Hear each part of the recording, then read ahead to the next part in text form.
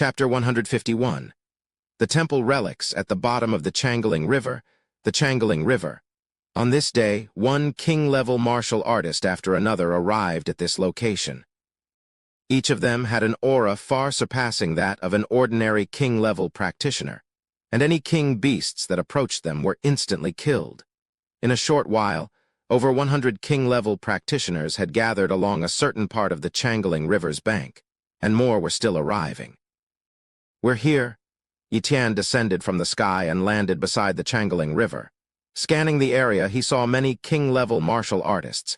"Etienne, you've come too," a soft voice called out to him. Etienne looked over and recognized a familiar face, Holy Maiden Ziyu. "Yes." Etienne nodded lightly. At this moment, Holy Maiden Ziyu approached him. Etienne noticed many hostile glances coming his way, clearly from Holy Maiden Ziyu's admirers, who seemed to harbor animosity towards him. He didn't care about these gazes, considering them as insignificant as 147, a group of nobodies. "Etienne, I didn't expect that you'd be able to get a temple key so soon after arriving at the Shanghai super base." Holy Maiden Ziyu was curious. "Someone gave it to me."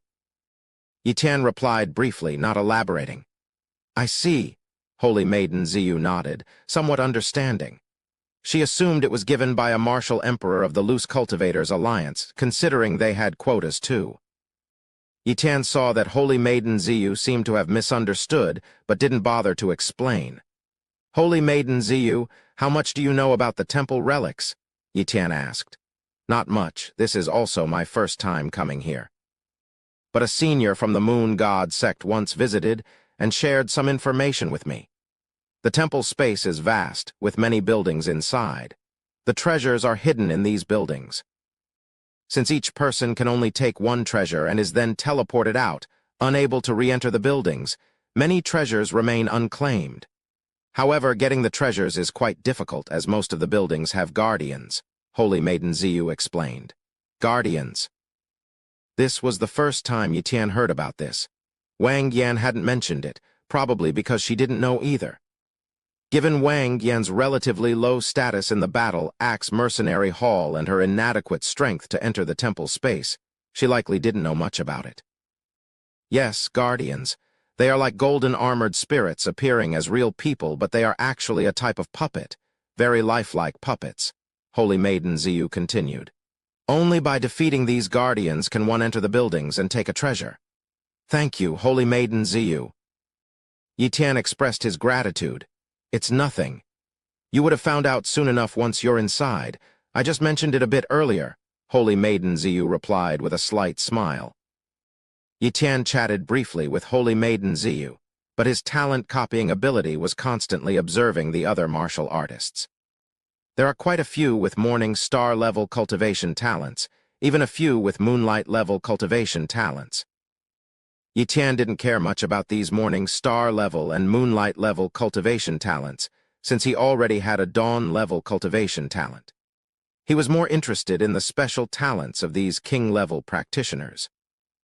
As time passed, more and more king-level practitioners arrived, essentially dividing into two major camps: the Shanghai Super Base Camp and the Long River Super Base Camp. In the Long River Super Base, there were also witchmen and tri-eyed people, but there was an additional race, the Sea People.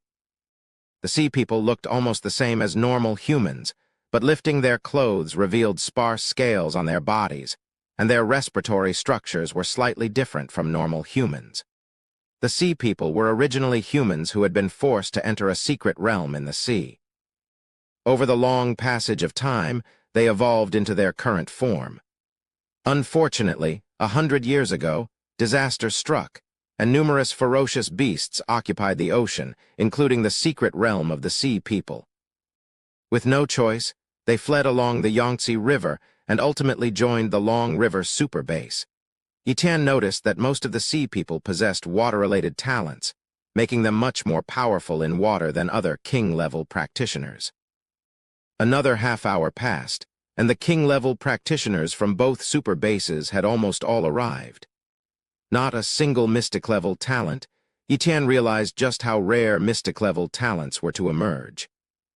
Even with the assistance of treasures like the War God Steel, it was difficult for practitioners to achieve mystic-level talents. However, two talents piqued Yi Tian's interest: a 50% pseudo-mystic level defense talent and a 70% pseudo-mystic level strength talent.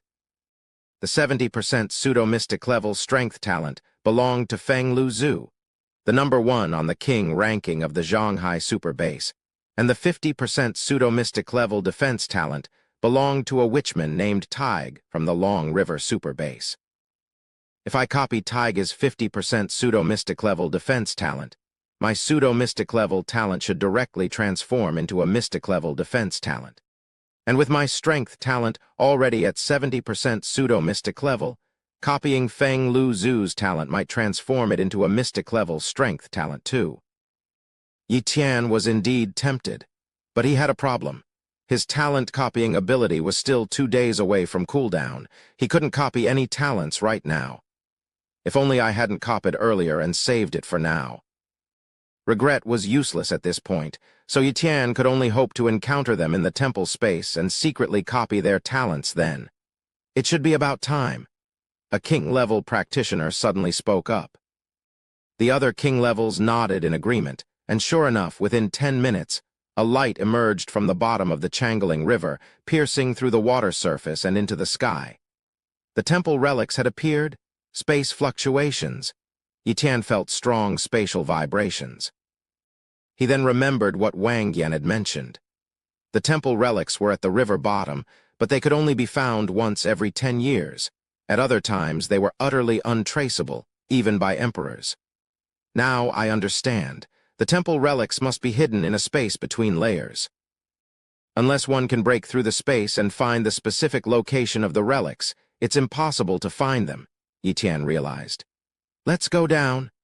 A king-level practitioner was the first to jump into the Changeling River, and a battle commenced below. The Changeling River was a paradise for ferocious beasts, with numerous king beasts and occasionally even saint-level beasts. Without strong abilities, one might not even reach the gates of the temple relics. Yi Tian also leaped into the Changeling River. Back then, when he had crossed the Changeling River alone, he was extremely cautious of encountering powerful beasts and quickly traversed it with Xiao Zhu. But now, his strength was many times greater than before. The Changeling River was no longer a significant challenge for him. Even ordinary saint-level beasts could be easily slain with a single strike.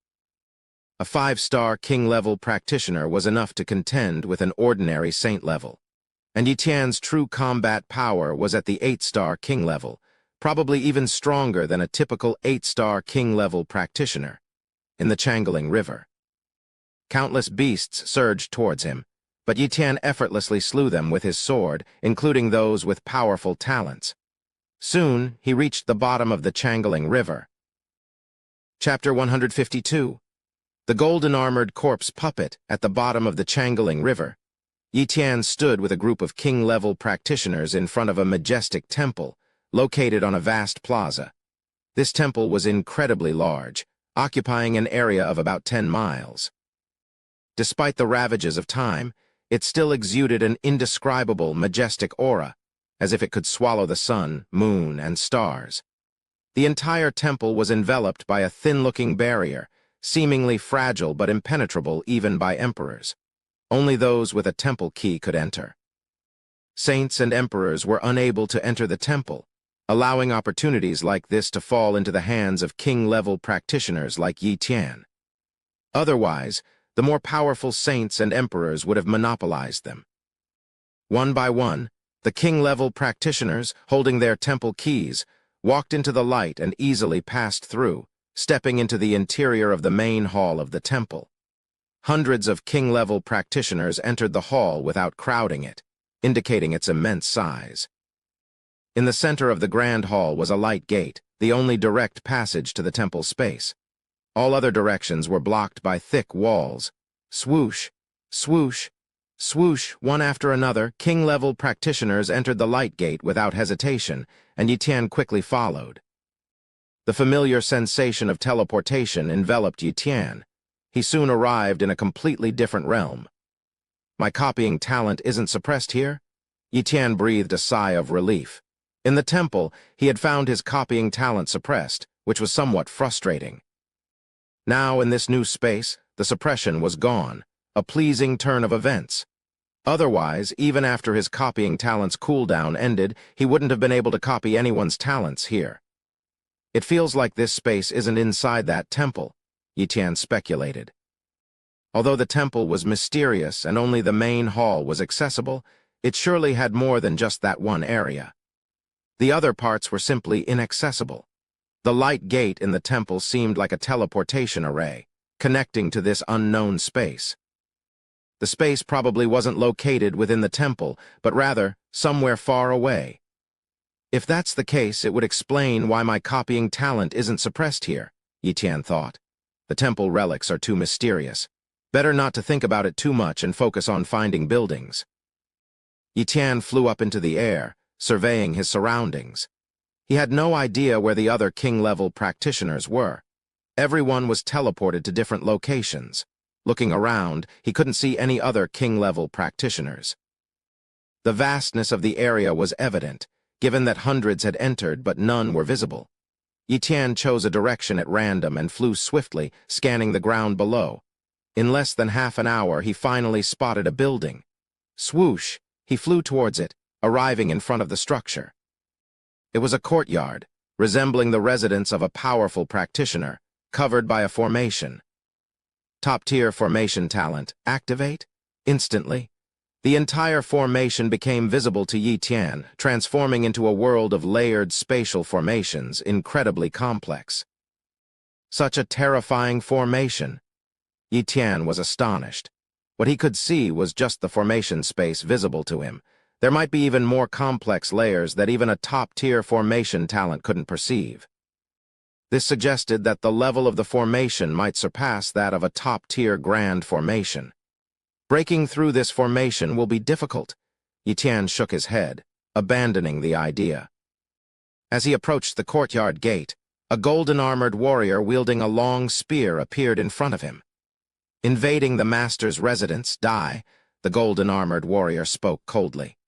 A guardian creature? Yi Tian remembered Holy Maiden Ziyu's words. Clearly, this golden-armored warrior was one of the guardians. Instinctively, Yi Tian covered the warrior with his copying talent. To his shock, he actually managed to see the guardian's talents. Type: golden-armored corpse puppet cultivation talent, extraordinary defense talent, advanced strength talent, intermediate spear technique talent, intermediate golden-armored corpse puppet. Could it be that someone transformed the corpse of a king level into a puppet? My copying talent can even copy the talents of a corpse, as long as the body is intact. This golden-armored corpse puppet is a complete body, so it's possible for my talent to copy its abilities.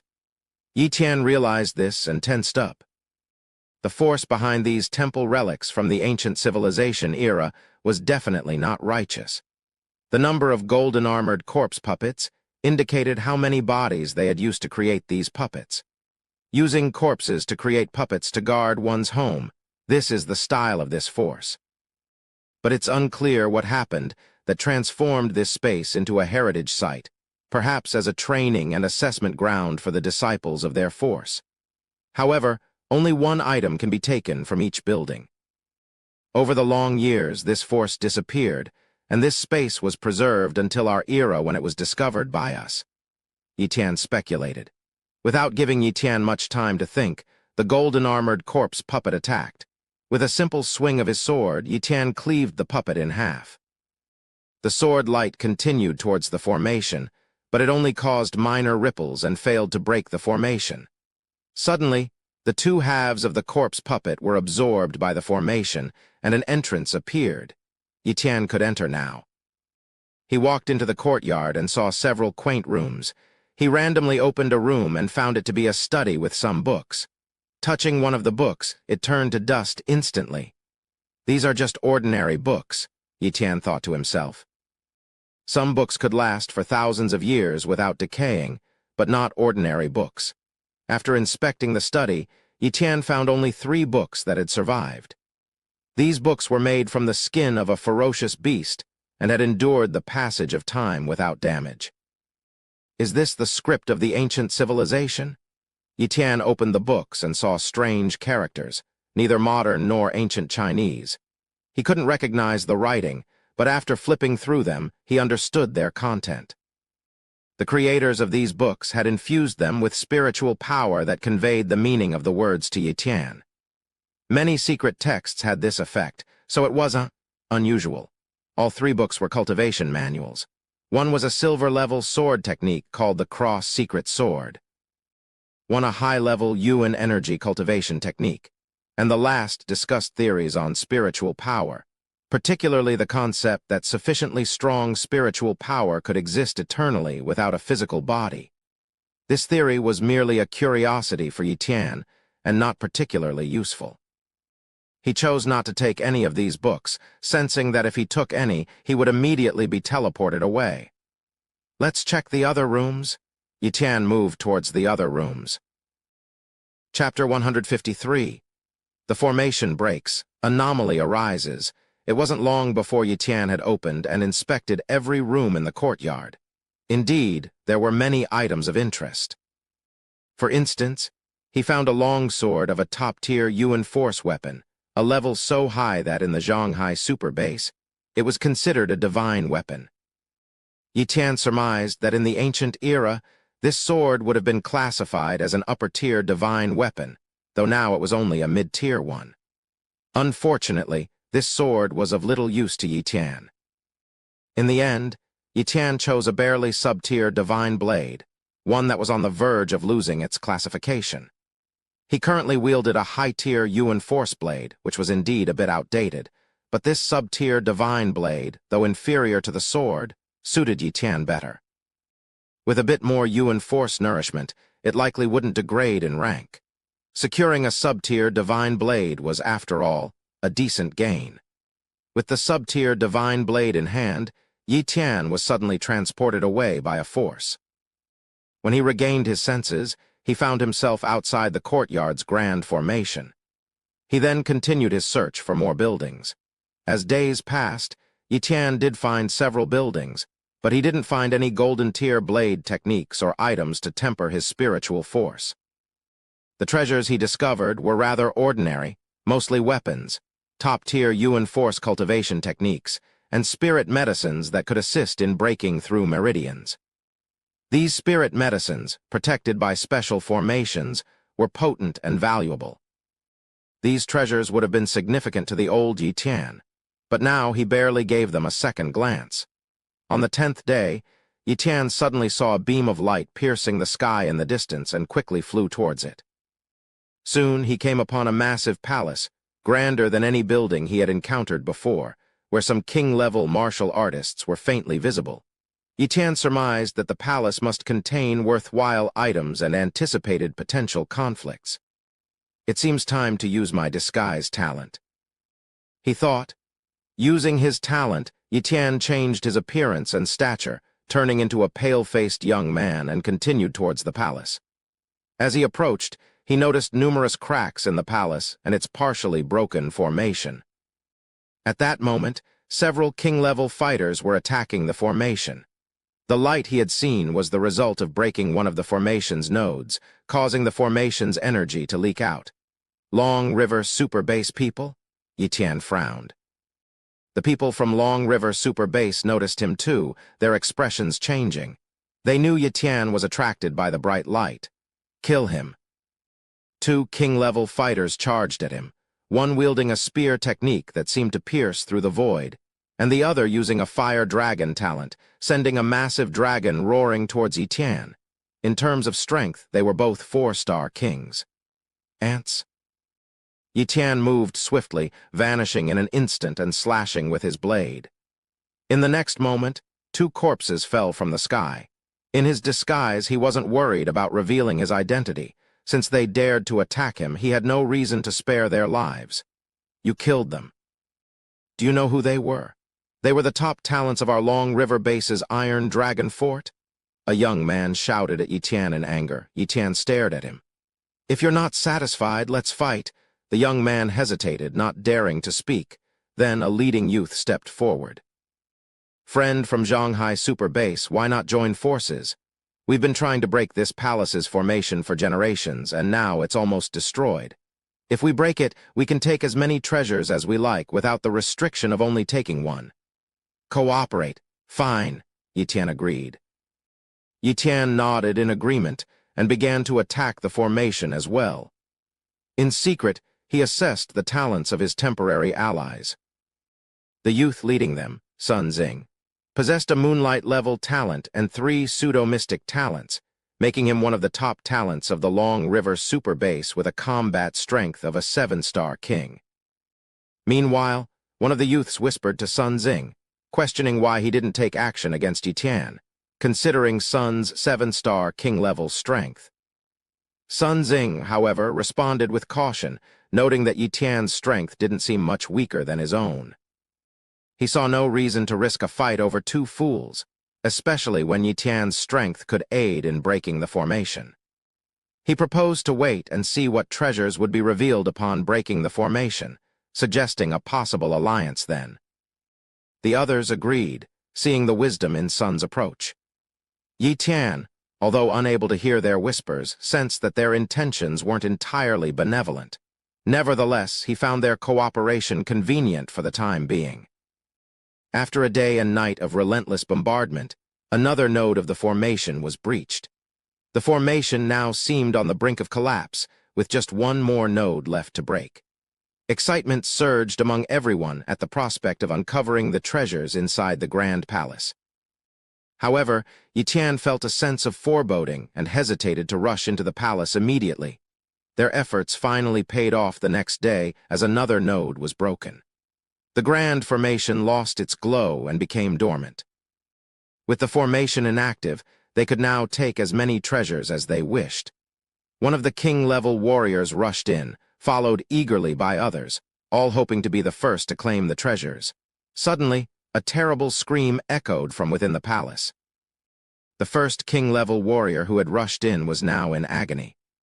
Following this, several king-level warriors fled out at full speed. Then, a shocking sight unfolded. Hordes of golden-armored corpse puppets emerged from the palace, overwhelming and tearing apart the king-level warriors, turning them into a cloud of blood mist. Sun Xing, with his 7-star king-level strength, transformed into an ancient war deity, unleashing a terrifying fist technique capable of dominating the stars. He managed to shatter several of these golden-armored puppets, showcasing his invincible prowess. However, when one of the puppets wielding a war blade sent him flying, Sun Xing's aura of dominance instantly dissipated, and he fled in terror, abandoning any thoughts of saving face or attaining treasure. Staying would mean certain death at the hands of the overwhelming number of corpse puppets. TL notes: Yuan Force, Yuan Energy, Elemental Energy, and Yuan Kai can be understood as the same concept. They're all the same thing for the purposes of the story. When the novel makes a clear distinction between them, I'll make another note. Long River Super Base, phonetically, is Chang Super Base. Chapter 154, Mystic-level defensive talent and Morning Star-level swordsmanship talent. It seems we've triggered some mechanism, causing a large number of golden-armored zombie puppets to appear. Yi Tian frowned. He had long suspected that there were more than one golden-armored zombie puppet in a building. If there were only one, then once someone killed it, wouldn't the people who came after not encounter any golden-armored zombie puppets? But in reality, that was not the case. Yi Tian speculated that the golden-armored zombie puppets were hidden deeper within an array space, difficult to find. Now, having broken the array, the zombie puppets in the array space all ran out at once. Among them, some had combat power not inferior to 4- or 5-star king-level fighters, especially the one that had just flung Sun Xing away. Obviously, a 7-star king-level golden-armored zombie puppet. This 7-star king-level golden-armored zombie puppet must have been a 7-star talent in life, but was refined into a puppet after death. Yi Tian detected a strong talent in it. Type: golden-armored zombie puppet. Cultivation talent, Morning Star level, defensive talent, pseudo-mystic 40%. Strength talent, top level, swordsmanship talent, Morning Star, Speed Talent, Pseudo-Mystic Level 20%. The puppet's speed and strength talents were much lower than a normal 7-star King-level fighter, but it possessed a Morning Star-level swordsmanship talent. Seeing the Morning Star-level talent of this golden-armored zombie puppet, Yi Tian was tempted. He also practiced sword techniques, and such a talent was too important. He had always thought that above top-level swordsmanship talent would be pseudo-mystic, but now realized he was wrong. Weapon and martial arts talents, like cultivation talents, need to be cultivated and do not belong to the same category as other special talents. Now knowing about Morning Star-level swordsmanship talent, it means there must be Moonlight-level swordsmanship talent. However, it seems humans do not have high weapon talents, as even Zhonghai Super Base does not have a Morning Star-level swordsmanship talent. Copy. Yi Tian used one copy opportunity on the Morning Star-level swordsmanship talent of the golden-armored zombie puppet. As for the second copy opportunity, in the end, Yi Tian chose the pseudo-mystic defensive talent. The golden-armored zombie puppet's pseudo-mystic defensive talent was at 40%, while its pseudo-mystic speed talent was only at 20%.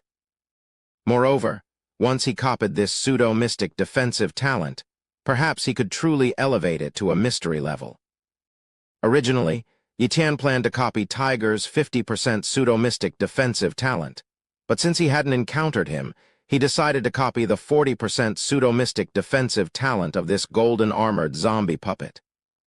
Copy. He acquired the 40% pseudo-mystic defensive talent. Just then, a large number of golden-armored zombie puppets attacked Yi Tian, including the 7-star King-level one. Die! Yi Tian waved his hand, and a sea of fire descended. This was Yi Tian's 30% pseudo-mystic fire domain talent. Boom! Countless flames burned many weaker golden-armored zombie puppets to ash. But for the stronger ones, these flames were like tickling. Even so, he killed more than 100 golden-armored zombie puppets. At the same time, Yi Tian also killed the 7-star King-level golden-armored zombie puppet and collected its body, which had a 20% pseudo-mystic speed talent for future copying. Just as Yi Tian was about to attack other golden-armored zombie puppets, a terrifying aura came from the depths of the hall. A saint-level puppet. Yi Tian's expression changed. A black zombie puppet burst out from the hall, its aura far stronger than that of an ordinary saint level.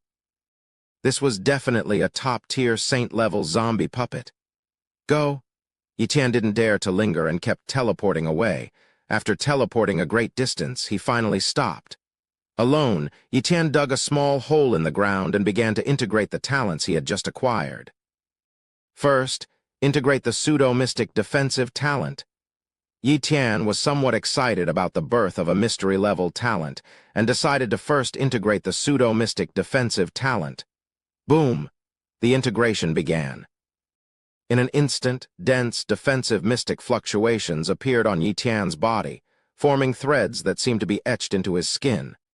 But Yi Tian, consumed by unbearable pain, didn't notice this. After an unknown duration, Yi Tian finally regained consciousness. He had passed out. The first thing he did was to check his talent status. Defensive talent. Mystic level, defensive talent, my first mystic level talent. Yi Tian was excited. Immediately, he tested the amplification effect of the mystic level talent. Unable to connect to the virtual world through the War God ring in this space, he couldn't use the virtual world to test the effect. Instead, he resorted to the simplest method, attacking himself. The test concluded quickly. 100 times amplification. Yi Tian was very satisfied. A mystic-level defensive talent that could increase defense by 100 times was already incredibly powerful. Coupled with his top-level healing talent and the pseudo-mystic-level Vajra bone talent, he was nearly invincible. Moreover, Yi Tian could clearly feel that the defensive mystique had fully integrated with his body. When activating the mystic-level talent, faint patterns of laws even appeared on his skin, which were the talent patterns engraved by the laws. Mystic-level talent had become as innate as his bodily instincts, completely fused with his soul and body. Furthermore, mystic level defensive talent activate. A huge defensive shield enveloped Yi Tian, with mysterious defensive law patterns on it. He had externalized his mystic level defensive talent. He knew what this meant. Not only could he use the mystic level defensive talent to protect himself, but also those around him. In other words, the mystic level defensive talent was far more powerful than the pseudo-mystic level one. Next, Yi Tian began integrating the Morning Star level swordsmanship talent. 10 minutes later, the integration of Morning Star level swordsmanship talent was successful. Now, Yi Tian's swordsmanship talent had evolved to Morning Star level. Swordsmanship talent, Morning Star. Let's comprehend the sword intent. Holding a sword, Yi Tian cultivated his sword intent. The previously obscure sword intent now flowed into his mind like water, breaking many shackles with ease and allowing him to comprehend deeper levels of sword intent. The comprehension speed has increased at least 5-fold. The Morning Star level swordsmanship talent is so incredible. Yi Tian was amazed, then smiled. This space was definitely his treasure trove. To encounter such a rare Morning Star level swordsmanship talent here, there might be even more rare talents to discover. Time is running out. We were only allowed to stay in this space for a month, and 10 days have already passed, leaving only 20 days. It's going to be very hard to make a significant gain in 20 days. Yi Tian frowned tightly. He didn't want to give up the treasures in that hall, nor the golden-armored zombie puppets. He wanted to kill them and take them away to slowly copy their talents later. But his strength was not strong enough to defeat that saint-level zombie puppet. By his estimation, the saint-level puppet's attack power was at least above 20 dragons. Although his strength talent had increased to 50% pseudo-mystic level, giving him a 50 times strength amplification, his total attack power was only about 12 dragons, far less than the opponent's 20 dragons. More crucially, the top-tier saint-level puppet was too fast. If it weren't for his constant teleportation, and the puppet's lack of interest in leaving the vicinity of the hall, he might not have escaped. As a king-level fighter, unless I possess multiple mystic-level talents or even elevate my strength talent to the mystic level, I can't defeat that saint-level puppet unless... Yi Tian thought of a plan. Chapter 155, Stepping into the saint level, sweeping everything in sight. Would I be able to sweep through all the metallic puppets in that hall if I break through to the saint level here? Yi Tian pondered. Although the saint-level puppet seemed powerful, it was far inferior to the saint-level powerhouses on the saint ranking. It wasn't an invincible saint level. Otherwise, it could have crossed the void and killed him with a single hand. Typically, a newly advanced saint-level being would have a body strength of about 100,000 elephant strength. Even with special talents, having an attack power of 1 dragon would be impressive, and that saint-level zombie puppet was definitely unbeatable for an ordinary saint-level. But Yi Tian was different. His attack power had reached the strength of 12 dragons. Once he broke through to the saint level, his body strength would increase tenfold, reaching an incredible 120 dragons. This space allows saint-level puppets to exist, which means it doesn't suppress realms. It's just that the temple doesn't allow those above the saint level to enter. I can definitely try to break through to the saint level here. Others might need their pseudo-mystic level talents to reach over 70% to advance, but I don't need that. I already have a mystic level defensive talent. Though it's a pity not to elevate my other talents to mystic level, I can always copy more mystic level talents later, Yi Tian thought. He wasn't worried about the talent issue, so advancing now wouldn't be a problem. Compared to the gains, this slight loss was negligible. So Yi Tian made a decision to break through to the saint level right here. Immediately, Yi Tian sat down cross-legged and began cultivating the Azure Energy Soul refining technique from the Azure Energy secret art, using this secret technique to temper his mental strength. Boom, boom, boom. In the mental realm, Yi Tian's mental strength vibrated non-stop, shaking out impurities and growing stronger and stronger. Transforming mental strength into divine consciousness was a process of refinement and purification. Mental strength was intangible, while divine consciousness was like a substance. Turning mental strength into divine consciousness was essentially a process of condensation. As time passed, he condensed more and more of his mental strength.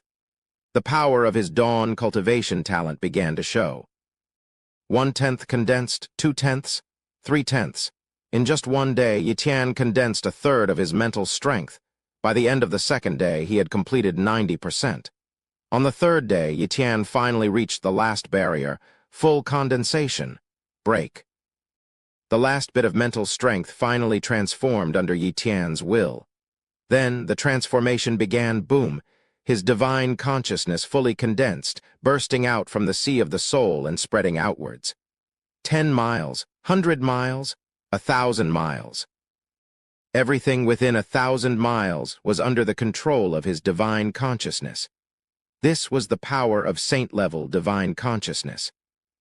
Meanwhile, Yitian's body was covered in boundless Yuan force energy, which surged crazily into his body, tempering it and exponentially increasing his physical strength. However, there seemed to be a shortage of Yuan energy here. With no other choice, Yitian took out numerous beast blood from his personal space, creating a sea of blood. He then used his blood-sucking talent to absorb the blood, replenishing the urgently needed energy, and also took out a large amount of Yuan Kai stones to replenish the Yuan energy.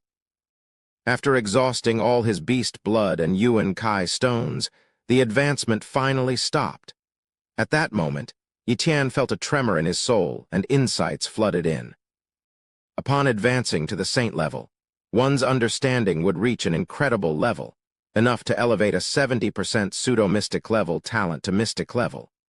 Although Yitian didn't have a 70% mystic level talent, he could probably elevate his 60% pseudo-mystic level strength talent to 90%, right? Comprehend the strength talent? Yitian began to comprehend, deepening his understanding of the strength mystique. Half an hour later, the insights faded. By then, Yitian's pseudo-mystic level strength talent had reached 90%. Yitian stood up, and with a slight movement, space vibrated. His physical strength was now 10 times more powerful than before, and he had some trouble controlling it. After a while, Yitian finally fully mastered his body's strength.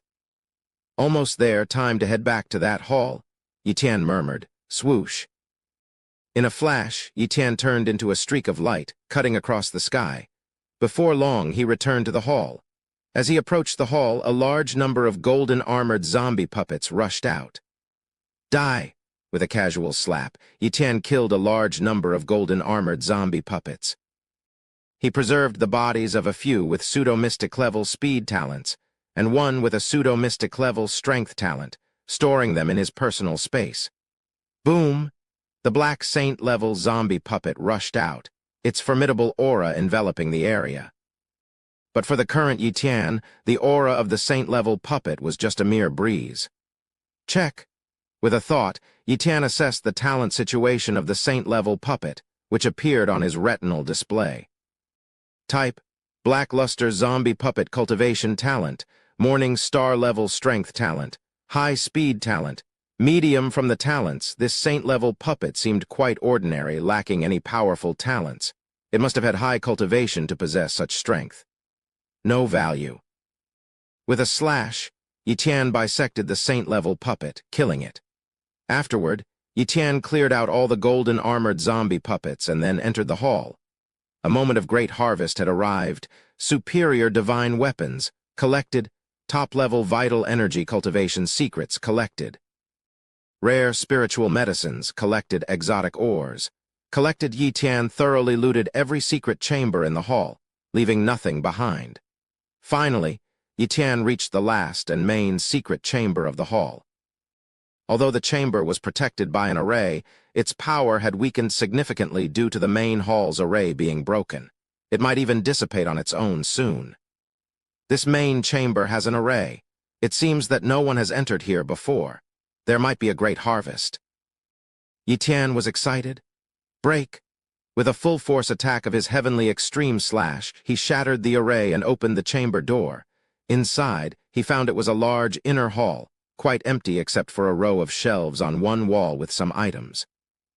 Yi walked over and quickly scanned the items.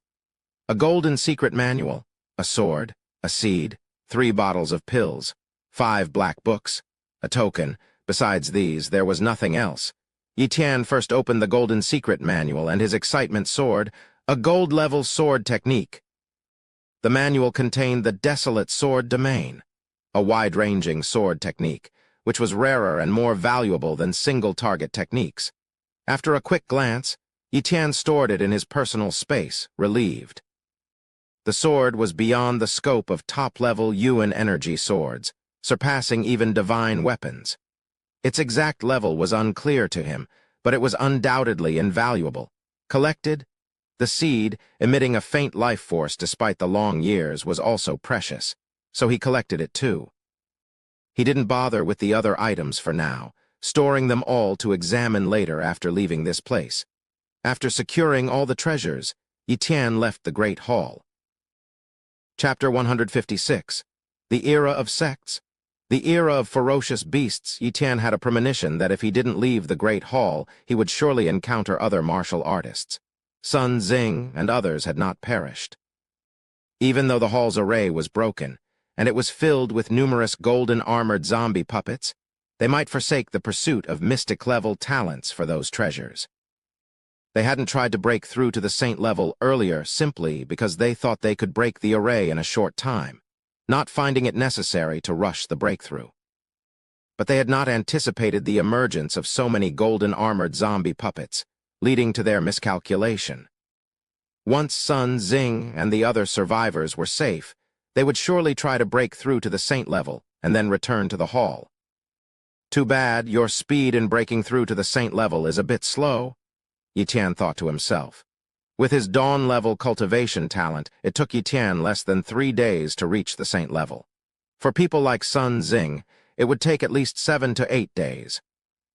Yi flew to a mountain and created a temporary cave dwelling to inspect the last few treasures. 3 bottles of pills, 5 black books, and a token. First, he assimilated the token and discovered it was a core disciple token of the Black Sky Corpse sect, which was of no use to him.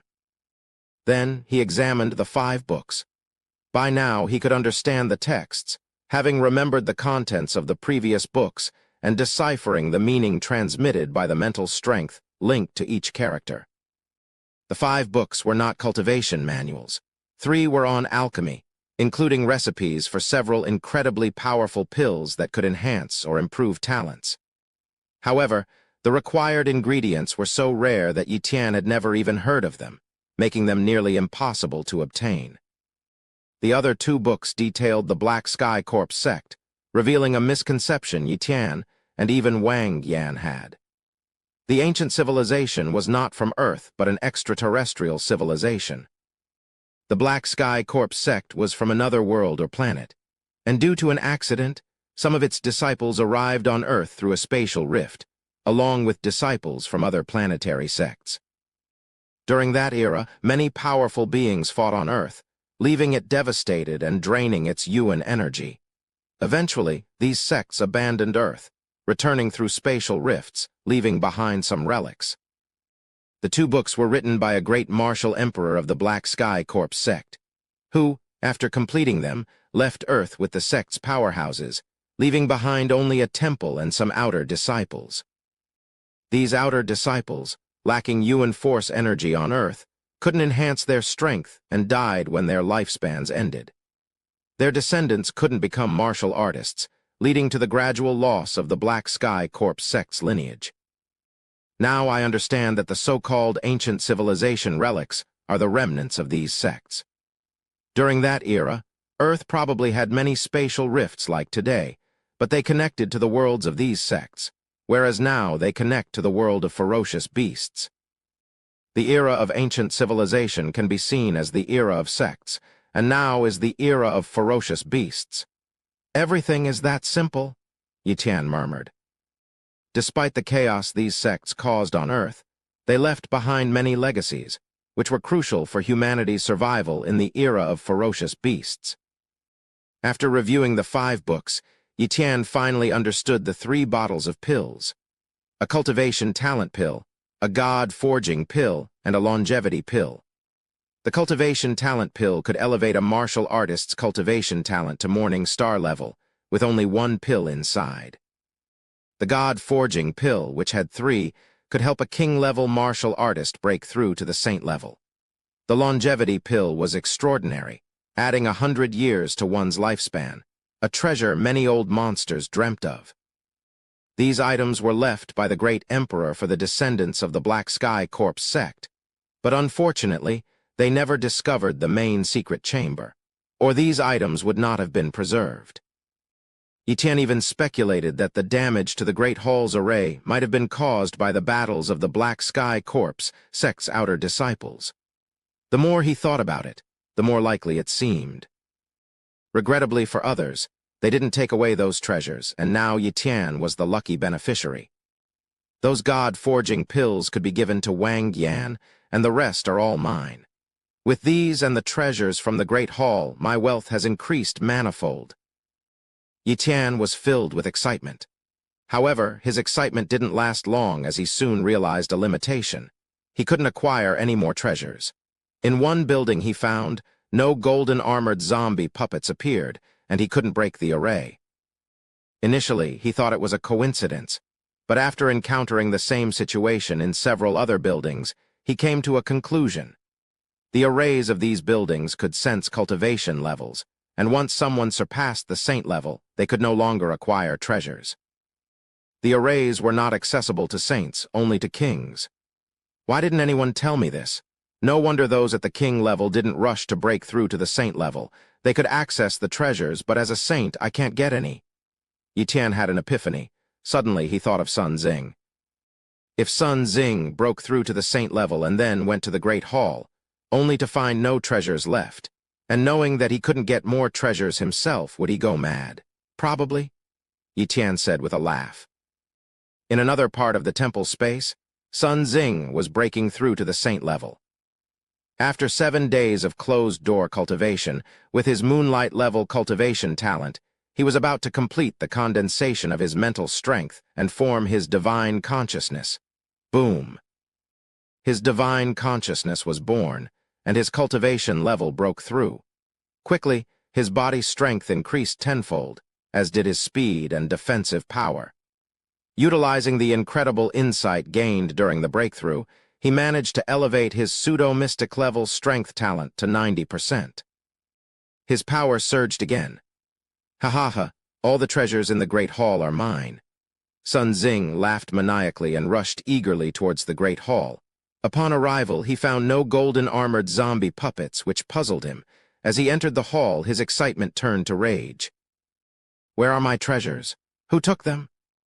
Sun Xing was furious. He had given up the chance to elevate his pseudo-mystic level strength talent to the mystic level, planning to spend more years enhancing it to 70% before attempting to break through to the saint level. But now the treasures were gone, and his plan to ascend to the mystic level strength talent was ruined. His loss was tremendous. Moreover, having reached the saint level, he could no longer search for treasures in the buildings. Damn it, who could it be? Sun Xing realized someone must have broken through to the saint level before him and cleared out the place.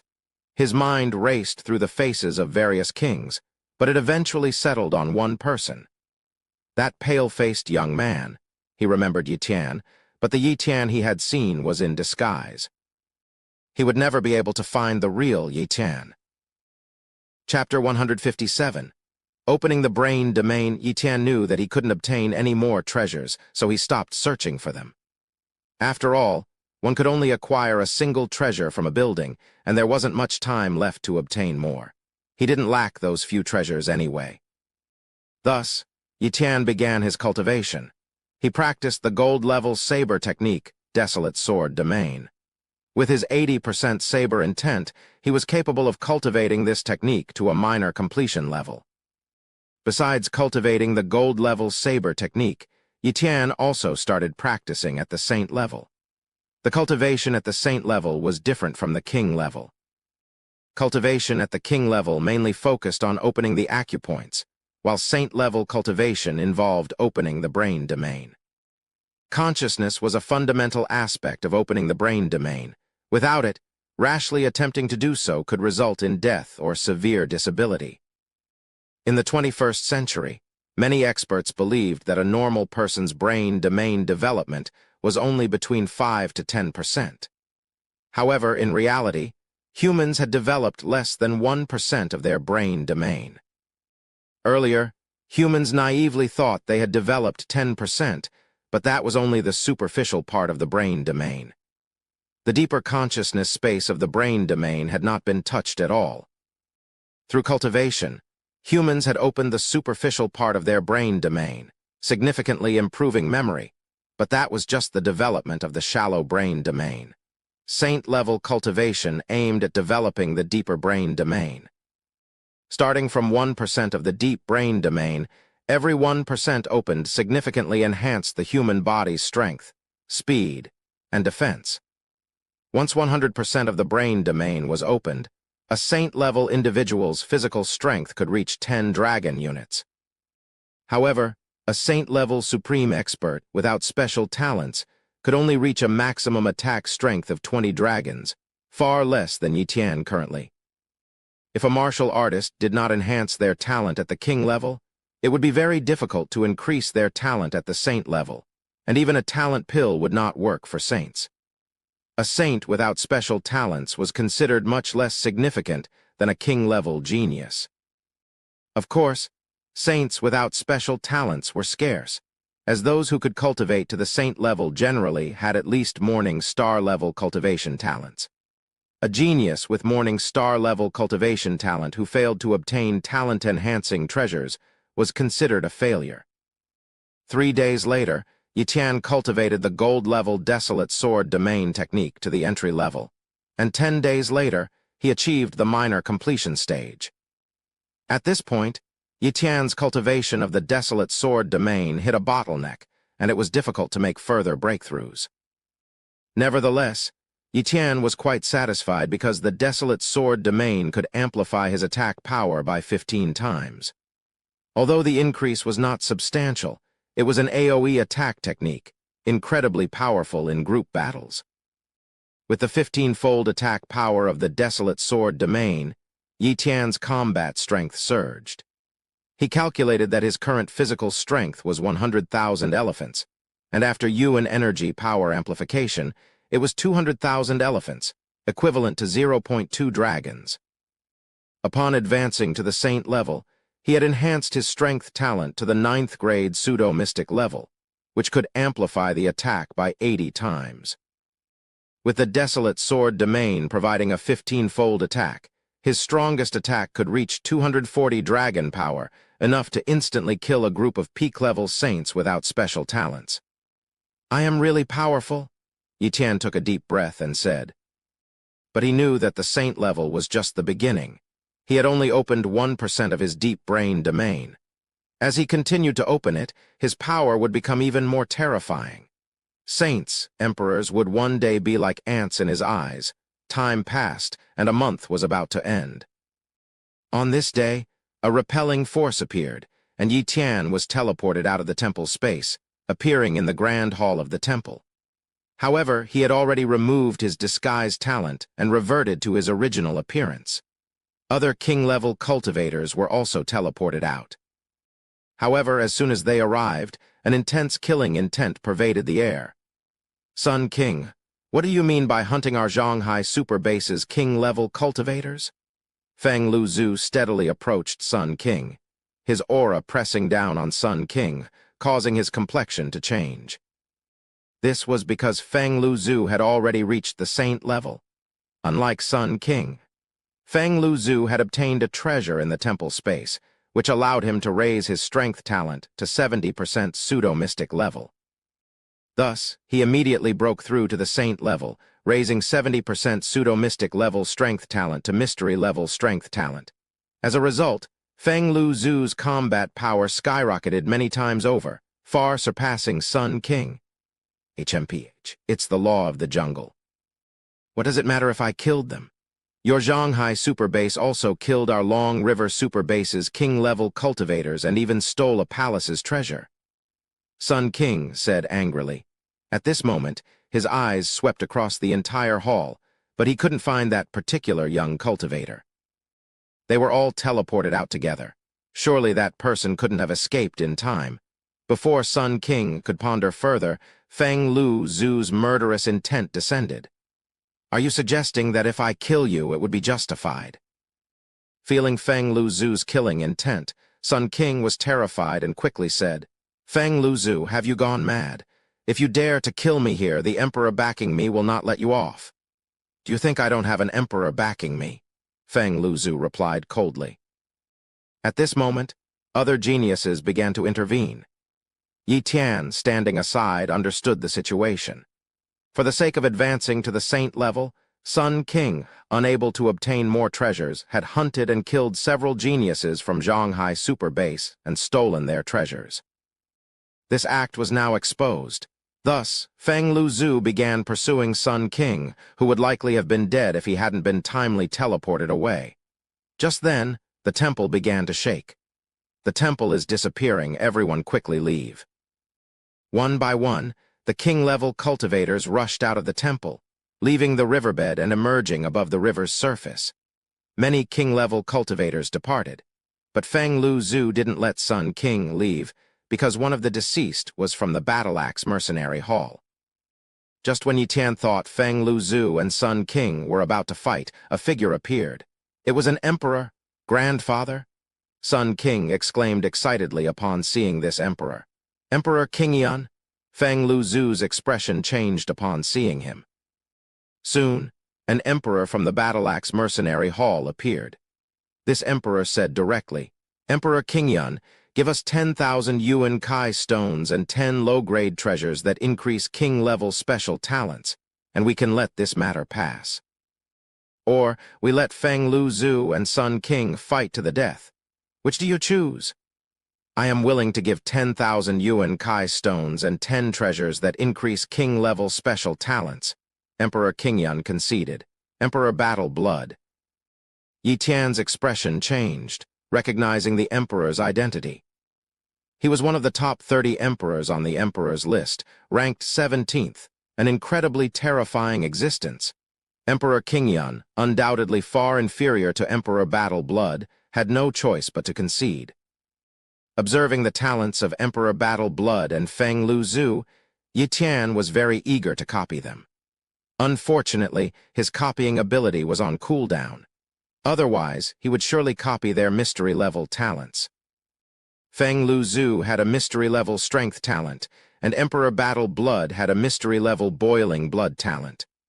Well, I'll copy them later, Yi Tian said helplessly. Chapter 158, The Frenzied Sword Saint Advancing to Saint Level. Yi Tian, let's leave together. Holy Maiden Ziyu approached with a smile on her face, clearly having reaped good rewards in the temple space. Sure, Yi Tian agreed without hesitation, and they left together. After arriving at Zhanghai Super Base, they parted ways. Yi Tian returned home and immediately contacted Wang Yan. Upon receiving Yi Tian's message, Wang Yan hurried to his residence. Yi Tian, I'm so glad you returned safely. Wang Yan looked at Yi Tian with a hint of longing in her eyes. Yi Tian understood what her gaze meant and didn't hesitate to hand her a god-forging pill, which he had fortunately acquired and stored in a new bottle. Sister Wang, this is a god-forging pill, a lucky find of mine. It can refine spiritual power. Unfortunately, I only managed to get one. One is enough. Wang Yan excitedly accepted the pill. Such a pill should only be consumed once. Taking more wouldn't make a difference. If one god-forging pill can't help me advance to the saint level, then it's probably my fate not to reach that level. Sister Wang's accumulation is sufficient. You'll surely succeed. Yi Tian wished her well. Thank you for your blessing, Wang Yan smiled. Then she looked at Yi Tian curiously. Yi Tian, your aura seems. Have you advanced to the saint level? Yes, I encountered some trouble in the temple space and had to forcefully break through to the saint level, Yi Tian explained. I'm sorry you missed an opportunity because of me, Wang Yan said guiltily, believing that Yi Tian had wasted a chance to enhance his mystery-level talent for her. She was unaware of Yi Tian's actual gains. Missing an opportunity to reach the mystery level was not something easily compensated by ordinary gains. Yi Tian didn't explain further. He couldn't reveal his acquisition of the mystery-level defense talent, as it was related to his trump card. He preferred to keep hidden. Wang Yan didn't stay long at Yi Tian's place and soon left, seemingly eager to start her breakthrough to the saint level. Yi Tian then began to organize his gains from the venture. First were the weapons. The best saber he acquired surpassed the top-level Yuan Force sabers and would serve as his primary weapon. Next were the Yuan Force cultivation secret techniques. He had been practicing the Azure Energy secret art, a second-grade top-tier technique. However, this time he acquired more than 10 second-grade top-tier techniques, the best of which was the Golden Body Yuan Force secret technique. He also obtained 2 even better first-grade top-tier Yuan Energy secret techniques, but they required cultivation using the aura of corpses combined with the natural Yuan Kai, which he didn't dare to attempt. He wasn't sure of the potential side effects of these techniques, even though they could use beast corpses as a substitute. In terms of saber techniques, the owner of the palace he raided seemed to be a saber talent, having collected numerous techniques. Apart from the gold-level Desolate Sword domain, there were also several silver-level saber techniques, totaling 20, and no fewer than 50 bronze-level techniques. The pills he found were mostly for refining the body, meridians, and opening acupoints, with a few assisting in opening the brain domain. Additionally, he found several books on arrays, including top-tier grand arrays and a morning star-level array. Though he couldn't learn the morning star-level array due to his lack of relevant talents and his primary focus not being on arrays, there was one top-tier Kai gathering array he was particularly interested in. Yi Tian's current cultivation room was only of a high level, but the top-tier Kai gathering array could allow him to build a top-tier cultivation room, significantly increasing his cultivation speed. However, the materials required to construct a top-tier cultivation room were more precious, some of which he had found in the palace. The rest he hoped to acquire through the Loose Cultivators Alliance. Yi Tian meticulously categorized his other gains. Among the many treasures, several were of no use to him and were better off traded. Thus, he prepared to head to the headquarters of the Loose Cultivators Alliance to make exchanges. At the headquarters of the Loose Cultivators Alliance, Yi Tian spent considerable effort trading various treasures for items he needed, such as Yuan Kai stones. Both high-level and top-level cultivation rooms demand a high quantity of Yuan Kai stones, and without sufficient stones, maintaining a top-level cultivation room would be impossible. Additionally, Yi Tian sought pills and medicines for rapidly restoring Yuan energy and physical strength, crucial for when he needed to activate his time acceleration ability, which consumed a lot of power. After trading numerous treasures, Yi Tian acquired 80,000 Yuan Kai stones and various types of pills, medicines, and saint-level beast blood. However, he hadn't started trading the top-tier items yet. He planned to trade the gold-level Desolate Sword domain technique for a gold-level single-target saber technique, as he couldn't always use Desolate Sword domain without affecting others in the vicinity. Without using it, his maximum attack power would significantly decrease, which was not beneficial for unleashing his full strength. Hence, he urgently needed a gold-level single-target saber technique. Soon, he found information for trading gold-level saber techniques. For sale, gold-level saber technique, instant/trading requirement, gold-level group attack saber technique, publisher, Frenzied Sword Saint? Is it really published by the Frenzied Sword Saint? Yi Tian was surprised. The Frenzied Sword Saint was not just any saint-level cultivator, but a great saint-level powerhouse. Zhonghai Superbase had strict classifications for saint-level cultivators, not based on cultivation level but on combat power, divided into ordinary saints, minor saints, great saints, and saint kings. A saint without special talents, upon reaching the pinnacle of saint level, could achieve a physical strength of 10 dragon power and an attack strength of 20 dragon power, barely qualifying as a minor saint. Minor saints ranged from 20 to 100 dragon power, great saints from 100 to 1,000 dragon power, and those with over 1,000 dragon power were considered saint kings. Reaching the Saint King level was extremely difficult, not due to a lack of talent, but because of the speed of cultivation. For instance, if the top king-level cultivators on the king's list cultivated to the pinnacle of saint level, could easily reach Saint King level and even effortlessly kill average Saint Kings. However, opening the brain domain was incredibly challenging. Many combat geniuses on the king's list had only morning star-level talents and could take hundreds or even 1,000 years to open 100% of their deep brain domain. Since the great change on Earth over 100 years ago, humans had only been cultivating for just over a century, and even the ancient humans weren't much stronger than modern humans. Thus, many geniuses who advanced to the saint level had only opened a small percentage of their brain domain, making those who reached the great saint level exceptionally powerful, while saint kings were few and far between. According to the saints list, there were only a few saint kings. As for emperors, each one had tremendous fate and fortune, likely having acquired opportunities like temple relics multiple times, spending countless resources and possessing moonlight-level talents to eventually reach the emperor level. The Frenzied Sword Saint, ranked 37th on the saints list, was a formidable force, not weaker than Yi Tian's current strength. Yi Tian accepted the trade information and contacted the Frenzied Sword Saint. Soon, the Frenzied Sword Saint arrived. Chapter 159. Frenzied Exchange. In the Loose Cultivators Alliance, there was a room specifically for exchanges. Yi Tian met with the Frenzied Sword Saint there. A martial saint? The Frenzied Sword Saint curiously glanced at Yi Tian, realizing he did not recognize him, but he didn't mind. After all, it was common for people to ascend to saint level at any time, and since he often wasn't at Zhonghai Super Base, it was normal for him not to recognize newly ascended saints.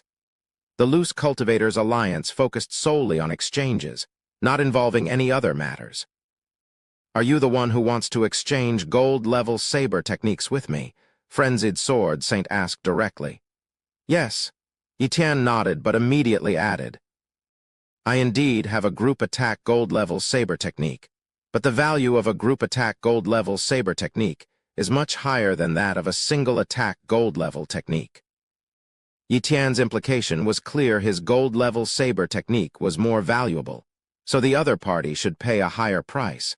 However, the Frenzied Sword Saint replied, You might not understand, but Instant Slash not only possesses the amplification effect of a single attack gold-level saber technique, but it can also amplify saber skills by 2 times. Its value is not comparable to ordinary gold-level techniques. If it weren't so, I wouldn't have offered an equivalent exchange for a group attack gold-level technique. The Loose Cultivators Alliance values equivalent exchange, and as one of its high-ranking members, I won't break the rules. Able to amplify saber skills by 2 times. Yi Tian was delighted internally. This effect was similar to his own silver-level saber technique, Heavenly Extreme Slash. All right, I agree, Yi Tian nodded in agreement. Subsequently, both swore oaths and exchanged their gold-level saber techniques.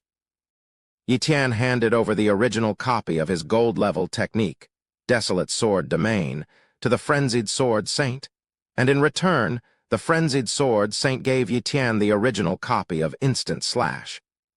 The two exchanged their gold-level techniques. After confirming everything was correct, the exchange was completed. Pleasure doing business with you. Pleasure doing business with you. Throughout the process, the Frenzied Sword Saint never asked for Yi Tian's name, and Yi Tian didn't offer it. In equivalent exchange, only the items were exchanged. Nothing else was asked. After the exchange of the gold-level saber technique Instant Slash, Yi Tian was very satisfied. He then found a buyer interested in a large quantity of saber techniques, trading 6 silver-level techniques and several bronze-level techniques in exchange for 100,000 Yuan Kai stones. Afterward, Yi Tian posted the 2 top-grade primary force cultivation secrets from the Black Sky Corps sect for exchange, requesting 3 items that could add high-level special talents to a martial body, or alternatively 1 item that could add a top-level talent. Items that could enhance talents were always priceless and scarce, but so were top-grade primary force cultivation secrets. Moreover, his exchange requirements were not high, asking only for items that could add high-level special talents or top-level special talents to a martial body. If it were to enhance a king-level talent, the value would undoubtedly be much more expensive. It was more cost-effective to cultivate martial bodies from a young age. If one waited until advancing to king level before cultivating their talents, the cost would be tens or even hundreds of times more expensive. Cultivating talents at saint level was almost unrealistic, as no power could afford that. Thus, Yi Tian wanted to quickly enhance his sister Yi Yu's talents. Otherwise, once Yi Yu advanced to king level, the cost of enhancing her talents would be too high, unaffordable without the support of a top-level power. Just 3 days later, someone responded to Yi Tian's post, and they contacted him for an exchange. Once again at the Loose Cultivators Alliance, Yi Tian met with the martial body he was exchanging with. The other party was a king level, and Yi Tian recognized him. "It's you." Yi Tian was somewhat surprised. The other party turned out to be a king level he had previously met in the Divine Temple space, ranked 23rd on the king's list, Lu Feng. "Yi Tian, so you're the one I'm exchanging with. It seems that the 2 top-grade primary force cultivation secrets you've acquired must be from the Divine Temple space, right?" Lu Feng exclaimed in surprise. "Correct." Yi Tian nodded in agreement. "This is the Tianlin Cold Marrow, capable of endowing a martial body with top-tier ice talent. Unfortunately, it's not very effective for king level, only offering a 1% chance of granting top-tier ice talent. I already possess a top-tier attack talent, so this treasure isn't very useful to me. However, a top-grade primary force cultivation secret is useful for me, as I can use it to cultivate my own power," Lu Feng explained. Yi Tian knew Lu Feng was not lying. Lu Feng possessed a top-tier wind spear talent, and top-tier ice talent was of little use to him. Moreover, as a martial king, the chance of generating top-tier ice talent was less than 1%. It was highly likely that it would only yield a medium-tier ice talent. Therefore, exchanging the Tianlin Cold Marrow was the most profitable choice for him. "All right, let's proceed with the exchange," Yi Tian suggested. The two made oaths and then began the exchange. Lu Feng browsed through the 2 top-grade primary force cultivation secrets Yi Tian provided and was delighted. "These are excellent top-grade primary force cultivation secrets, even better than the ones I practice. Although they are a bit peculiar in this era when beast corpses are not rare, using these 2 cultivation secrets to cultivate my forces is more than appropriate." "Great, then it's a pleasure doing business with you." Yi Tian smiled slightly. After this exchange, Yi Tian left. He didn't plan to exchange the remaining treasures, he had only exchanged what was needed. Now, he had another important task to go to the Demon Sea base and bring his sister Yi Yu over. Having been in Zhanghai Super Base for so long, he had learned that there was only one way to get a martial body below king level to join Zhanghai Super Base, a recommendation from a saint level. However, a saint level had only one recommendation slot. Once used, it couldn't be used to recommend another martial body to join Zhanghai Super Base, unless an emperor level intervened. A martial emperor could bring a whole family into Zhanghai Super Base, regardless of the number of members. Since the strongest forces in the Super Base were at the emperor level, the base naturally welcomed the addition of martial emperors, offering various generous treatments. The more martial emperors joined, the happier Zhanghai Super Base was, as it directly strengthened their power. Previously, Yi Tian was only at king level, and even ranked on the king list. However, no matter how powerful he was not at the saint level and didn't have the right to let a martial body join Zhanghai Super Base. This was a rule that couldn't be broken. But now, Yi Tian had stepped into saint level and naturally had the right to bring his sister Yi Yu over. Back at home, Yi Tian asked Xiao Zhu, "I'm planning to go back to the Demon Sea Major Base to bring my sister over. Do you want to come along?" "No, I need to cultivate." Xiao Zhu rejected promptly. Yi Tian understood Xiao Zhu's thoughts. He was still affected by the setback. Xiao Zhu, who had received the Dragon clan's inheritance and made rapid progress recently, had comprehended a profound technique. His top-tier strength talent had evolved into a pseudo-mystic level, and in terms of power, he was even comparable to a 4-star king-level powerhouse. Unfortunately, the gap with Yi Tian was too wide, and now that Yi Tian had ascended to saint level, the setback felt by Xiao Zhu was even greater. Despite cultivating even harder recently to comprehend more profound techniques and catch up to Yi Tian's strength, the pressure was immense. "Then I'll go alone." Yi Tian patted Xiao Zhu's head and then turned to leave. Chapter 160. The Fall of the Yu Family Patriarch. When Yi Tian traveled from the Demon Sea Base to Zhanghai Super Base, he was always cautious. But now, returning to the Demon Sea Base, he had no such concerns. Moreover, his speed was much faster than before. He quickly crossed the Changeling River and traversed hundreds of thousands of kilometers, returning to the Demon Sea Base. From a distance, the Demon Sea Base appeared peaceful, with no noticeable changes from before. Yi Tian didn't forcefully penetrate the base's protective array, but instead entered through a gate. Soon, news of Yi Tian's return to the Demon Sea Base spread, inside a villa. "Brother, you're back." Yi Yu ran over joyfully upon seeing Yi Tian. Xiao Jin and Xiao Zai, who were nearby, also jumped around excitedly, pleased to see Yi Tian, a familiar face. "Yi Yu, you've made good progress.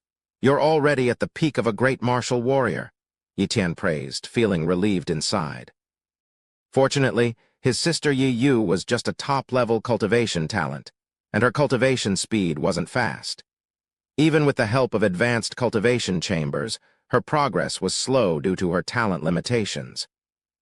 Moreover, she practiced intermediate-level body refining techniques, so her progress was even slower. If she had already stepped into the Grandmaster level, it would have been much harder to upgrade her talents. "It's good that I came in time.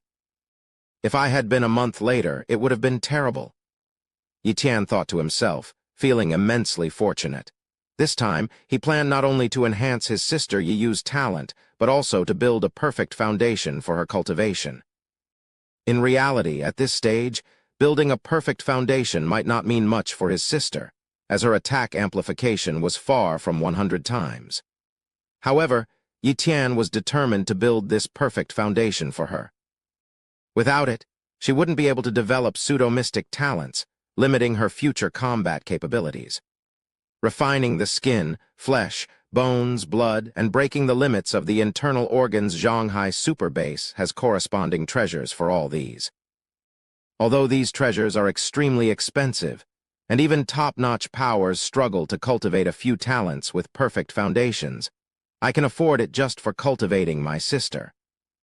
Yi Tian planned to prepare the treasures for building a perfect foundation for Yi Yu after returning to Zhanghai Super Base. "Brother, I have been diligently cultivating," Yi Yu said, clenching her fists with determination. "Good, my sister is the most hardworking. Here, brother has brought you a little gift." Yi Tian took out a bottle of medicine, which was a talent pill capable of transforming a martial artist's talent to the Morning Star level. Its value was inestimable and could cause a stir among emperors in Zhanghai Super Base. Many emperors' descendants, just because their talents were only extraordinary, struggled to progress even if they reached the saint level with other exceptional talents. Hence, the value of a talent pill was immensely significant. "What is this?" Yi Yu asked curiously. "A talent pill, it can transform your cultivation talent to the Morning Star level," Yi Tian explained. "Morning Star level? What level is that?" Yi Yu was puzzled. "You know about the extraordinary level cultivation talent, right? The level above extraordinary is the Morning Star level." Yi Tian said. "Ah, then this pill is too precious. Brother, you should take it." Yi Yu refused.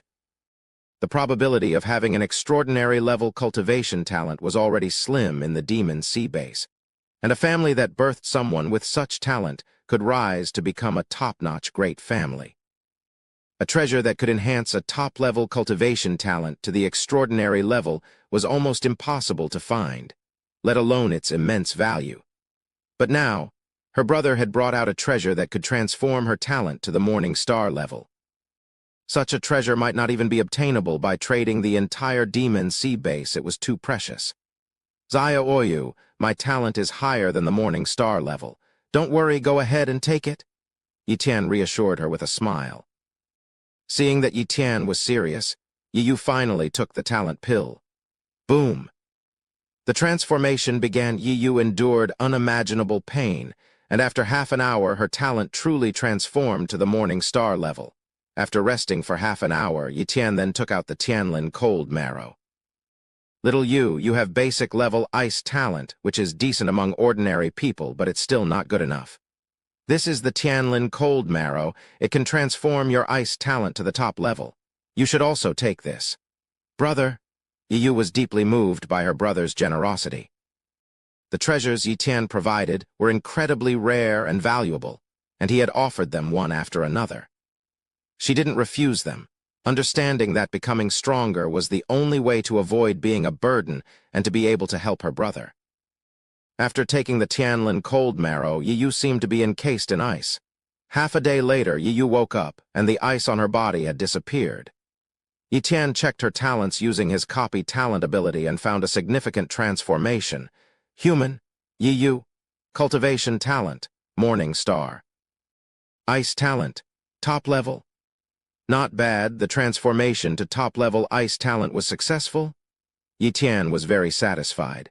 Unfortunately, it was difficult to find items that could enhance weapon-related talents, or else he would have definitely sought one for Yi. Sister, don't cultivate for the time being, and definitely don't try to break through to the Grandmaster realm, Yi Tian instructed solemnly. Okay. Yi nodded without asking why, trusting her brother and believing that he had her best interests at heart. You're such a good girl, Zaya Oyu. Yi Tian patted her head affectionately. He then explained his plan for building a perfect foundation for her, which made her realize the significance of his instructions. Brother, are we leaving the Demon Sea base soon? Yi asked. Yes, pack up and I'll visit the Yu family before we leave. Yi Tian nodded. Packing didn't take long. Yi Tian asked Yi to wait at home while he visited the Yu family alone. However, he was met with an unexpected turn of events. Lord Yu Ling, the only king-level member of the Yu family, had died. In a pavilion, Yi Tian and Yu Ling sat chatting. Yu Ling had become much more mature, losing her former girlish demeanor, and appeared steadier after surviving the beast tide and various incidents. But Yi Tian could still see a hint of anxiety in her eyes. Without their only king level, the Yu family was facing difficult times. How did your family's patriarch fall? Yi Tian asked. Yu Ling sighed. Not just our family patriarch, but about a dozen king levels from the base also fell. It's related to that spatial rift. What happened? Wasn't that rift sealed? Did powerful king beasts come through? Yi Tian frowned. No. Yu Ling shook her head, then explained. It was the sea beasts that came through, ambushing the king levels guarding the top-level array. The king levels from the 3 bases had to rush over and fight those sea beasts. Our patriarch fell in that battle. Now, Yun Mingli and other invincible king levels from the other bases are guarding the rift to keep it secure. Yun Mingli is back. Yi Tian was surprised. He hadn't seen Yun Mingli during his time in Zhonghai Super Base, and he hadn't sought him out. Given his fame, he had expected him to. Now he finally understood. Yun Mingli had returned to the Demon Sea Base much earlier and was unaware of his achievements in Zhonghai Super Base. Chapter 161. Yi builds a perfect foundation. How's the situation now? Yi Tian inquired. It's not good. The sea beasts occasionally attack, and right now it's only king beasts. If something beyond a king beast comes through, the space rift area might. Yu Ling didn't finish her sentence, but the implication was clear. Has the cause been identified? Yi Tian found it hard to believe that sea beasts would suddenly come ashore to attack the space rift. Yu Ling shook her head, indicating uncertainty. As a martial grandmaster, she only had access to limited information, not privy to deeper secrets. After his visit to the Yu family, Yi Tian left but remained concerned about the sea beast attacks on the space rift. If the rift were compromised, the Demon Sea Base would be in danger. Although he had joined Zhonghai Super Base, he couldn't ignore the Demon Sea Base. First, I'll take my sister to Shanghai Super Base, then investigate this matter, Yi Tian decided. Upon returning home, Yi Tian, along with Yi Yu, Xiao Jin, and Xiao Zai, headed back to Shanghai Super Base. Due to Xiao Jin's large size and the need to accommodate the two beasts, Yi Tian had to slow down, taking half a day to reach Shanghai Super Base. As a saint level, Yi Tian registered at the gate, and Shanghai Super Base officials immediately processed Yi Yu's membership. In the following days, Yi Tian frequently visited the Loose Cultivators Alliance headquarters and various departments. He traded almost half of his treasures at a huge cost to gather the items needed to build a perfect foundation for Yi Yu.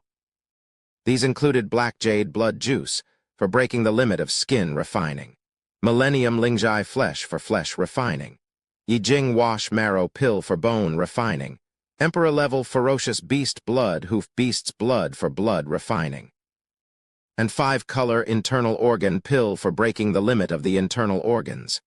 These 5 treasures were extremely rare. If not for Yi Tian's good luck and willingness to pay a high price, he wouldn't have been able to acquire them so quickly.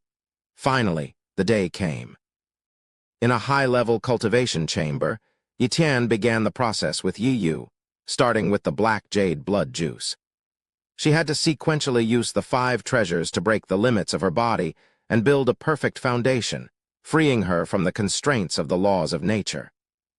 Looking at the ink-like Black Jade Blood Juice, Yi Yu steeled herself and drank it. The juice, though appearing like blood, was actually the sap of a rare plant, extremely valuable for its ability to break the skin refining limit. After drinking it, Yi Yu felt an unbearable itching sensation, as if thousands of insects were biting her skin. She endured the pain, knowing that to build a perfect foundation, she had to withstand this suffering. Compared to her brother's efforts and sacrifices, this pain was insignificant, and she was determined not to waste his goodwill. Yi Tian watched his sister endure the pain necessary to break the limits of her body, feeling empathetic, but knowing that such pain was inevitable in defying the natural order. On the first day, Yi Yu broke through the skin refining limit. On the second day, she broke the flesh refining limit. On the third day, she broke the bone refining limit. On the fourth day, she broke the blood refining limit. Finally, on the 5th day, she surpassed the limits of her internal organs, successfully creating a perfect foundation. This process was much faster compared to Yi Tian's own experience, which took several months, but his breakthroughs were more comprehensive and nearly impossible to replicate. Yi Tian could easily comprehend profound mysteries, but it was much harder for those who used treasures to forcibly build a perfect foundation. Such individuals often exhausted all their energy just to comprehend a single profound mystery. Without relying on his copy talent, Yi Tian could still understand several profound mysteries, and with the help of the War God tablet, he could elevate a mystery to a mystic level in just a few months. After several days of effort, Yi Tian managed to trade for items that could enhance Yi Yu's speed and defense talents to a medium level, reaching his limit in what he could trade. This effort resulted in the following talents for Yi Yu: Human, Yi Yu, Cultivation Talent, Morning Star. Ice Talent, Top Level, Speed Talent, Medium, Defense Talent, Medium. Yi Tian didn't expect Yi Yu to become a top-tier genius, but hoped her strength would be sufficient to protect herself. He then instructed her to cultivate the Golden Body Yuan Force secret technique in a high-level cultivation chamber, which should be easy with her talents. He told her he would be away for a while. As for the top-level cultivation chamber, Yi Tian hadn't started building it yet, as his array master level was still at high level, not top level. Despite his top-level array talent, he had spent little time studying array patterns, focusing mostly on other areas. When he had time, Yi Tian planned to spend a few days in the War God tablet space to study arrays and elevate his array master level to top level, enabling him to build a top-level cultivation chamber. For now, he prepared to visit the Demon Sea Base to resolve the issue with the sea beasts and the spatial rift. He had a feeling that this matter was more complex than it seemed. For safety, he brought along his full-body substitute, a modification of a saint-level ferocious beast he had hunted, as the substitute needed to match his cultivation level to activate. Quickly arriving at the demon sea base, Yitan didn't enter but flew directly towards the location of the spatial rift. "We're here," Yitan murmured, looking at the top-level array before him. Chapter 162. He's a Beast. Yitan's arrival quickly caught the attention of Yun Mingli, who was guarding the spatial rift. When Yun Mingli emerged and saw Yitan, he recognized him immediately. However, upon sensing the faint saint-level aura emanating from Yitan, he was astounded, realizing that Yitan had ascended to saint level. Yitan has become a saint level. How is this possible? Yun Mingli was in utter shock. A saint level was a realm countless king levels aspired to reach, with lifespans of 1,000 years, and even 1,500 years for those with a perfect foundation. Saint levels possessed not just longevity but immense strength, and their divine consciousness could probe thousands of miles around, detecting even the slightest movements of an ant. Yun Mingli, with just an extraordinary level cultivation talent and lacking treasures to refine spiritual power, found it difficult to ascend to saint level. Despite obtaining several opportunities over the years in Zhonghai Super Base, he had struggled to find such treasures, thus envying those above saint level. "Greetings, Lord Yitan," Yun Mingli respectfully greeted. "There's no need for such formalities," Yitan responded casually. Other king levels soon arrived, shocked at Yun Mingli's respectful treatment of Yitan. They wondered how Yitan could have surpassed king levels so quickly, and speculated that his talent might be beyond extraordinary. "Lord Yitan." The gathered king levels and array masters greeted him, acknowledging his status beyond king level. Yitan nodded slightly and then addressed the situation at the spatial rift, expressing his concern as a former member of the demon sea base. Yun Mingli invited Yitan inside the top-level array to a castle where a group of king levels gathered. Yitan inquired about the sea beast's attack, finding it odd since sea beasts typically disliked dry environments and rarely attacked warriors outside the sea. Yun Mingli speculated that something might have attracted the sea beasts, possibly a treasure used by the beasts on the other side of the rift to draw the sea beasts' attention. However, despite extensive searching, they had not found this supposed treasure. Yitan contemplated this possibility. It seemed likely that the beasts from the other world wanted to occupy a complete world, and were relentless in their invasions. Using a treasure to lure sea beasts to attack the king levels guarding the rift could be a strategy to breach the array and transform the rift into a 3-star level rift, paving the way for a prepared beast army to invade. Yun Mingli suggested that Yitan might be able to find the elusive treasure. "All right, I'll give it a try," Yitan said, his divine consciousness beginning to extend and spread out. He easily covered a 1,000-mile radius, every movement, even of an ant, falling within his perception as he searched for the elusive treasure. But he found nothing. Treasure-seeking talent. Yitan then activated this rarely used talent, which, if there truly was an unknown treasure nearby, should be able to detect it. However, to his disappointment, he still found nothing. This suggested two possibilities. Either there was no treasure, or it was hidden inside someone's storage bag, beyond the reach of both his divine consciousness and treasure-seeking talent. "King Yun Mingli, can you gather everyone here?" Yitan asked. "Yes." Yun Mingli nodded, seemingly guessing Yitan's intent. He too had considered the possibility of an insider's involvement, but found no motive for anyone to help the beasts. Nevertheless, he summoned all the king levels and array masters to his castle. Upon their arrival, Yitan inquired, "Is this everyone?" "There's a mid-level array master in seclusion, but he's just a great martial warrior. We can proceed without him," Yun Mingli explained, seeing no relevance of a great martial warrior to the current issue. "I've found him, it's that great martial warrior. I'll go have a look," Yitan said, flying towards a specific direction. The other king levels followed, puzzled and intrigued. Arriving at the mid-level array master's residence, Yitan shattered the place with a slap, revealing a middle-aged man inside. "Why are you attacking my residence?" the man asked in fear. Did you lead the sea beasts here? Yi Tian asked coldly. How could I possibly lead the sea beasts here? The man denied, shaking his head in terror. Another king level stepped forward to vouch for the man, noting his background and questioning how he could possibly be involved with the beasts. What if he's not your mid-level array master, but a beast in disguise? Yi Tian retorted with a cold smile. The man shivered, but managed to hold back any reaction. A beast? Yun Mingli frowned. That's unlikely, isn't it? Yi Tian challenged their disbelief. Since the incident, has he been in seclusion without maintaining any arrays? Yes, but what does that prove? A king level replied. Then let him set up a simple primary array to test. If he can do it, I'll believe he's not a beast, Yi Tian suggested sarcastically. Upon hearing Yi Tian's words, the expression of the so-called mid-level array master changed dramatically. Chapter 163. Invisibility, Talent, and Top-Tier Disguise.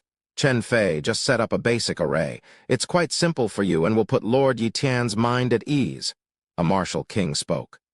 Lord, I have been injured during my recent retreat. My soul is damaged and I'm afraid I can't set up a basic array. Chen Fei said nervously. Whoosh, whoosh, whoosh, the faces of the king-level figures changed, sensing something amiss, and surrounded Chen Fei, soul damage. How could a mere great martial warrior suffer soul damage during cultivation, especially without the ability to cultivate mental strength? Did he think he failed in refining his mental strength at the king level? Lord Yi Tian, is this man really a ferocious beast? Yun Mingli was uncertain.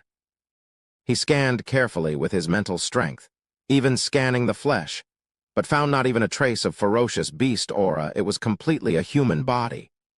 But Chen Fei suddenly claimed he couldn't set up an array, while Yi Tian was utterly convinced Chen Fei was a ferocious beast. What was going on? Have you heard of the talent for disguise? Yi Tian asked. Yun Mingli nodded. I've heard of it, but never seen it. This person is a ferocious beast using his talent for disguise to appear human. A ferocious beast daring to disguise as a human, quite bold. Yi Tian's aura oppressively targeted Chen Fei. Realizing he was exposed, Chen Fei vanished instantly. Where is he? Yun Mingli and the others were shocked.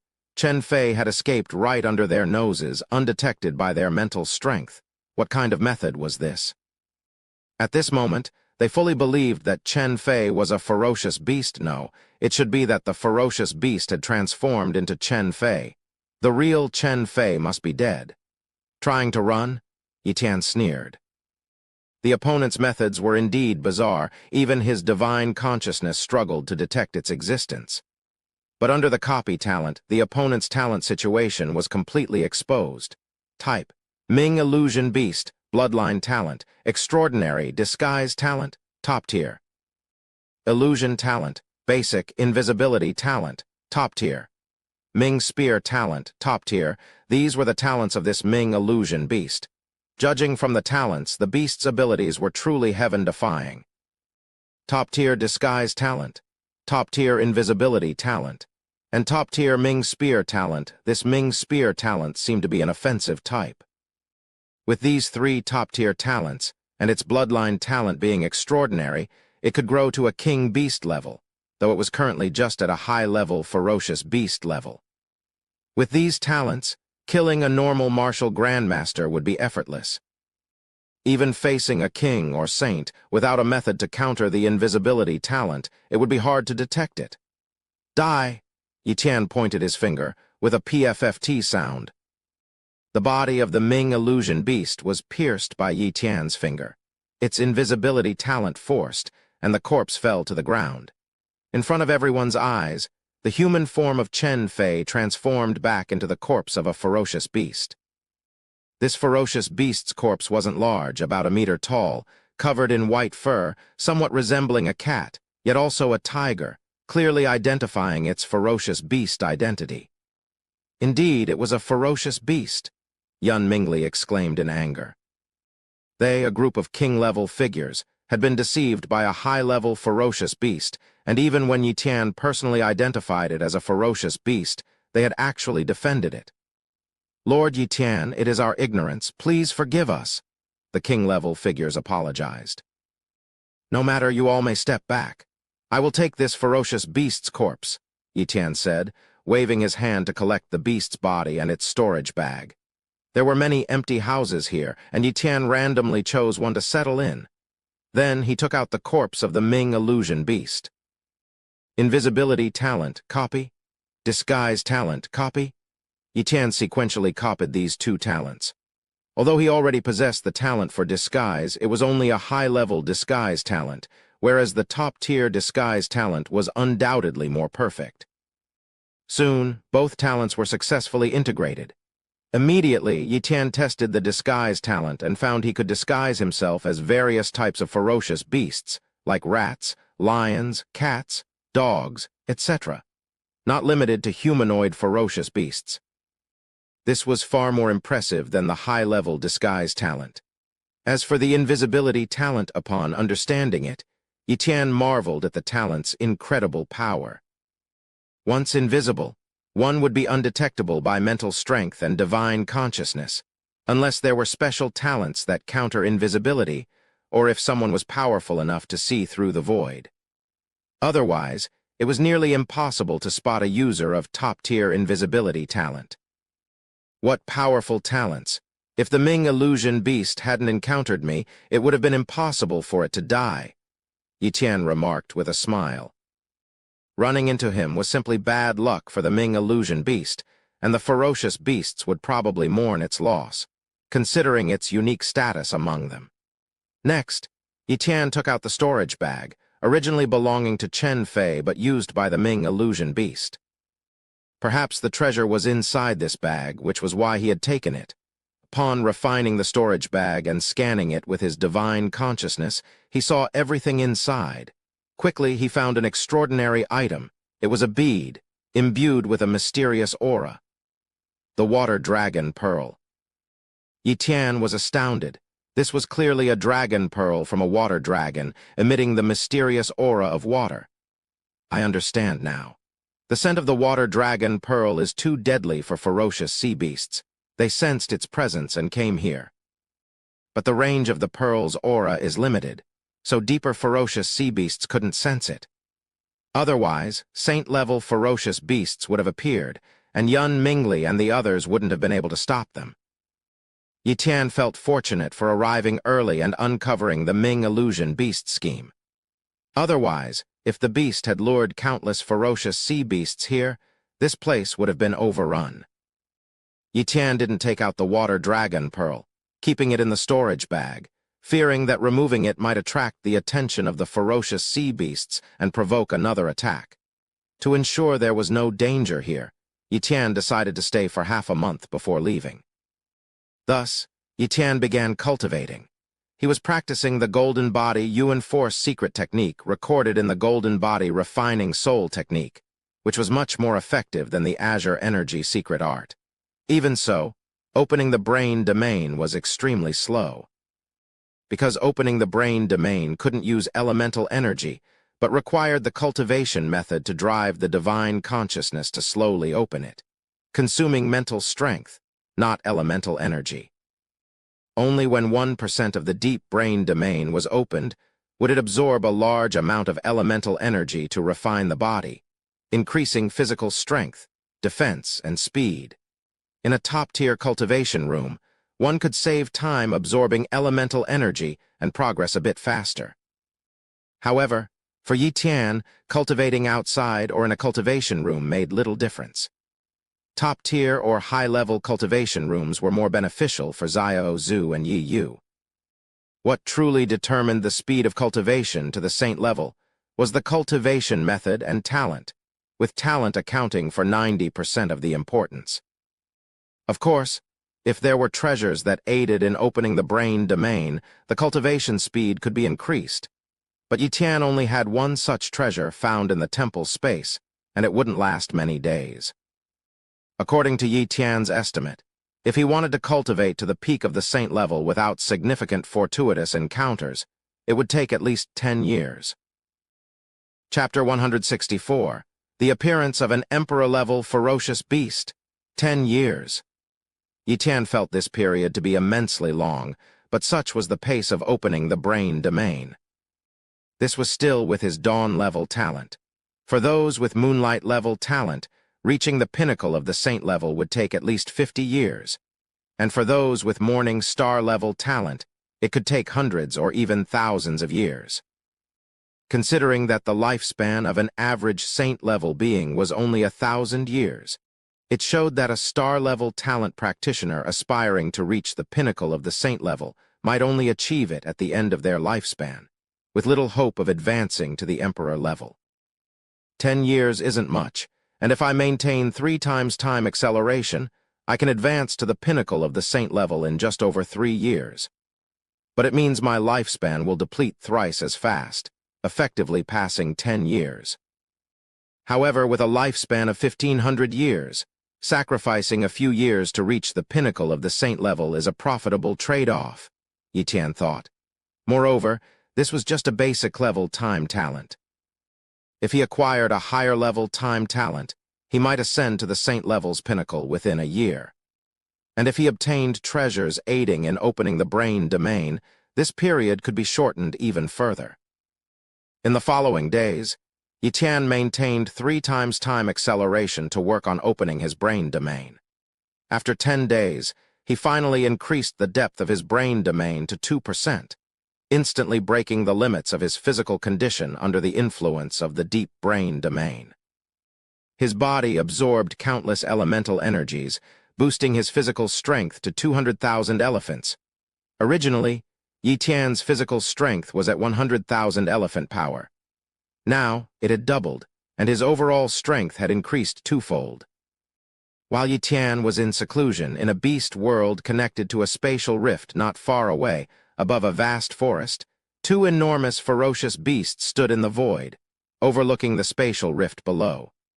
One of them, a giant ape with golden eyes and a mountainous stature, exuded immense strength. Countless ferocious beasts, including king-level beasts, cowered in fear below it. This was not a saint-level ferocious beast, but an emperor-level one.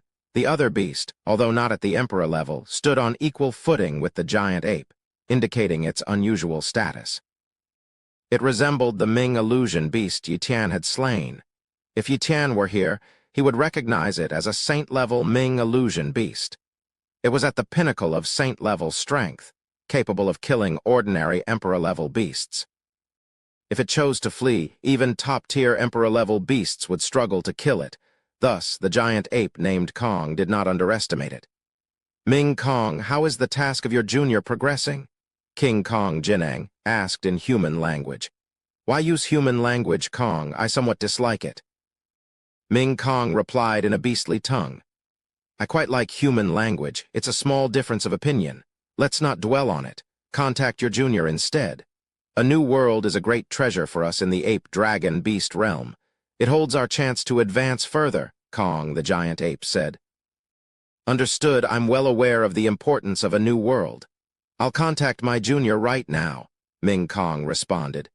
Ming Kong then performed a bloodline secret technique, trying to contact its junior. Soon, its expression drastically changed. "No, I can't contact my junior. The bloodline connection is broken. It has fallen." Overwhelming murderous intent boiled within Ming Kong, wishing to decimate the human world in vengeance for its junior. Its kind was extremely rare, with less than 10 in existence, always on the brink of extinction. For the plan, Ming Kong had sent its only junior, a mere great martial warrior-level being, to the human world, and even personally taught it human knowledge obtained from a human's memories. Its junior's intelligence should have kept it safe from discovery. But now its junior was dead. "King Kong, you said my junior was almost invincible, would easily complete the task, but now it's dead and our clan has lost another member." Ming Kong roared. Boom! Countless lower-level ferocious beasts died from the shockwave, demonstrating Ming Kong's fury. Kong quickly said, "Ming Kong, your clansmen possess the talents of invisibility and disguise. Even I couldn't detect its disguise and invisibility. How could it have been killed?" "I don't know, but it is dead. What do you suggest we do?" Ming Kong spoke angrily. "Revenge?" King Kong gritted his teeth. "I'll contact some beast allies to avenge you. The enemy must still be near the spatial rift. I will personally strike through space to kill him. How does that promise sound? Ming Kong calmed down and gazed at Kong. To strike across a realm, you too will be hurt by the backlash, requiring at least 10 years to recover. Are you willing to act? I am willing, King Kong said helplessly. Ming Kong was invited by him, and even the idea of sending Ming Kong's Jr. into the human world was his. This region was his territory. He had to take responsibility for any mishaps. For an ordinary saint-level beast, he might ignore their rage or even devour them, but he couldn't kill Ming Kong. Offending Ming Kong would mean no peace for him in the future. Despite the cost, he had to quell Ming Kong's fury. Moreover, he too had suffered a great loss, a water dragon pearl, a treasure. If given to a beast with dragon bloodline, it could drive them to desperate lengths. While it wasn't useful to him, the value of the water dragon pearl was immense. Now fallen into human hands, he must kill that person and send beasts to retrieve the pearl. I await your news, Ming Kong said gravely. Kong began contacting beast allies, actually using their situation to invite them. As long as there were benefits, even rival beasts might help. Soon, 3 Emperor-level ferocious beasts arrived. Kong, we are here. The 3 Emperor-level beasts appeared before King Kong. I request your assistance to tear the spatial rift, just enough for me to strike through. It only needs to be maintained for 3 seconds, during which I will strike the enemy from across realms, Kong explained. What about our reward? The 3 Emperor-level beasts demanded. Here, Kong gave each of them a spirit medicine capable of refining bloodline power. Deal, we agree. The 3 Emperor-level beasts exclaimed excitedly. Tearing the spatial rift wasn't difficult for them. Though it required enough tearing for Kong to act, causing minor backlash, and only needed to be maintained for 3 seconds, they would recover within a year. Suffering a year of backlash for a treasure capable of enhancing their bloodline power was a profitable deal. Begin, Kong ordered. Boom, boom, boom. The 3 Emperor-level beasts unleashed their power, attacking the spatial rift. Terrifying beast force acted upon the rift. In an instant, the spatial rift, which was only at a 1-star level, began to crack open. Chapter 165. An Emperor-level strike. At one end of the space rift on Earth, Yi Tian instantly felt the tremors in space. As his spatial perception spread out, he immediately noticed the anomaly in the space rift. Right away, he sensed something was wrong. An Emperor-level aura was emanating from within the rift. Swish, Yi Tian flew into the sky, his divine consciousness covering 1,000 miles. He telepathically warned everyone. An Emperor-level beast is tearing through the space rift. Everyone, leave the top-tier array immediately. Inside the castle, Yun Mingli heard Yi Tian's warning and was instantly startled. An Emperor-level beast. Others, perhaps less experienced, might not know what an Emperor-level entity was, but having been to Zhanghai Super Base, how could he be unaware? Above the king level was the saint level, and above that, the Emperor level. A single Emperor-level beast could kill him countless times with just a breath. Run! Yun Mingli, discarding all considerations of face and honor and not caring about others, hurriedly flew out of the top-tier array. Apart from Yun Mingli, 2 other invincible king-level beings, Blood King and King Green, King, Chapter 119, also knew what an Emperor-level beast was and fled immediately. Seeing Yun Mingli, Green King, and Blood King escaping, the other kings didn't know what was happening but followed suit. In a blink, all the kings retreated outside the top-tier array, and even the array masters ran out. Only one person remained inside the top-tier array to observe the situation. What is an Emperor-level beast? A king-level asked Blood King, puzzled. Blood King took a deep breath and said, A being countless times stronger than us. A single breath can kill me.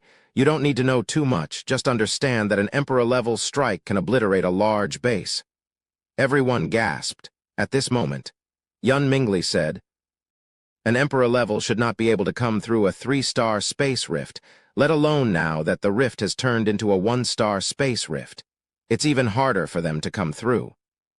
Right, it's probably just a false alarm. Let's wait and see, Green King added. The kings were still very nervous, their eyes fixed on the space rift inside the top-tier array, ready to flee at the first sign of trouble. Inside the top-tier array, Yi Tian stood 3,000 meters from the space rift.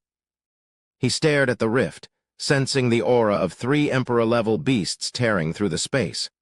Crack, crack, crack.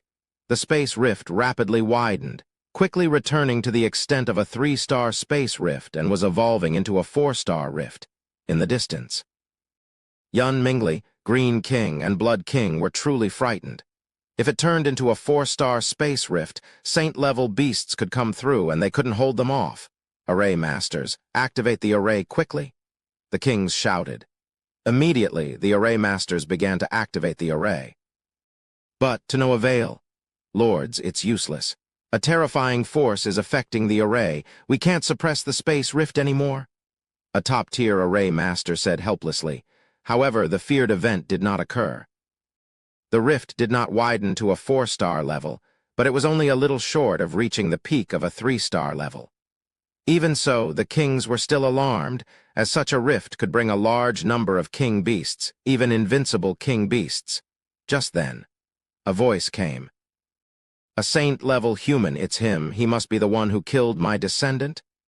At that moment, a hand reached out from the space rift, but as it passed through the rift, it was affected by the forces of the rift and the 2 worlds, continuously cracking. This was not a human hand, but more like that of a beast, specifically a giant ape's hand. Suddenly, a golden spear appeared in the huge hand, likely a natural talent, a metallic-type talent. Saint-level human die. The golden spear was thrown viciously towards Yi Tian, piercing through the air at an incredible speed, surpassing even Yi Tian's reaction time. I can't afford to get hit. Yi Tian had the impression that if he were struck, even his top-tier healing talent wouldn't save him. The attacker was undoubtedly a terrifyingly powerful Emperor-level beast, now attacking him across realms at the cost of injury. The only reason for such a desperate measure was clear. The Ming illusion beast he had slain was extraordinary. By killing it, he had poked a hornet's nest. The voice claiming he killed its offspring was another beast, likely a relative of the Ming illusion beast and also an Emperor-level entity. Now, he had attracted the attack of at least 5 fearsome beasts. To kill him, the enemy was sparing no expense. Teleport. Without hesitation, Yi Tian used his spatial talent to teleport. If the opponent had arrived in person, even teleporting might not have been fast enough. But the enemy, attacking with only a hand across realms, was slower, giving Yi Tian a chance to teleport. Instantly, Yi Tian teleported out of the top-tier array, reappearing 1,000 miles away. The golden spear, missing Yi Tian, struck the top-tier array instead. Boom! The top-tier array was completely shattered, and all the Array Masters spat blood from the backlash, with several weaker ones dying from it. In an instant, the golden spear disappeared into the sky. Fortunately, the spear had not targeted the ground. Otherwise, its power could have shattered the earth, its annihilation force sweeping across the area enough to kill all kings within 1,000 miles. No! The owner of the giant hand, Kong, let out an angry roar. Having paid such a great price and still failing to kill Yi Tian, how could it not be furious? Puff, puff, puff. The space rift contracted, Kong's hand crumbling, droplets of Emperor-level beast blood dripping down soon. The hand disappeared, leaving only Kong and the Ming illusion beast's angry voices. Since the top-tier array was gone, the space rift did contract, but only to the level of a normal 3-star space rift, not shrinking to a 1-star level. Swish, Yi Tian teleported back. It took a while for Yun Mingli and others to recover from their shock and fear before flying towards Yi Tian. Lord Yi Tian, was that an Emperor-level beast that just attacked? Yun Mingli asked. Yes, an Emperor-level beast, and not just any ordinary one. I didn't expect it to attack me across realms. Yi Tian was somewhat shocked, but not overly fearful. If the Emperor-level beast had come in person, he was confident in preserving his life, let alone just a hand coming through. Lord Yi Tian, that Emperor-level beast won't attack again, will it? Blood King asked fearfully. Not for a short while, Yi Tian speculated. After all, the opponent had been injured crossing realms, as evidenced by the blood left behind, but he couldn't be certain. Hearing Yi Tian's words, Blood King, Green King, Yun Mingli, and others didn't relax but shivered instead. Not attacking for a short time implied there could be another attack. How could they withstand a strike from an Emperor-level beast? Chapter 166. The top-tier spatial talent, the space-devouring beast Emperor Ling. Lord Yi Tian, you just dodged an Emperor-level beast strike. Was that the legendary space talent? Blood King asked curiously. There were a few warriors with spatial talents in the 3 major bases, but most possessed only inferior or low-level spatial talents, which weren't very effective. To use teleportation, a spatial talent of at least a medium level was required. It was one of the transcendent abilities that defied time and speed. Yes, Yi Tian did not deny it, having just used teleportation. Anyone with sense would recognize it as such. Lord Yi Tian, with your teleportation, even an Emperor-level strike can't kill you. The top-tier array suppressing the space rift has shattered, and king beasts can come through again. We are preparing to rebuild it. Even if the Emperor-level beast doesn't appear again, the increased number of king beasts will put us under great pressure. Please, Lord Yi Tian, stay here and help us. If any powerful king beasts come through, we request you to kill them. Yun Mingli requested. He was truly frightened. He feared that if Yi Tian left, and an Emperor-level beast strike came again while they were dealing with king beasts, they wouldn't be able to escape. They did not have Yi Tian's teleportation ability. They relied on Yi Tian in this situation, of course. They also speculated that the Emperor-level beast's attack was related to the beast capable of invisibility and disguise that Yi Tian had killed, but they naturally didn't blame Yi Tian. If Yi Tian hadn't found that beast, they would have been doomed eventually. Yi Tian's killing of that beast had saved them and the 3 major bases. Although it attracted an Emperor-level beast strike from across realms, the Emperor-level beast couldn't come through, so it wasn't an unsolvable problem. Humans and beasts were natural enemies. They weren't foolish enough to blame Yi Tian. Moreover, Yi Tian was a saint-level being, and they were only at the king level, hardly in a position to blame him. Don't worry, I will stay here for a while, Yi Tian nodded. But at that moment, his expression was somewhat uneasy, not out of fear of the Emperor-level beast, but because he feared wasting time. He couldn't stay here indefinitely. It shouldn't be necessary. Attacking across realms, the Emperor-level beast probably can't do it many times without risking death. At most, it will make another move in half a month or a month.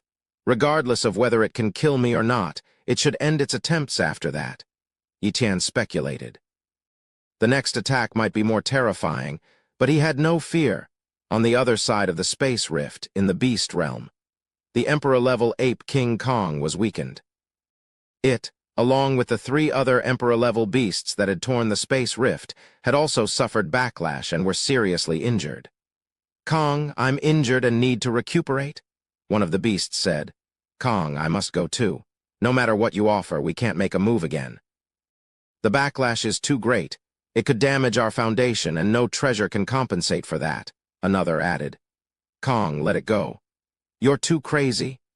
Attacking across realms and still failing that human has teleportation ability, you can't kill him, the third said, and one by one they left. Teleportation? King Kong gritted its teeth in anger. It hadn't expected the human to possess teleportation. A medium-level spatial talent's teleportation should have been insufficient to escape, so the human's spatial talent must be of a high level. Kong knew well that it couldn't kill a saint-level human with a high-level spatial talent under these circumstances. Ming Kong, you saw it too. That human probably has a high-level spatial talent. I probably can't kill him, King Kong said helplessly to Ming Kong. But I must avenge my descendant. If I request an Emperor-level beast with a top-tier spatial talent to make a move, you must strike one more time to kill that saint-level human.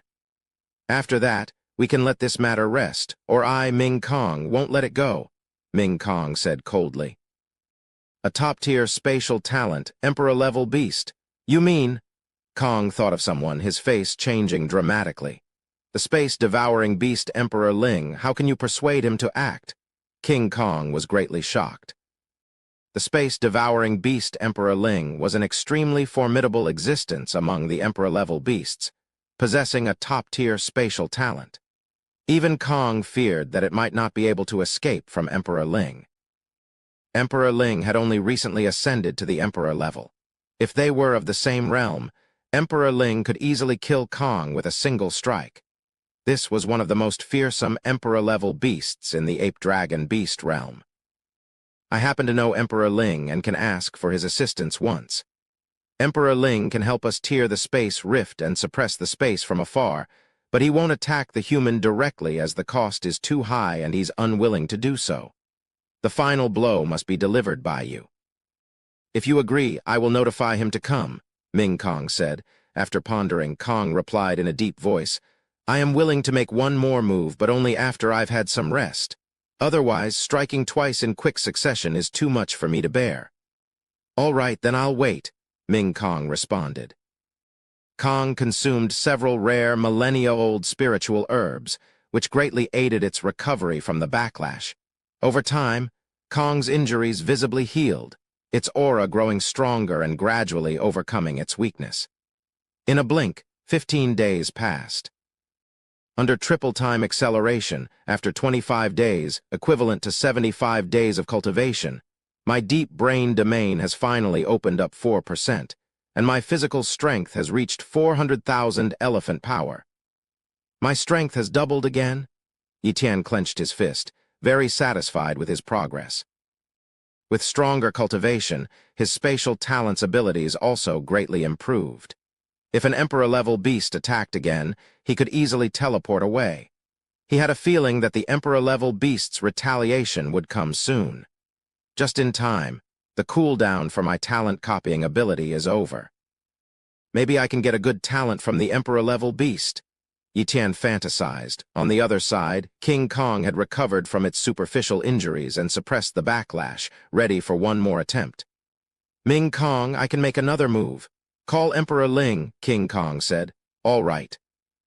Ming Kong notified Emperor Ling using a unique beast communication method. In just a few seconds, the figure of a beast appeared before King Kong and Ming Kong. The space-devouring beast Emperor Ling had arrived. It was 10 meters long, with a dark golden body, and half of its body consisted of its head, making it look very bizarre. It also had faint spatial patterns on its body, clearly a natural spatial talent beast. Lord Emperor Ling, King Kong greeted Emperor Ling very politely. In the beast realm, strength was respected. Emperor Ling was much stronger than Kong and was capable of killing him. Ming Kong, what's the matter? Emperor Ling ignored Kong and turned to Ming Kong. I would like to ask for your assistance once. Ming Kong explained the situation, including the space rift and the killing of its offspring. All right, I agree. I will only use my spatial confinement ability. With my top-tier spatial talent, that human saint-level being's high-level spatial talent will be almost useless. He definitely won't be able to use his spatial talent. King Kong, you can take the opportunity to kill him, Emperor Ling agreed. Thank you, Emperor Ling. Ming Kong expressed gratitude. Just this once, Emperor Ling stated. Chapter 167, Spatial Confinement. The substitution talent, the human realm, it's a pity this space rift is too low-level for me to truly pass through. Otherwise, I'd really like to see the human realm myself, Emperor Ling remarked, gazing at the space rift. Then it made its move. A force of spatial power spread out, and the next moment, the space rift began to crumble. The top-tier array, newly constructed by the 3 major bases to suppress the rift, was rendered useless as the rift was torn open again, on Earth's end of the space rift. Yi Tian sensed the anomaly in the space rift immediately, and the other king-level beings quickly sensed it too, running far away. They all knew the Emperor-level beasts were launching another attack. The only regret was that the top-tier array was about to be scrapped again, costing the 3 bases a significant amount of resources. However, the kings suddenly found themselves unable to move, unable to even flee. Boom! A force of spatial power froze the void. Under this force, the kings couldn't even blink, only able to think. The space is frozen. What kind of ability is this? The kings were terrified, unable to comprehend this power. Only Yi Tian understood that this was one of the abilities of the top-tier spatial talent, spatial confinement, capable of freezing a section of space. Damn it, I can't move. Yi Tian tried to use his teleportation power, but it was locked by the spatial confinement. He could still move, but his speed was reduced to an extreme. Then he saw a small paw extending from the space rift, the same paw releasing the spatial confinement. Top-tier spatial talent? Yi Tian's mind raced, and he flew towards the paw. Originally, he was only 3,000 meters away from the rift, and in an instant, he closed in to 2,000 meters. His copy talent could now cover a range of 2,000 meters. At that moment, Kong's hand also extended, holding a golden spear ready to strike. Quick! Yi Tian hurried as he reached 2,000 meters. In an instant, he checked Emperor Ling's talent species, space-devouring beast, bloodline talent, moonlight level, spatial talent, top tier. The space-devouring beast had only one special talent, spatial talent, but it was a top-tier spatial talent, incredibly powerful. The abilities of a top-tier spatial talent included spatial perception, spatial imprint, personal space, teleportation, spatial blade, and spatial confinement. In particular, teleportation, spatial blade, and spatial confinement made the space-devouring beast virtually unbeatable, as long as its spatial abilities weren't restricted. Copy? Yi Tian instantly copied the space-devouring beast's top-tier spatial talent. And Kong's attack descended at that moment. Human saint level die, the golden spear came, and Emperor Ling's spatial confinement didn't deliberately suppress the spear, so its speed was unaffected. In this situation, Yi Tian couldn't dodge the golden spear, even with his time abilities, as its speed was too great for his elementary time talent to be effective. But Yi Tian had one last card up his sleeve. Substitution talent. Yi Tian activated his death substitution talent with a thought. This talent wasn't a spatial one, so spatial confinement couldn't lock it. The substitution talent could activate irrespective of space and time, hence it couldn't be stopped by spatial abilities. The only way to break the substitution talent was with a soul attack. If Yi Tian's soul was annihilated in time, the substitution talent wouldn't activate. But neither Emperor Ling nor Kong possessed the rare soul talents that could kill Yi Tian. The death substitution talent was activated successfully. Far away, a hidden clone of Yi Tian, prepared in advance, swapped places with him in an instant. This swap was only of their bodies. Items like clothes and storage bags remained unchanged. However, Yi Tian's treasures were mostly kept in his personal space, which was now quite vast, sufficient to hold all his treasures. The storage bags only contained some common items and resources of lesser value. With a thud, the golden spear pierced through Yi Tian, and a terrifying force completely shattered Yi Tian's body, which then floated and slowly disintegrated in the air. At that moment, several king beasts rushed through the space rift. They were King Kong's subordinates, and under his instructions, gathered around Yi Tian's corpse to seize his storage bags before returning to the beast realm. Suddenly, the spatial confinement disappeared, and the Emperor-level beasts left. The other beasts, however, surged forward, seemingly preparing for another invasion. Has Lord Yi Tian fallen? Yun Mingli trembled. That was a saint-level human, an incredibly powerful and talented one who had achieved such status in a short time. Quick, repel the beasts. The Emperor-level beasts won't make another move. We can't let Lord Yi Tian's sacrifice be in vain. Blood King urged. The other king-level beings reacted, realizing that if they didn't control the space rift, the three major bases would be in danger. They fought back fiercely, managing to repel the king beasts, who weren't numerous due to the unstable rift. The kings quickly gathered array masters to hasten the construction of the top-tier array. In the ape-dragon beast realm, a king-level beast handed over several storage bags to a weakened Kong. Kong, puzzled as to why he couldn't refine the storage bags, questioned if human storage bags remained hard to refine even after their owner's death. Not understanding much about human realms and storage bags, Kong was merely curious and didn't suspect anything. Using the power of an Emperor-level beast, Kong forcefully broke the soul imprint on the storage bags and opened them. What? This is all the human saint level had. Where's my water dragon orb? Kong was dumbfounded at the meager contents. No, that human had spatial talents and must have had a personal space, but it was too late. Personal spaces, maintained by spatial talents, would collapse upon the death of their owners, making it impossible to salvage anything within them. So, Kong's water dragon orb might have been lost into the spatial chaos, making it difficult to find. Cursed human.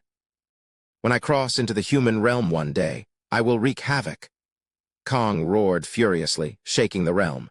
However, neither Kong, Ming Kong, nor Emperor Ling realized that Yi Tian had not died. What Kong had killed was merely a substitution clone. Near the demon's sea base, in a cave within a deep mountain, Yi Tian sat up from a stone slab. Checking his body, he found himself unharmed. It worked. It seems everyone must think I'm dead, Yi Tian mused. But then he was overwhelmed with joy at his great gain. He had acquired a top-tier spatial talent. Chapter 168. Perfect mastery of blade intent. Yi Tian had often sought the existence of top-tier spatial talents, but had never found any clues, not even coming across high-level spatial talents except when he fortuitously duplicated one in the beast realm. Unexpectedly, he had managed to duplicate a top-tier spatial talent today, though it cost him the use of his life-replacing talent once. However, he felt it was well worth it. After all, the life-replacing talent couldn't truly enhance his strength, but the top-tier spatial talent could significantly boost his power. For instance, the distance of teleportation and the strength of the space blade would increase manifold. Merge. In a small cave, Yi Tian began the merging process. Soon, the top-tier spatial talent was successfully integrated. Yi Tian, somewhat exhausted, activated the top-tier spatial talent. Instantly, a wave spread out, covering thousands of miles of space, completely freezing that area. Space is like a flowing river, similar to air. To imprison space is to halt its flow. Those with weak strength can't even move in frozen space, and even the powerful will find their speed greatly reduced, Yi Tian realized. Moreover, he could use spatial imprisonment and the space blade together, first freezing the void, and then shattering the enemy's body with the space blade, killing them in one stroke. The reason the space-devouring beast didn't use the space blade to kill me is probably that it would cost a lot to strike me from afar with the blade. It was obviously called in to help and didn't want to pay the price, so it didn't attack me and just played a supporting role, Yi Tian speculated. At that moment, he thought if the space-devouring beast had used the space blade while imposing spatial imprisonment, even if he had used his life-replacing talent in time, he wouldn't have been able to duplicate its top-tier spatial talent. So it was all a matter of luck. With the top-tier spatial talent, Yi Tian's strength surged. He estimated that few among the saints could contend with him, and even some emperors, if directly hit by his space blade, might not survive. The power of the space blade lay not in its attack strength, but in its spatial damage. Emperors had no way to defend against Yi Tian's space blade unless they possessed power beyond the emperor level. Of course, while emperors couldn't contend with the space blade, they could still dodge it. Yi Tian's space blade wasn't fast enough to directly hit powerful emperors. After resting for half a day, Yi Tian stealthily headed towards the spatial rift. Soon he arrived and saw mages setting up arrays. The ground was littered with more beast corpses, indicating a battle had taken place after he left. The kings stood far away, daring not to approach the spatial rift. Yi Tian remained unseen, fearing that the news of his survival would reach the beasts. He approached Yun Mingli and transmitted his thoughts. Yun Mingli! Startled by Yi Tian's voice, Yun Mingli was taken aback. It was unmistakably Yi Tian's voice. "Lord Yi Tian, is that you?" Yun Mingli whispered. He had clearly seen Yi Tian pierced by a golden spear and falling to the ground, and even collected Yi Tian's body. They had confirmed Yi Tian's death. "Yes, I'm not dead. The body pierced by the golden spear was a fake corpse I created. The real me was hidden using a secret technique. The Emperor-level beasts in the other realm couldn't come over, so they mistakenly thought I was dead. Don't let others know I'm still alive. At most, inform Blood King and King King.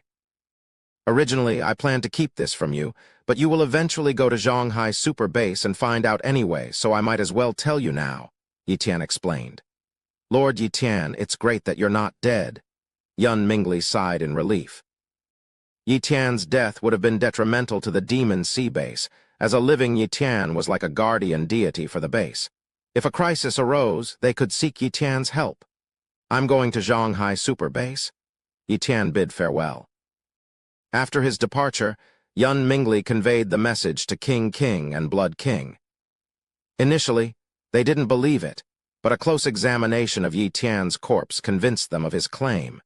Even a perfect doppelganger could be identified upon close inspection as not a real human body. The corpse had long been dead, its blood comprised of beast components and some special materials, with evident signs of having been crafted clearly a fabricated body. This matter was only known among Yun Mingli, Blood King, and King King, with other kings remaining unaware of Yi Tian's survival. Upon arriving at Zhonghai Super Base, Yi Tian spent a few days touring the base with his sister to reassure her, before proceeding to the War God Tower. He had several objectives this time. First, he aimed to comprehend array patterns, elevating his array master level to construct top-tier cultivation rooms, thus significantly accelerating his sister's training pace. His second goal was to understand blade intent. With his blade talent already enhanced to the Morning Star level, with the aid of the War God Steel, he could definitely achieve complete mastery of blade intent, elevating his gold-level blade techniques to full mastery. The third objective was to challenge the War God Tower. Now a saint, he had dropped out of the king's list but could enter the saints' list. Additionally, with his current strength, conquering the 8th and 9th levels of the War God Tower wouldn't surprise anyone, and it was a good opportunity to earn points. In the War God Steel space, Yi Tian began comprehending array patterns, activating triple time acceleration. After 3 days, he deciphered the 200th array pattern, officially reaching the level of a top-tier array master. Then, spending 2 more days, he deciphered another 20 array patterns, reaching the level of 120 array patterns. A top-tier array master capable of inscribing 120 array patterns was considered strong among his peers, sufficient to build top-tier cultivation rooms. Subsequently, Yi Tian shifted his focus to blade intent. With his Morning Star level blade talent and the War God Steel's aid, his comprehension speed was more than tenfold faster than before. Innumerable insights about the blade surged into his mind, improving rapidly every moment. 5 days later, he reached 90% of the blade intent realm, and after 15 days, he achieved perfect mastery of the blade intent. Only 85 points left, time to challenge the War God Tower again. Yi Tian stood up, leaving the War God Steel space. He then entered the 8th level challenge space of the War God Tower. With his strength, he easily defeated the black-robed warrior, but the points he earned were somewhat disappointing. 10 points? Yi Tian questioned. Spirit, when I conquered the 7th level, I got 32 points. Why only 10 points for the 8th level now? The spirit replied truthfully. Yi Tian, when you conquered the 7th level, you were at the king level, but now, as a saint, it's much easier for you to conquer the 8th level, so you can't get 64 points.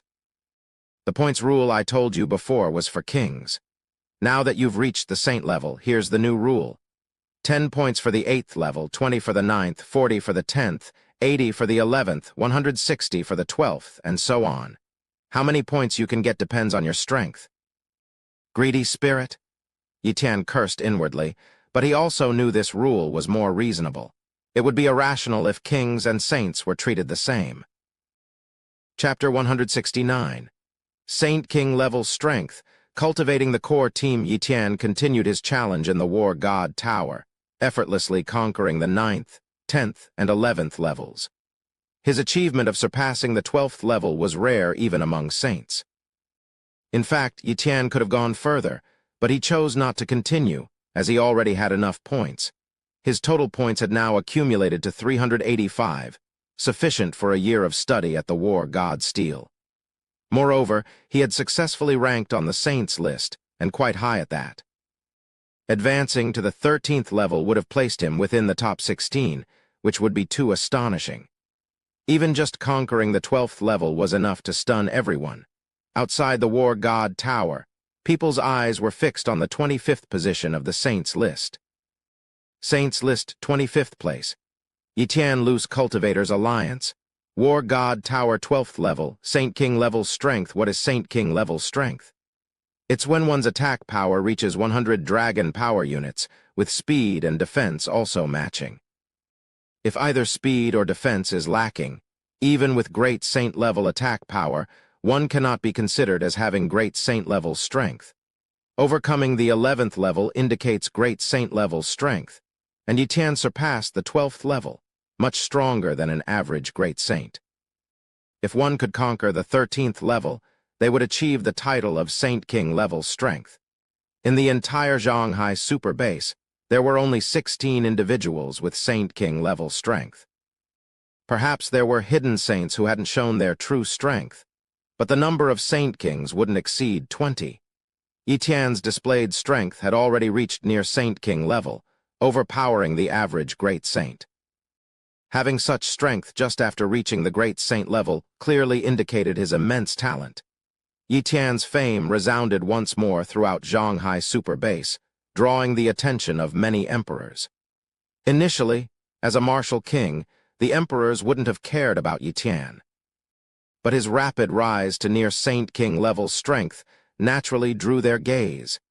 Yitian had returned home by then, starting to build top-tier cultivation rooms. Having collected enough materials, he built 3 cultivation rooms in one go, one for himself, one for his sister, and one for Xia Zhu, Xia Jin, and Xia Zai. 3 days later, the 3 top-tier cultivation rooms were completed. With these rooms and first-class top-tier cultivation techniques, Yitian's sister Yi Yu's cultivation progress would be incredibly fast. Yi Yu, already a grandmaster, would soon reach the peak of grandmaster level, even potentially breaking into the king level. Inside Xia Zhu's top-tier cultivation room, the creature was studying and comprehending profound mysteries as Yitian entered. Xia Zhu, I've obtained a treasure on my recent trip that might be useful to you. Take a look. Yitian presented the water dragon pearl. The water dragon pearl, being a dragon orb, should be beneficial to Xia Zhu, who was also a dragon. Water dragon pearl? Xia Zhu eyed the orb eagerly, its eyes wide with desire, almost wishing to swallow it whole. Master, the water dragon pearl contains abundant dragon power. I was somewhat malnourished at birth. With this pearl, I can compensate for my shortcomings, become a truly powerful war-blood sky dragon, and even my talents could transform. Master, I must have this dragon pearl, Xia Zhu pleaded urgently. It's for you, go ahead and eat it. Yitian tossed the water dragon pearl to Xia Zhu. Xia Zhu swallowed the water dragon pearl in one gulp. A pure dragon force emanated from the orb and was absorbed by Xia Zhu. Master, I'm going to sleep now. When I wake up, I'll surely be stronger than you. Xia Zhu, ever competitive with Yitian in terms of strength, uttered these words before slowly drifting into slumber. Meanwhile, Yitian began his closed-door training, continually comprehending 2 gold-level blade techniques and occasionally testing his combat strength and blade skills in a virtual world through the war god ring. Time passed slowly. After half a month, Yitian had perfected his morning star-level blade talent and tenfold blade intent, mastering both the gold-level desolate sword domain and the gold-level instant slash. The perfected desolate sword domain could amplify attack power by 18 times. Though it was less than the usual amplification effect of gold-level blade techniques, considering it was an area of effect technique, this was substantial.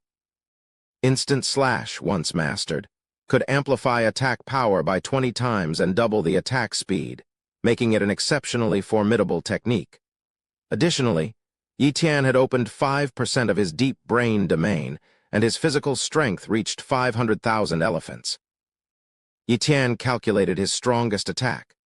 500,000 elephants equaled 0.5 dragon power units, augmented to 1 dragon power unit with Yuan energy, increased by 80 times with his 9-fold pseudo-mystic strength talent, and further amplified by 20 times with instant slash.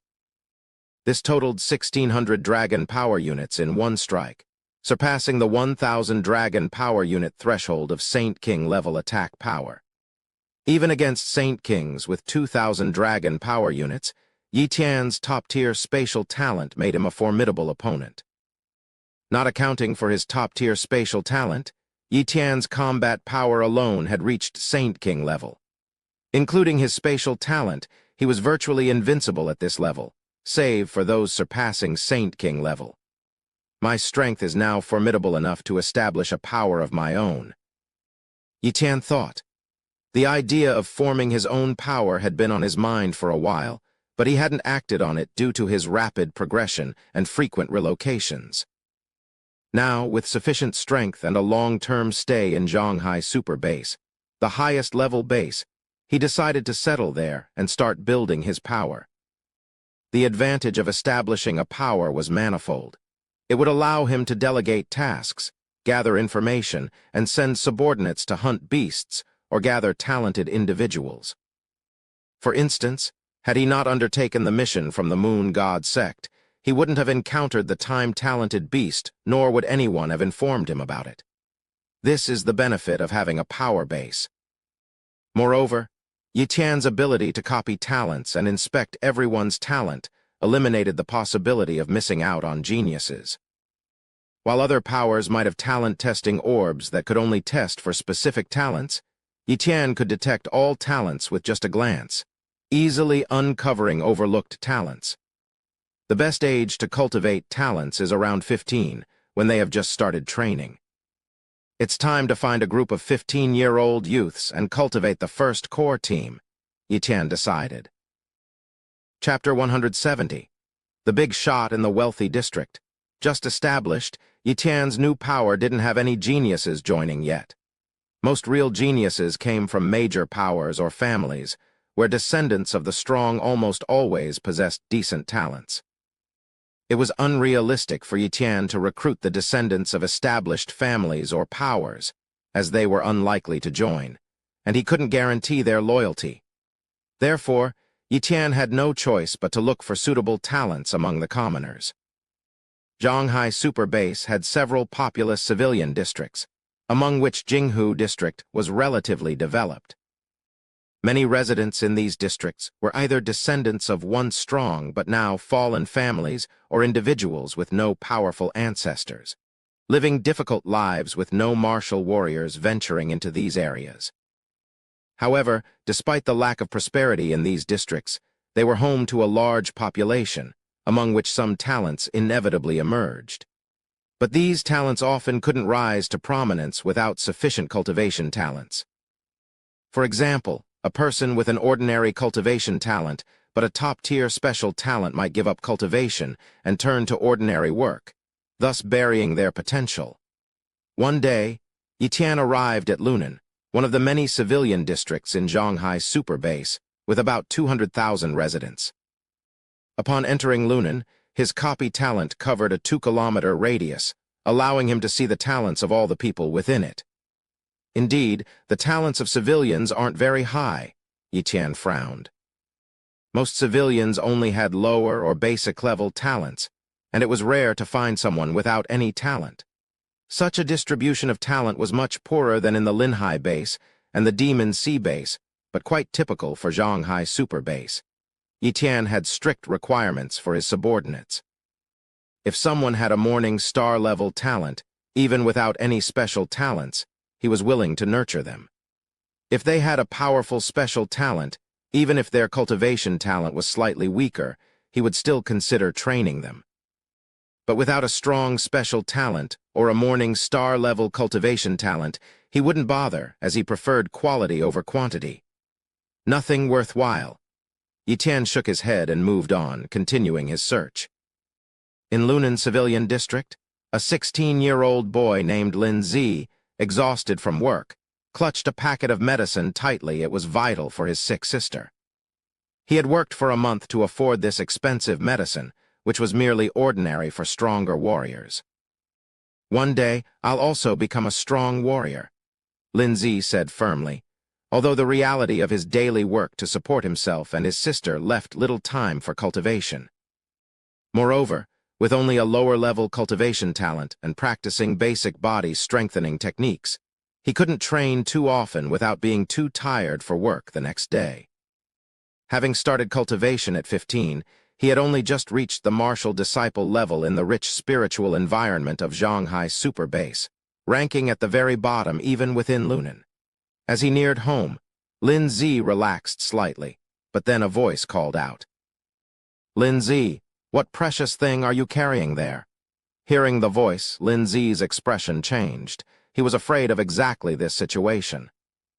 He hurried home, knowing that once inside and the door closed, he'd be safe, as the laws of Shanghai Super Base were strict, and even strong warriors wouldn't dare to rob a house. But now he feared the man would snatch his medicine, and without evidence, he couldn't do anything against him. Even if he managed to bring the man to justice, it would take time, and his sister couldn't wait that long. Whoosh! A figure appeared in front of him, Zhang Long, a boy who always bullied him.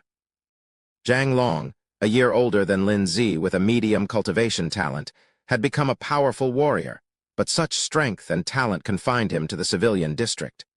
Zhang Long enjoyed bullying weaker martial disciples, and Lin Zi was one of his frequent victims, often robbing him. "Hand it over." With incredible speed, Zhang Long snatched the medicine packet from Lin Zi before he could react. "What's this?" Zhang Long muttered, looking at the packet. "Zhang Long, this is medicine for my sister's illness. It's useless to you. Please give it back," Lin Zi pleaded tearfully. A medicine packet. Zhang Long opened it and saw several medicinal herbs. While not particularly precious, they were still worth a few $1,000s. "Ha, not bad. If I sell this, I can get about 2,000. This is your 1 month salary, right? Hee, now it's mine." Zhang Long laughed heartily. "Please give it back." Lin Zi rushed over, trying to take back his medicine packet, but a mere martial disciple like him stood no chance of snatching something from a martial artist. "Looking for death?" Zhang Long coldly said. He wouldn't dare to kill Lin Zi, but injuring him was another matter, for which he could simply pay some medical expenses. However, just as he was about to make a move, he found himself unable to move. Such arrogance from a mere late-stage martial warrior. A young man stepped forward, and in that instant, everything seemed to freeze. Then everything returned to normal, but Zhang Long sat on the ground, sweating profusely and gasping for air. Terrifying. Truly terrifying. Zhang Long had never seen such a fearsome young man. Even the powerful grandmasters in the civilian district couldn't match this presence. A big shot from the wealthy district. Zhang Long realized the identity of the young man. "Forgive me, sir." Zhang Long knelt down, trembling in fear. This young man was, of course, Yi Tian. Yi Tian paid no attention to Zhang Long and approached Lin Zi. "Go and get your medicine." Lin Zi nodded, walked over to Zhang Long, took back the medicine packet, and Zhang Long dared not resist, as it was the command of this distinguished person. "Leave now," Yi Tian said coldly. Hearing this, Zhang Long quickly ran away. "Thank you, sir." Lin Zi knelt down, expressing his gratitude. "Stand up," Yi Tian said indifferently. Lin Zi got up and said, "Sir, I need to go home to brew this for my sister. She's ill." "Go ahead, I'll come with you," Yi Tian casually said. "Sir, my home is a bit messy," Lin Zi said somewhat embarrassedly. "Are you not welcoming me?" Yi Tian teased. "Of course not." Lin Zi, slightly frightened, hurriedly said, "If the sir wishes to visit my home, please follow me." Chapter 171. The first batch of corps members. Lin Zi's home was quite ordinary, just a small, plain bungalow without even a yard. The house was old and dilapidated, the kind that would be considered dangerous. Upon entering Lin Zi's home, Yi Tian saw a young girl lying on a straw mat bed. The girl's face was pale, and she appeared extremely weak. This girl was Lin Zi's sister, Lin Yi. When Lin Yi saw Lin Zi, she weakly said, "Brother, you're back. Is this your friend?" Yi, this is a gentleman from the wealthy district. Lin Zi hurriedly introduced her to Yitian. Hearing about Yitian's status, Lin Yi was so frightened that she tried to get up to greet him, fearing she might offend Yitian. Don't bother getting up. Yitian waved his hand. Lin Zi was preparing to brew medicine for his sister, but Yitian stopped him. There's no need for medicine now. Although your herbs are good and can quickly heal common diseases, your sister's body is too weak. Strong medicine is not good for her right now. Ah, then what should I do, sir? Lin Zi panicked. He knew nothing about medicine, and had only heard that these herbs could treat most diseases, so he bought them for his sister without considering her frail condition. Others would immediately seek treatment for illnesses, their bodies not as weak, but Lin Yi had been sick for a long time and had poor nutrition, weaker than a normal child. Naturally, she couldn't withstand strong medicinal supplements. This illness is nothing. Yitian flicked his finger and a drop of white medicine landed in Lin Yi's mouth, sliding down her throat into her body. Soon, Lin Yi's complexion returned to a normal color and her breathing stabilized. Brother, I feel better. Lin Yi sat up from the bed, very excited. Sir, thank you. How much is the medicine? I'll work hard to earn money and pay you back. Lin Zi thanked him. Forget it, that medicine is not worth much, Yitian said casually. But in reality, that single drop, if used for healing or treating diseases, could cost hundreds of thousands, an amount unimaginable to ordinary people. If Lin Zi really intended to repay, he couldn't do so in a lifetime, even if he became a martial warrior. Lin Zi, do you want to become a martial artist stronger than that Zhang Long we saw earlier? Yitian suddenly asked. Ah, can I also become a powerful martial artist? Lin Zi was stunned. He was aware of his talent, just a second-rate cultivation talent, making it hard to become a martial artist. Even if he somehow managed to become one, advancing further would be difficult. As for treasures that could enhance cultivation talent, he had neither heard of nor could imagine such things. No, actually, your talent is quite good. If you are willing, I can train you to become a real powerhouse, and even your sister can join my power and receive my training. Yitian said very seriously. He wasn't just pitying Lin Zi, as there were plenty of pitiable people. He wouldn't help an ordinary person without reason. The reason he helped Lin Zi and Lin Yi was because he saw their potential. Others might not recognize their talents, but could Yitian fail to see it under Yitian's talent-copying ability, the talents of the siblings were clearly revealed. Human, Lin Zi, cultivation talent, low. Speed talent, top-tier unawakened. Swordsmanship talent, top-tier strength talent, medium unawakened. Human, Lin Yi, cultivation talent, morning star, speed talent, top-tier unawakened. Array talent, morning star, swordsmanship talent, high unawakened. Seeing the talents of these two, Yitian was incredibly shocked. He had not expected that these two individuals, who fit his recruitment criteria, were actually siblings. Lin Zi's combat talent was excellent. His top-tier swordsmanship talent and medium strength talent could be combined effectively. If his cultivation talent was improved, he could definitely become a powerful contender in the king's ranking of warriors. Lin Yi, though not as combat talented as Lin Zi, possessed high cultivation talent, not inferior to the true geniuses of Zhonghai Super Base. Her Morning Star-level talent was enough to make her a saint-level entity. Moreover, she had high-level swordsmanship and top-notch speed talents, ensuring her combat abilities were not weak. But what was more important was her Morning Star-level array talent. What did a Morning Star-level array talent imply? This was the first time Yitian had encountered such a talent. While Zhonghai Super Base might have Morning Star-level array masters, they were extremely rare and would be heavily protected by the four major powers. Such talents were too rare and too important. Yitian couldn't believe his luck in discovering such talent. At this moment, Lin Zi was stunned. A person of significance from the wealthy district wanted to recruit him and train him. Was this real or a scam? It couldn't be a scam. He didn't know how much Yitian's medicine for his sister was worth, but the fact that it cured her instantly implied it was extremely expensive, worth more than selling both him and his sister. Moreover, he guessed that Yi Tian's strength was at least at the Grandmaster level, not someone who would deceive ordinary people like them. "Sir, I am willing to join your power." Lindsay knew this was an opportunity, a chance to become a powerful martial artist. Without Yi Tian's help, he would never become one, and once Yi Tian left, Zhang Long would continue to bully them. "You must understand that once you join my power, you can never betray it," Yi Tian said seriously. "I will never betray you, sir." Lin Zi swore, and Lin Yi also swore not to betray Yi Tian. With this, they joined Yi Tian's power as the first batch of members. After they joined, Yi Tian learned a bit about their family background. It turned out that they had never met their father, only knowing that their mother was an ordinary woman and their father a powerful martial artist. They had no concept of how powerful he was.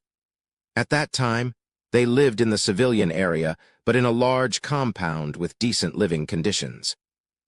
However, an accident took their father's life in the wilderness, and he never returned. A few years later, their mother also passed away in depression, leaving them alone. Their parents had left them a considerable sum of money, but as they were young at the time, they were adopted, and that money was taken by the adoptive family. Years later, that family moved to the wealthy district and disappeared. The siblings were then placed in this small house by the civilian area officials, where they had lived to this day. So that's how it is. Yi Tian guessed that their father must have been a powerful king-level figure, which explained why the children were born with such exceptional talents. "Yi Tian, sir, what is our power called?" Lin Yi asked curiously. "Let's call it Tian Pavilion." Yi Tian decided on a name. Realizing Yi Tian's hesitation and decision, Lin Yi suddenly understood something. "Sir Yi Tian, is this power something you just established?" Lin Zi was startled and quickly said, "Yi, don't be disrespectful to Sir Yi Tian." He was afraid that her questioning might provoke Yi Tian's reprimand. "It's fine. It's just a child's curiosity, but Yi is right. Tian Pavilion is indeed newly established. However, I believe that in the future, Tian Pavilion will become one of the top powers in Zhonghai Super Base," Yi Tian said, patting Yi's head. Seeing that Yi Tian was not angry, Lin Zi finally relaxed. Chapter 172. The inception of Tian Pavilion. Yi Tian had recruited Lin Zi and Lin Yi into Tian Pavilion, his newly established power, and was now preparing to take them out of the civilian area. They had little to pack, just a few clothes, and they followed Yi Tian. As for Lin Zi's job, he didn't even mention it. Now that he was following a significant figure like Yi Tian, why bother with a menial job that paid a mere 2,000 yuan a month in Jinghu district? Yi Tian first arranged for Lin Zi and Lin Yi to stay in his villa. He then purchased a building to serve as the headquarters of his power and moved Lin Zi and Lin Yi into the building. Next, Yi Tian invited his sister to start training Lin Zi. Yi Yu, being a grandmaster, found it easy to guide a martial trainee. Lin Yi, being only 13, needed nutrition supplements and medicines conducive to her growth, aiming to qualify her for cultivation within half a year. However, there was another pressing matter. Lin Zi's cultivation talent was too low, merely at low level. Without changing his cultivation talent, it was uncertain when Lin Zi could advance to the level of a martial warrior. Thus, it was necessary to enhance Lin Zi's talent, but not without a cost. On the 29th, Yi Tian and Yi Yu established a contribution point and credit exchange system, placing a series of treasures in Tian Pavilion's credit exchange system. From now on, any member of Tian Pavilion could use credits to exchange for treasures, even those that could enhance talents. The acquisition of credits would be based on mission completion, treasure exchanges, and other means, all managed by Yi Yu. Yi Tian's responsibility was solely to find talents. Once the credit system was established, Yi Tian called Lin Zi over. "Lin Zi, do you know how cultivation talents are categorized?" Yi Tian asked. "They are classified as weak, low, basic, medium, high, and top tier." Lin Zi replied with what he knew. Yi Tian nodded and continued. "Actually, top-tier cultivation talent in Zhonghai Super Base is considered ordinary. Above top tier is the extraordinary level, and those with extraordinary level talents can easily cultivate to the king level, which is above the master realm. With your current talent, it's difficult to even cultivate to the martial artist level, let alone the king level. You're aware of this, right? I am, Lindsay replied, somewhat dejected. Etienne went on.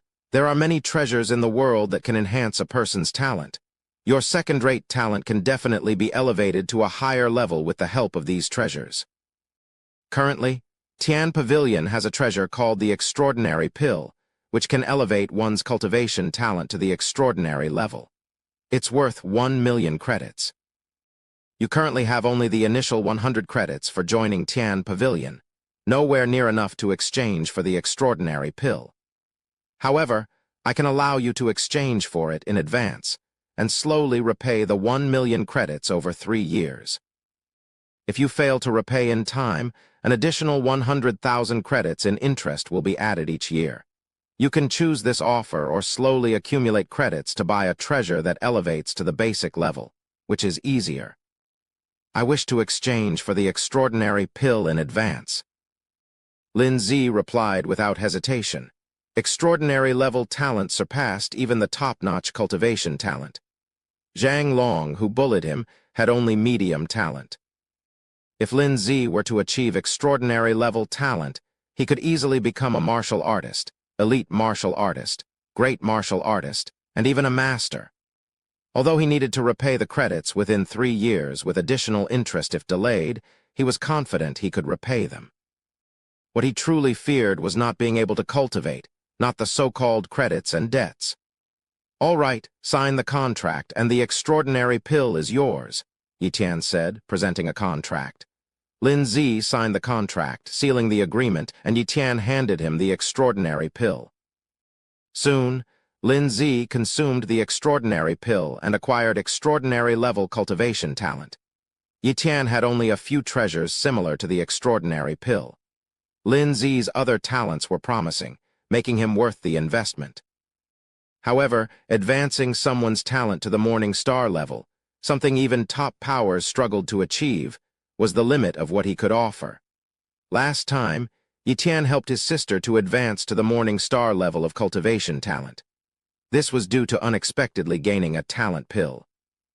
But there was only one. Such an opportunity was irreplicable. Even with a talent pill, he wouldn't bestow it upon Lindsay. He was cultivating subordinates, not handing out treasures. If Lindsay wanted to enhance his talent, he would have to venture out and seek other opportunities. In the following days, Etienne traversed several civilian areas within the Shanghai super base, nearly searching through all the civilians, and eventually found 100 people. Among them, 18 were in their 20s, possessing unique but not exceptional cultivation talents. They were still ordinary people, but with proper training, they could achieve greatness. The rest were boys and girls around or under 15 years of age with at least top-tier cultivation talent. He recruited them for their top-tier special talents. Only 3, including Lin Yi, possessed the Morning Star cultivation talent. Only 3 Morning Star talents in the entire civilian area was an incredibly low probability. However, Etienne was quite satisfied. Just beginning to establish his power and acquiring 3 Morning Star talents and a bunch of top-tier special talents was more than satisfactory. Once this first batch of Tian Pavilion members grew in power, spreading Tian Pavilion's reputation, recruiting talents in the future would be easy. To cultivate these talents, Etienne spent a significant amount to build 20 top-tier cultivation chambers. The amount of Yuan Kai stones needed to operate these chambers was immense. Entry into these top-tier cultivation chambers required accumulated points, so a series of missions were assigned, handled by Yi Yu. The missions mainly involved gathering intelligence. As Tian Pavilion steadily developed, Etienne also focused on his cultivation, striving to further unlock his deep brain domain. 5 days later, news came from Tian Pavilion. Feng Luxu was challenging the War God Tower and had already arrived there. This information was gathered by a Tian Pavilion member and was promptly delivered to Yi Tian. This was part of their mission to track the movements of talents at the Shanghai super base. Some Tian Pavilion disciples were specifically assigned to monitor the War God Tower, a high-point mission. Yi Tian, in the midst of seclusion, immediately headed to the War God Tower. He had been eyeing Feng Luxu's mythic-grade strength talent, and this was his chance to replicate it, transforming his own strength talent to the mythic grade. Upon arriving at the War God Tower, Yi Tian's presence caused a stir. As a sane-tranked powerhouse, his photo had been widely circulated, and many recognized him. "Greetings, Saint Yi Tian. Greetings, Saint Yi Tian. Greetings, Saint Yi Tian." One after another, king-ranked powerhouses greeted him respectfully. From afar, several Tian Pavilion disciples watched their leader with admiration. They now knew their leader's identity as the sane-tranked Yi Tian, a powerhouse of the saint rank. They were ordinary people who had joined a sane-tranked force. What luck! However, they remembered Yi Tian's instruction to quietly gather information without revealing their identities. Chapter 173. Sword intent. Yi Tian did not wait outside the War God Tower. That would have been too strange. He directly entered the War God Tower. The space within the War God Tower was vast, and he wandered around. The challenge by Feng Luxu did not last long. After 2 hours, his challenge ended. Ranked 37th on the Saint list, Feng Luxu, Battle Axe Mercenary Hall, crossed the 11th floor of the War God Tower, possessing great saint strength. This ranking sparked much discussion. People are saying Feng Luxu's rank is lower than Yi Tian's. I remember both Feng Luxu and Yi Tian were about to break through to the saint level. Why is there such a big gap in their strength? Initially, Feng Luxu was ranked first in the King's list, while Yi Tian was 7th. The rankings in the King's list don't matter much. The difference between 1st and 7th is not significant. They both have the strength of a 7-star king. Moreover, Yi Tian broke the record for the strongest attack. Perhaps his speed was slightly lacking, which is why his rank wasn't higher. In terms of attack power, Yi Tian is even more terrifying than Feng Luxu. It's said that after entering the saint level, one needs to open deeper brain domains. Maybe Yi Tian obtained some treasure that helped him open his brain domains faster, allowing him to pass the 12th level of the War God Tower. Yes, every 1% of the deep brain domain that is opened greatly increases one's strength. Regardless of Yi Tian or Feng Luxu, their journey at the saint level has just begun. In the future, they will both enter the top few ranks of the saint level list. Who's faster or slower now doesn't really matter. Inside the War God Tower, Feng Luxu emerged from the virtual challenge space, somewhat disappointed. During this period, he had been training in the Battle Axe Mercenary Hall and consumed many treasures that assisted in opening the brain domains, finally achieving a 3% opening. Hearing that Yi Tian had passed the 12th level of the War God Tower, he felt unconvinced and challenged immediately after ending his seclusion. However, he was far behind. He passed the 11th level but was slain in 3 moves by the black-clothed warrior on the 12th level, unable to withstand the assault. Yi Tian, who could easily defeat the warrior on the 12th level, could also easily defeat him. Being surpassed and crushed by Yi Tian, a fellow 7-star king-level genius left him feeling dejected. HMPH, Yi Tian must have obtained some extremely precious treasure in the divine space. Maybe he even elevated his pseudo-mystic grade strength talent to a mystic grade and acquired many treasures for opening brain domains, which is why he has such strength. Feng Luxu thought, but he never considered that Yi Tian's strength talent was still at the pseudo-mystic grade. It was just that Yi Tian's sword talent was extremely powerful, and he had practiced 2 gold-grade sword arts, along with possessing many other talents. Compared to Yi Tian, he was like an ordinary person to a genius. If Yi Tian wished, he could easily pass even the 13th or 14th levels. Yi Tian saw Feng Luxu but did not expect him to stay. Instead, Feng Luxu entered the War God Steel space to comprehend the axe intent. With no other options, Yi Tian also entered the War God Steel space. Sitting on a stone slab in the space, Yi Tian pondered what he should comprehend. Arrays. Although he could continue to comprehend them, he temporarily did not want to focus on arrays. He hadn't even copied Lin Yi's morning star-grade array talent.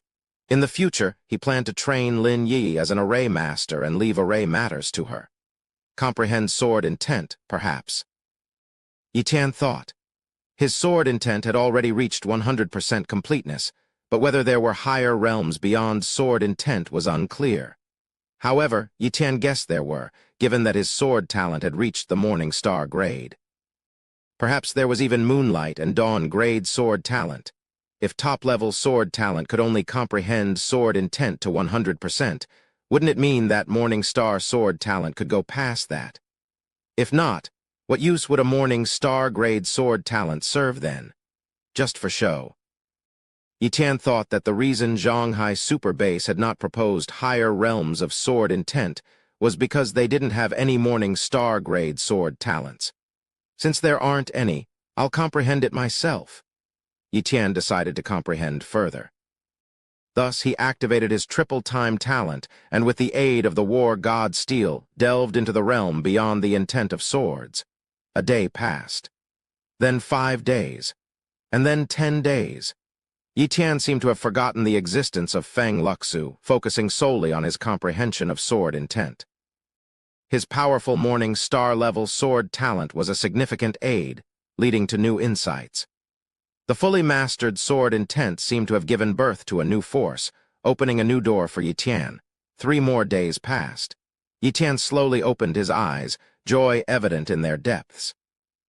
I've broken through. There indeed exists a realm beyond 100% sword intent. Let's call this realm the Sword Dao realm. For simplicity, Sword Dao will do. Yi Tian murmured to himself. Sword Dao encompassed the power of sword laws, an entry-level realm similar to the mystic grade talent, representing a new level. However, entering the realm of Sword Dao was incredibly difficult, requiring at least a morning star-level sword talent. Aside from Yi Tian, no one in Zhanghai Super Base could achieve this. The process of mystic grade talent acquisition in Zhanghai Super Base was the following. People could elevate their top-grade talents to pseudo-mystic grade with treasures, and gradually comprehend higher realms with artifacts like the war god Steel. In this process, their morning star and moonlight cultivation talents, combined with various treasures, allowed them to elevate their pseudo-mystic talents to 70%. Then, during their transition from a king to a saint, they could advance from 70% to mystic-grade talents. Mystic-grade talents had a traceable path, but the birth of Sword Dao had no precedent. Yi Tian was the only warrior in Zhanghai Super Base to have comprehended Sword Dao. However, he had just grasped the basics, merely stepping into the threshold. It would take a few more days to truly enter the first part of Sword Dao. Yet, this initial comprehension did not significantly boost his strength, as he still lacked golden grade or higher sword skills. Once he created sword skills of golden grade or above, Yi Tian's power would receive an unimaginable boost. After 4 more days of comprehension, Yi Tian fully entered the realm of Sword Dao. He noticed that Feng Luxu was still comprehending the axe intent, evidently planning to remain in seclusion for a while longer. However, during the early stages of the saint level, with every 1% of the deep brain domain opened, strength surged significantly. Feng Luxu surely understood this principle and wouldn't focus solely on cultivating axe intent. As expected, on the 18th day, Feng Luxu left, and Yi Tian followed suit. When the two emerged from the war god Steel, Feng Luxu looked at Yi Tian suspiciously, even wondering if Yi Tian had intentionally left with him. "Great Saint Yi Tian! Great Saint Lu Zhu!" Shouts rang out outside the war god tower. Yi Tian seemed uninterested in Feng Luxu, as if his departure was merely coincidental. He walked in a different direction, while Feng Luxu, without greeting Yi Tian, headed towards the battle axe mercenary hall. Unbeknownst to Feng Luxu, Yi Tian had copied his mystic-grade strength talent, and even replicated his 40% pseudo-mystic-grade speed talent. Chapter 174. Shocking turn, the fall of an emperor returning home. Yi Tian couldn't wait to start integrating the mystic-grade strength talent he had acquired. His strength talent had already reached the brink of mystic grade, and with the absorption of Feng Luxu's mystic grade strength talent, it was destined to transform into a true mystic grade strength talent. The integration began with a thought. Boom! The transformation started. The strength mystery merged perfectly with his muscles, becoming an integral part of his body without any barrier. 10 minutes later, the integration was complete. Covered in sweat, Yitian checked his strength talent, which had indeed transformed into a mystic grade strength talent. Strength talent. Mystic just like the defense talent, once it becomes mystic grade, there's no division into parts. It seems that the amplification effect of a mystic grade talent is 100-fold, and it's impossible to continue improving unless I ascend to a higher level of talent, Yitian speculated. TL. Essentially, pseudo-mystic level talents have subrealms, which I have translated as a percent. Mystic realm talents seem to have something called mystery, which is the equivalent of comprehending laws or Taos in other novels. But is there a talent above the mystic grade? He didn't know, and probably no one else in Zhanghai Super Base knew either. Next, Yitian began integrating Feng Luxu's 40% pseudo-mystic grade speed talent, finally raising his own 20% pseudo-mystic grade speed talent to 60%. His speed increased manifold. After using up his 2 copying opportunities, Yitian began his closed-door cultivation, striving to enhance his level 820 cultivation. Thus, Yitian continuously opened his deep brain domain in a top-level cultivation room with triple time acceleration. He even used his only pill that assisted in opening brain domains. In a blink, 3 months passed, and Yitian ended his seclusion. By then, his deep brain domain had opened up to 12%, and he had copied several speed talents from the golden-armored corpse puppets, raising his speed talent to a 90% pseudo-mystic grade. These corpse puppets were from the batch he had slain in the divine space and preserved in his spatial storage. Now they served a purpose as he copied their pseudo-mystic grade speed talents. Unfortunately, their talents were too low to transform his pseudo-mystic grade speed talent into a mystic grade. However, Yitian estimated that with one more pseudo-mystic grade speed talent, he could truly transform his speed talent into a mystic grade. In the Tian Pavilion, Yitian and Yi Yu sat on the highest floor.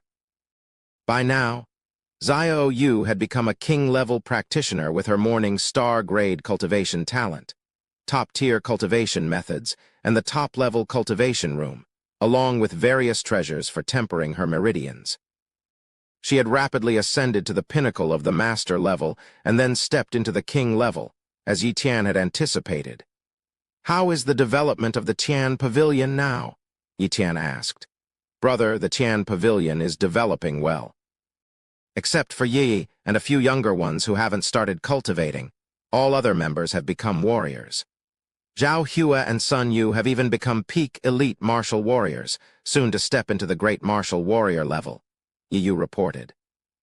Zhao Hua and Sun Yu were the other 2 with morning star-grade talents discovered by Yitian at the age of 15. After arriving at the Tian Pavilion, they began cultivating immediately.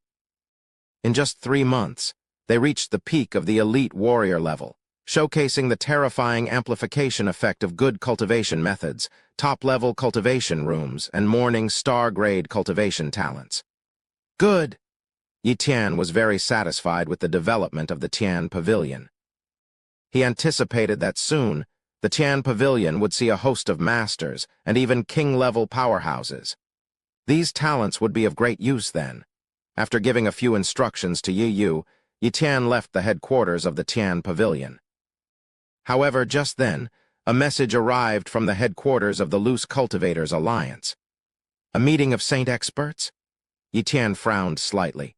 The Loose Cultivators Alliance seldom held meetings, at least not since he had ascended to the Saint level, as it was only a loosely organized group. Something big must have happened, Yitian speculated. Thus, Yitian headed to the headquarters of the Loose Cultivators Alliance. In the highest-level meeting room of the Loose Cultivators Alliance's headquarters, Yitian arrived and saw many saints, including the frenzied Sword Saint, with whom he had previously conducted transactions. Shortly, the meeting room gathered about 30 saints. Most of them were ordinary saints or minor saints, with only a few at the level of great saint. After all, there were only a few dozen great saints in the entire Shanghai super base, so it was impossible for the Loose Cultivators Alliance to have many of them. Great Saint Yitian. The saints greeted him, and Yitian responded casually. Then the frenzied sword saint approached. "Great Saint Yitian, do you know the purpose of this meeting?" he asked with a solemn tone. "I'm not sure," Yitian replied, shaking his head. Frenzied sword saint conveyed through a secret message. "Great Saint Yitian, it's likely that there's trouble at the 5-star level spatial rift. As usual, great saints like us must go there." "A problem at the 5-star level spatial rift." Yitian frowned. This was troubling. The 5-star level spatial rift was a critical juncture. If a rift like that were breached, hordes of ferocious beasts could invade Earth, leading to many Emperor-level beasts appearing on Earth, which would pose a significant danger to many bases. The destruction caused by an Emperor-level beast on Earth would be catastrophic for humanity. Suddenly, Yitian's copy talent enveloped several warriors with moonlight-level cultivation talents, who emitted terrifying auras, indicating they were at the Emperor level. However, to Yitian's disappointment, none of them possessed mystic-grade talents, though one had a pseudo-mystic-grade speed talent. Yitian had not copied this individual's talent yet, and planned to do so, but he had to wait for about 10 more days before he could copy again. As the meeting room's doors opened, 4 emperors walked in. One of them, walking in front, was followed by the other 3. The emperor leading the way is the Kuryuo Emperor, ranked 9th among the 36 emperors, and is considered the second-in-command of the Loose Cultivators Alliance. Frenzied Sword, Saint informed Yitian through a secret message. With this introduction, Yitian gained a preliminary understanding of these emperors. The appearance of 4 emperors made many of the saints present tense up. Kuryuo Emperor spoke. "The Loose Cultivators Alliance is a loose organization and doesn't compel everyone to attend meetings. However, your presence is appreciated. Some of you might already know, and the rumors are true. There's indeed been an incident at the 5-star level spatial rift, and one of the 36 emperors has fallen." "What?" All the saints were shocked, and their expressions changed drastically. The fall of one of the 36 emperors was significant news. How could such an event have occurred without any information being leaked? "Kuryuo Emperor, which emperor has fallen?" Frenzied Sword Saint asked gravely. He was unaware of this development and was deeply shocked. The fallen wasn't just any emperor, but one of the 36. Chapter 175, Soul Attack Talent. It was the Tyrant Dragon Emperor who fell. Kuryuo Emperor said with a hint of sadness. As one of the 36 emperors, the fall of the Tyrant Dragon Emperor was a significant blow to him, signifying that he too could meet the same fate. The Tyrant Dragon Emperor? He was ranked 25th among the 36 emperors, a very powerful figure with mystic-grade defense and strength talents. Many saints were shocked by this revelation. Yitian also frowned slightly, as he knew a bit about the Tyrant Dragon Emperor. The Tyrant Dragon Emperor was a witchman, a member of the Witch God Temple, possessing mystic-grade strength and defense talents. Unfortunately, he didn't have any weapon or boxing talents to further amplify his combat power, but his strength was still formidable. An emperor with a mystic-grade defense talent was incredibly hard to kill, as it could amplify defense by 100-fold. Even without resisting, the Tyrant Dragon Emperor could withstand the attacks of numerous ordinary emperors without harm. However, now, an emperor with 2 mystic-grade talents had fallen, which was shocking news. "Kuryuo Emperor, how did the Tyrant Dragon Emperor die?" Frenzied Sword Saint asked further. "He was ambushed and killed by 3 emperor-level ferocious beasts. The Tyrant Dragon Emperor could have handled them, but unexpectedly, there was a terrifying beast with a soul-type talent. It launched a soul attack that ignored all defenses, annihilating the Tyrant Dragon Emperor's soul in just a few moves." Kuryuo Emperor explained, his eyes revealing a trace of fear. "Soul attack talent. The saints present changed their expressions dramatically. This was a fearsome talent that could bypass both attack power and defense. Only those with strong cultivation or soul talents could resist it. A regular emperor with weak combat strength could potentially use a soul attack to kill one of the 36 emperors. Soul talents were terrifying abilities that could directly annihilate an opponent regardless of their combat strength. Kuryu Emperor, does this mean that the 36 emperors, if they don't have a countermeasure, can't withstand this soul attack? A saint asked in horror. Not necessarily, Kuryu Emperor clarified. The beast with the soul talent is likely just an ordinary emperor-level beast, but its soul force, amplified by the talent, was stronger than the tyrant dragon emperor's, hence annihilating his soul. We aren't sure how many attacks it took, as we only received a transmission from the tyrant dragon emperor before his death, warning us about this beast. We speculate that as long as one's cultivation is high enough and their soul force is strong, they can resist such soul attacks. Moreover, Empress Yu, one of the 36, has a treasure that can resist soul attacks. She has already gone to the spatial rift to hunt for this beast, and if found, she will spare no effort to kill it. Blood Eye Witch Emperor, with his Blood Eye talent, a kind of eye technique attack, has a similar but not as powerful effect as the soul attack. It can also harm the soul and should be able to resist the beast's soul attack talent. Right, Empress Yu. Empress Yu's treasure can easily resist the beast's soul attack. Blood Eye Witch Emperor's Blood Eye talent is also terrifying, containing consciousness attacks. It's a combination of consciousness and eye technique, and with Empress Yu and Blood Eye Witch Emperor, we should be able to counter this Emperor-level beast. It's a pity about the Tyrant Dragon Emperor. If he hadn't been countered, he wouldn't have fallen so easily. The Witch God Temple must be thoroughly enraged, as the Tyrant Dragon Emperor was their third strongest figure. Yitian also frowned. A soul talent of such an overpowered nature appearing, especially on an Emperor-level beast, was indeed terrifying. If it had appeared on a weaker beast, he might have tried to copy it, but with an Emperor-level beast, it was too risky. Though his combat strength was formidable, his soul was relatively weak. Even emperors who have opened 100% of their brain domains and ascended to the Emperor level couldn't withstand the soul attack of an Emperor-level beast. With only 12% of his brain domain opened, Yitian knew that encountering the beast with the soul attack talent would mean certain death for him. However, there was a way out. His high-level soul transfer talent had a year's cooldown, and it was now available for use again. If he were to occupy the body of a saint-level beast and come into contact with that Emperor-level beast, he might be able to copy its soul talent. But this method was extremely risky, and a slight misstep could be fatal. The saints discussed fervently, but Kuryu Emperor silenced them with a gesture. This time, we're not only facing a single Emperor-level beast with a soul talent, but also an increasing number of Emperor-level beasts.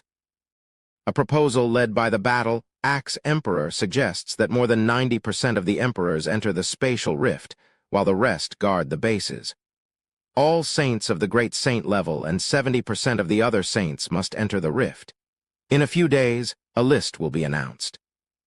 Those assigned but unwilling to go will be taken by force, and fleeing will result in pursuit by an emperor. I'm just here to inform you. You must understand that if we can't hold the line, Zhonghai Super Base is in danger. I understand, the saints responded in unison. Kuryu Emperor concluded. That's all for today. I have other matters to attend to, and left with the other emperors. The saints didn't leave immediately, but started exchanging goods and information. Yitian stayed and approached Frenzied Sword Saint. Frenzied Sword Saint, do you know of any sword skills beyond the golden level? Yitian inquired. Frenzied Sword Saint curiously asked why Yitian was interested in this.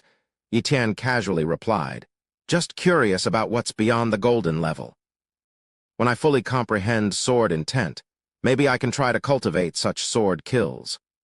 Frenzied Sword Saint seemed to believe him, doubting that Yitian, at his age, had fully comprehended sword intent, as it had taken him decades without achieving it. Beyond the golden level, There are indeed more powerful sword skills. I heard that the battle axe emperor has one, which was borrowed by the third-ranked emperor, Lu Shi. However, Lu Shi only mentioned that such skills was impossible to cultivate. Despite fully comprehending sword intent and mastering 10 golden-level sword skills, he failed to cultivate a sword skill of that level. Only the battle axe emperor has access to it, and Lu Shi swore not to disclose its contents, explained Frenzied Sword Saint. How can one borrow that sword skill from the battle axe emperor? Yi Tian showed great interest. Frenzied Sword Saint advised against it, mentioning that even Lu Shi couldn't learn it, and that the price for borrowing it was enormous. Lu Shi had paid the price of 10 golden-level sword skills just for a glimpse, and the battle axe emperor, despite unable to comprehend it himself, guarded it jealously. Yi Tian outwardly seemed to give up the idea, but internally resolved to find a way to borrow that sword skill. Chapter 176. 24 treasures. Yi Tian was certain he would be chosen to enter the spatial rift and guard the front line. He had no objections to this. Humanity needed their strongest to protect it, and choosing to flee in the face of danger would be a disservice to mankind. Therefore, he wouldn't run or be afraid. Compared to average saints, he had many more means to save his life, except in the case of the Emperor-level beast with the soul attack talent. 3 days later, the Loose Cultivators Alliance sent a message. He was required to report to the base at the spatial rift within 10 days. 10 days, huh? Time to prepare, Yi Tian muttered to himself. He still had many resources, some of which he had left with the Tian Pavilion, and others he could sell, like the God-forging pills. Originally, he had 3 God-forging pills. He gave one to Wang Yan and still had 2 left. These pills were highly valuable in Zhonghai Super Base, especially for the offspring of emperors with extraordinary cultivation talents who struggled to break through to the saint level. The God-forging pills could help them with a high probability of advancing to the saint level.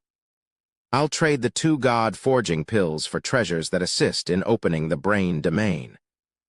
My cultivation speed is already much faster than others, but with enough brain-opening treasures, I can make a significant leap in a short time, Yi Tian planned. Power was the most important thing, and the God-forging pills were of no use to him. His sister, Yi Yu, with her morning star-level cultivation talent, wouldn't need such treasures. As for the others in Tian Pavilion, he wouldn't provide them with the pills. They had to rely on themselves. Soon after, Yi Tian listed the God-forging pills on the trading platform of the Loose Cultivators Alliance. He offered each pill in exchange for 10 brain-opening treasures, amounting to 20 treasures for both pills. The listing was quickly taken up, showcasing the rarity of such pills.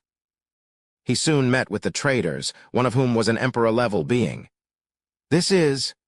Yi Tian looked at the Emperor, puzzled. The trader should have been the king-level person, not this Emperor. From his talents, Yi Tian recognized the Emperor as Qin Shan from the Qin sect, an Emperor-level being from the Qin sect coming to trade in the Loose Cultivators Alliance, which was against the rules. I am Emperor Qin Shan from the Qin sect. Great Saint Yi Tian, please don't be angry. We know this breaks the rules, but we are willing to increase the stakes of the trade. The king-level person spoke. Yi Tian asked Qin Shan directly what price he was willing to pay for the 2 God-forging pills. Qin Shan offered 24 brain-opening treasures, each capable of helping a Moonlight-level talent open 0.5% of their brain domain in half a month, equating to 12% in a year. For Morning Star-level talents, it would mean a 4% opening in a year. Such treasures are extremely rare, and the value of each, as you know, is considerable. Offering 24 is already a significant gesture of sincerity, Qin Shan stated firmly. Agreed. Yi Tian nodded in acceptance. Let's swear on the trade then, Qin Shan said with relief. He was trading the pills for his children, hoping to help his son, a potential 5-star-level warrior, and his recently ascended king-level daughter, both of whom only had extraordinary cultivation talents. Therefore, Qin Shan had to prepare treasures like the God-forging pill for his 2 children. Such treasures were always in short supply, even for a powerful faction like the Qin sect, with so many emperors and offspring with extraordinary cultivation talents. Unable to procure such treasures from the Qin sect, and with no success in the divine space, Qin Shan resorted to seeking trades, hoping someone would trade a god-forging pill. Finally, a king-level member of the Loose Cultivators Alliance, whom Qin Shan had previously helped, provided him with information about the god-forging pill trade. After the successful trade, Qin Shan sighed in relief. Now my 2 children have a chance to break through to the saint level. Yi Tian obtained 24 brain-opening treasures, 4 more than he initially expected, and these treasures were far superior to ordinary ones. It was indeed a profitable trade. Back home, Yi Tian began using the treasures to open his brain domain, simultaneously activating triple time acceleration. Boom! His deep brain domain opened rapidly under the influence of his consciousness and the treasures, much faster than before. With one of these treasures, a moonlight-level cultivator can open 0.5% of their brain domain in half a month. However, as a dawn-level cultivator, I can open 0.5% in 3 days, and with triple time acceleration, I can open 0.5% in just 1 day in the external world. Yi Tian murmured. Sure enough, after 1 day of closed-door cultivation, Yi Tian opened 0.5% of his deep brain domain. A single treasure could sustain 2 days of his cultivation, meaning one treasure could open 1% of his brain domain. 24 treasures would be enough for him to open 24% of his brain domain in 48 days. This is incredible. Using resources really speeds up the process. I've already opened 12%, and with these treasures, I'll reach 36% of my deep brain domain. My strength will surely surge by then, Yi Tian exclaimed excitedly. He continued cultivating, with about 9 days left before he had to report. In a blink of an eye, 8 days passed, and Yi Tian had opened 16.5% of his deep brain domain. It's time to leave, he concluded, ending his seclusion to head to the 5-star level spatial rift. Before leaving, he gave instructions to Yi Yu and the members of Tian Pavilion, and then left Zhonghai Super Base. 70,000 kilometers to the southeast lay the 5-star level spatial rift guarded by Zhonghai Super Base. When Yi Tian arrived, he saw a gigantic spatial rift over 1,000 kilometers long, as if the sky itself had been torn open. Compared to the 3-star level spatial rift near the Demon Sea Base, this seemed trivial. Numerous powerful arrays, including morning star-level arrays, were deployed around the rift on Earth's side. A large army, along with numerous kings, saints, and even emperors, was stationed here. Yi Tian could sense several terrifying auras from the fortress, which was quite intimidating. Upon his arrival, a king-level figure approached and greeted him. Great Saint Yi Tian, please follow me. Chapter 177. Acquiring the medium blood eye talent? Ha! Yi Tian followed a king-level guard through layers of security and entered a massive fortress, where he promptly received a token. This token was one of the credentials to enter the spatial rift. It served as a safeguard against the possibility of ferocious beasts sneaking into Earth. In this era, any kind of talent could exist, including the talent for disguise. The people at Zhonghai Super Base were aware of this disguise talent, hence the need for the token. If someone perished, their token would shatter. Only the individual carrying their own crafted token could pass through the spatial rift's surface array light screen. Otherwise, it was impossible to get through. Yi Tian crossed the spatial rift and quickly saw a vast base. This base, compared to Zhonghai Super Base, was undoubtedly much smaller, but in terms of defense, it was even more robust. There were no high-rise buildings in the base, just massive castles and palaces. Each palace and castle were constructed with extremely sturdy materials and equipped with defensive arrays. Such construction was costly, but necessary. Without it, a single attack from ferocious beasts would obliterate the base. For example, the many 29-story buildings in Zhonghai Super Base weren't very sturdy. However, since the base's interior was relatively safe, they were constructed in that manner. Here, at the front line of battle, it was impractical to build such extravagant but impractical high-rises. Upon entering the base, Yi Tian, under the guidance of a guard, reported in and officially stationed himself at the base. Over the next few days, Yi Tian began to familiarize himself with the base. Firstly, the base's population was not large, mostly consisting of king-level and above powerhouses, with a few grandmasters. These grandmasters belonged to the military forces jointly invested by major powers, responsible for handling attacks by top-tier and high-tier ferocious beasts. Many of these beasts, having low intelligence, did not understand the base's strength and would attack upon seeing humans. These issues were handled by the military. Under normal circumstances, apart from some special missions, king-level and above powerhouses would usually train within the base. But now, normal training was impossible due to the frequent appearance of saint-level and emperor-level ferocious beasts nearby, requiring the saint-level and above powerhouses to often investigate the situation. As a newcomer, Yi Tian had a month's rest period, after which he also had to undertake missions. For Yi Tian, the only drawback of this base was the abundance of pseudo-mystic talents. Emperor-level and saint-level powerhouses were common sights here.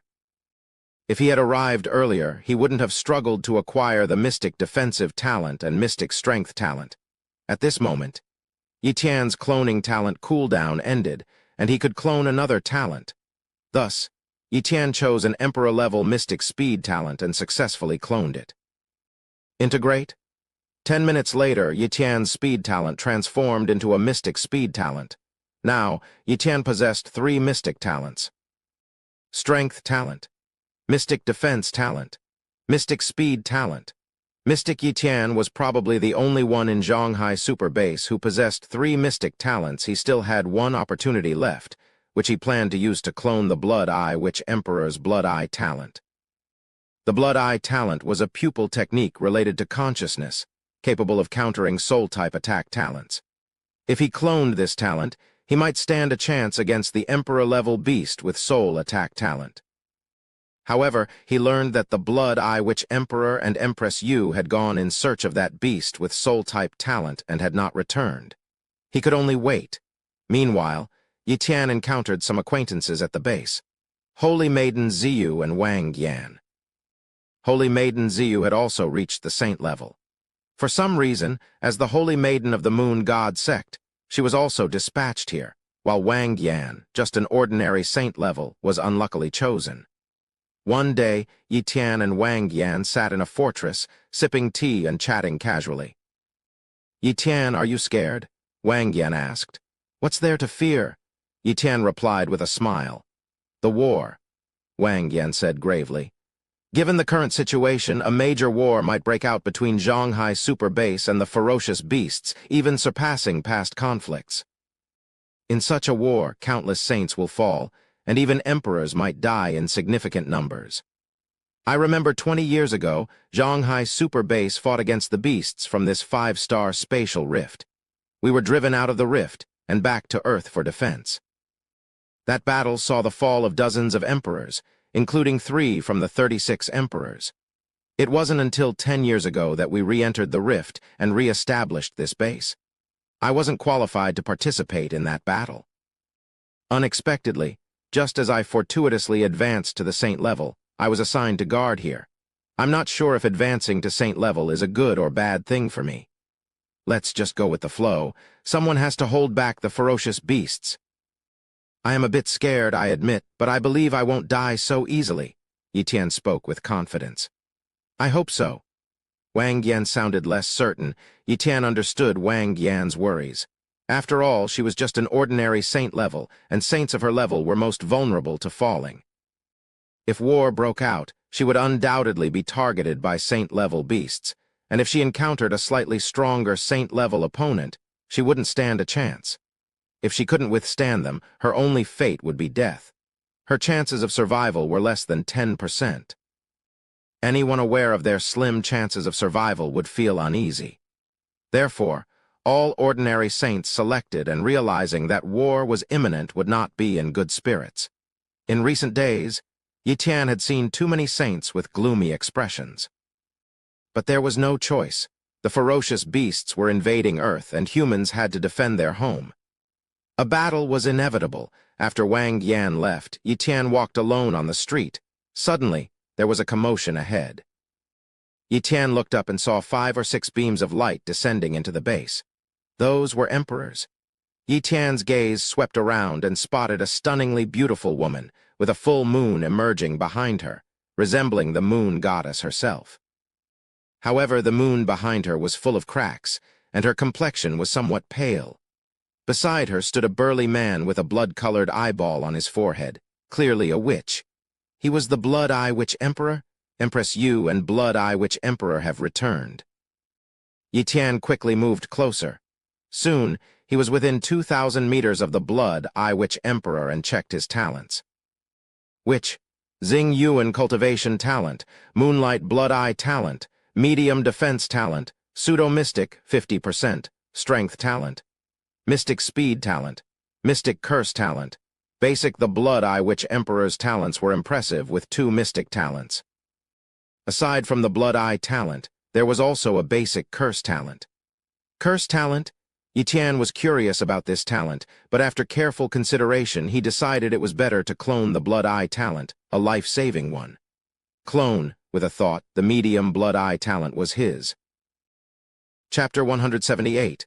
Emperor-Level Combat Power. After copying the medium-grade Blood Eye Talent, Yi Tian returned to his residence, the 3rd layer of a fortress. He activated the array and began to integrate the Blood Eye Talent. This time there was no pain, only a slight warmth in his body. Soon, the integration was complete. Now, among Yi Tian's many talents, the medium-grade Blood Eye Talent was added. Unlike the Blood Eye Witch Emperor, who shot beams from the 3rd eye on his forehead, Yi Tian could activate this talent from any eye. Initially, Yi Tian thought that copying this talent would result in an extra eye on his forehead, but he realized it was a misunderstanding. With the medium-grade Blood Eye Talent, Yi Tian felt somewhat reassured. In case the Emperor-level beast attacked him with a soul attack, he could promptly activate the Blood Eye Talent to counter it, possibly avoiding instant defeat. Unfortunately, the true purpose of the Blood Eye Talent was to annihilate the enemy's consciousness and confuse their soul, not directly destroy their soul. In terms of soul attacks, the effectiveness of the Blood Eye Talent was relatively weak. But it was the only talent Yi Tian found to counter soul attacks. Soon after, Yi Tian contacted the Holy Maiden Ziyu and learned about the whereabouts of Empress Yu, Blood Eye Witch Emperor, and others. They actually found that Emperor-level beast. Yi Tian was astonished.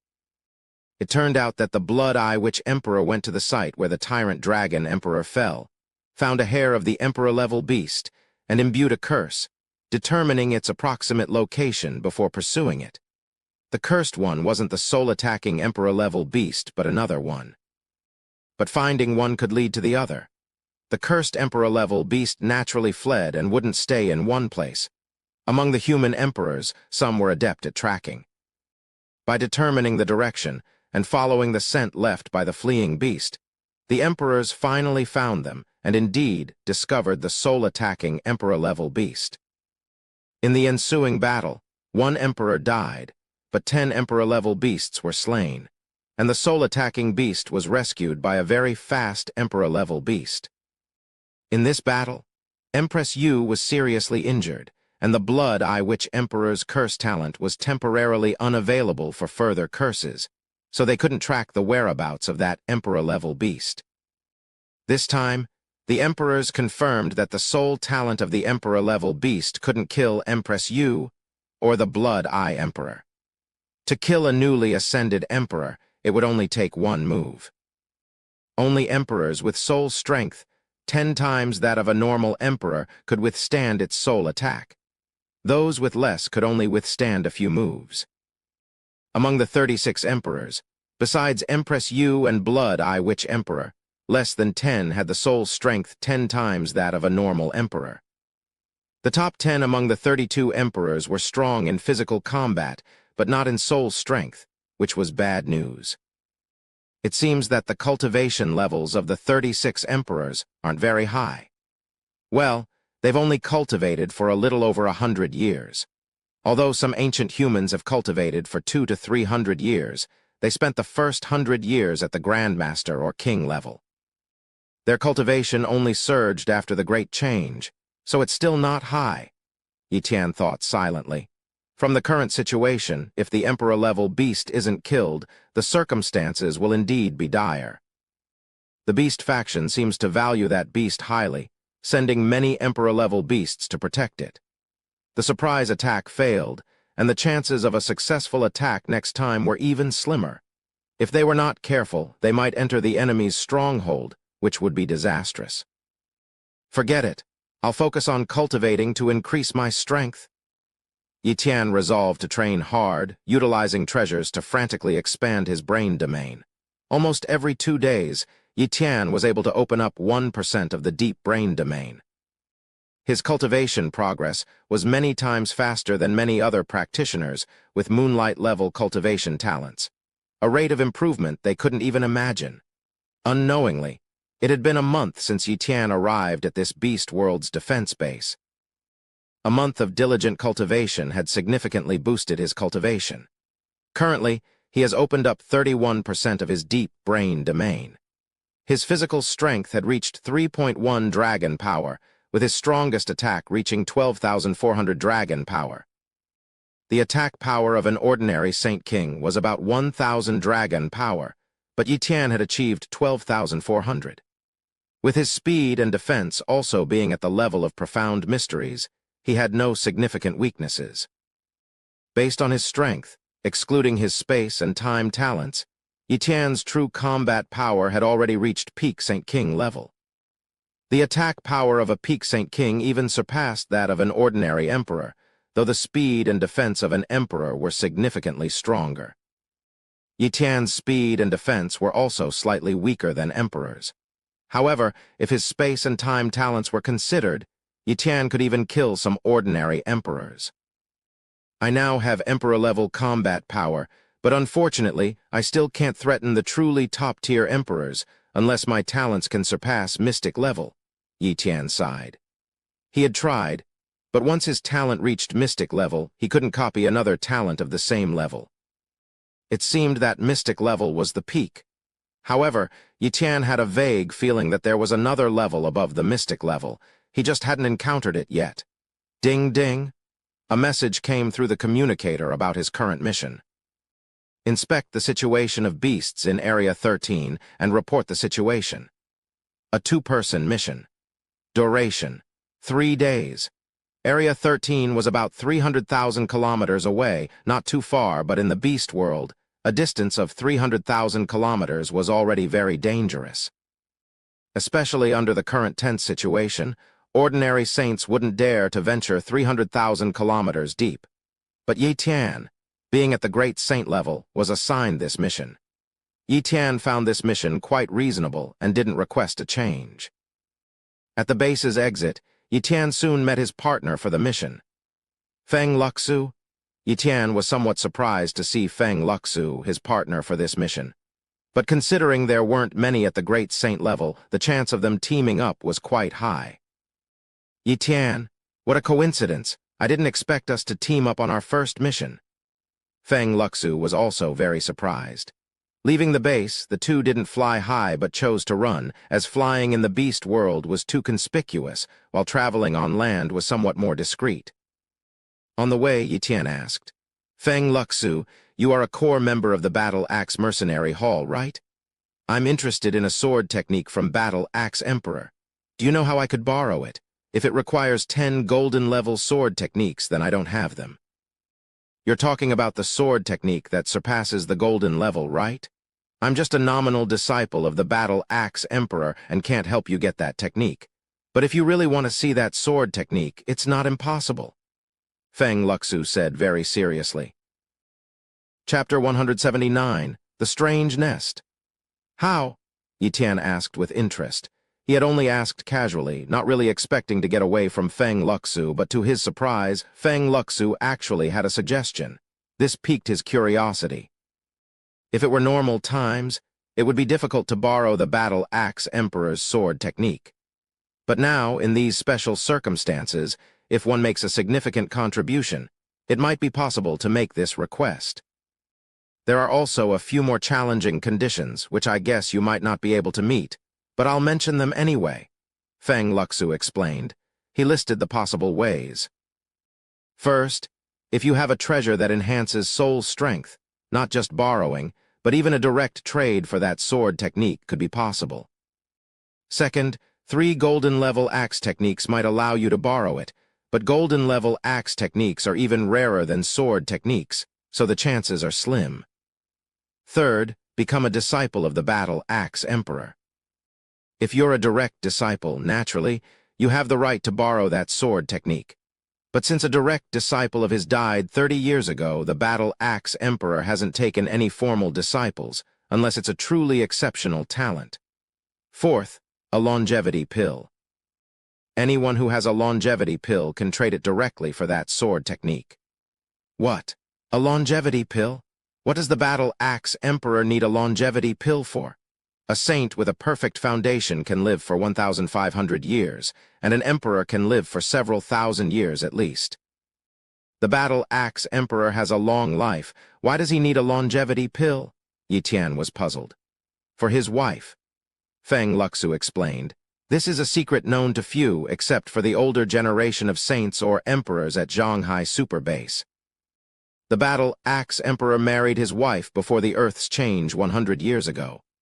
Unfortunately, while the Battle Axe Emperor had exceptional talent, his wife had none.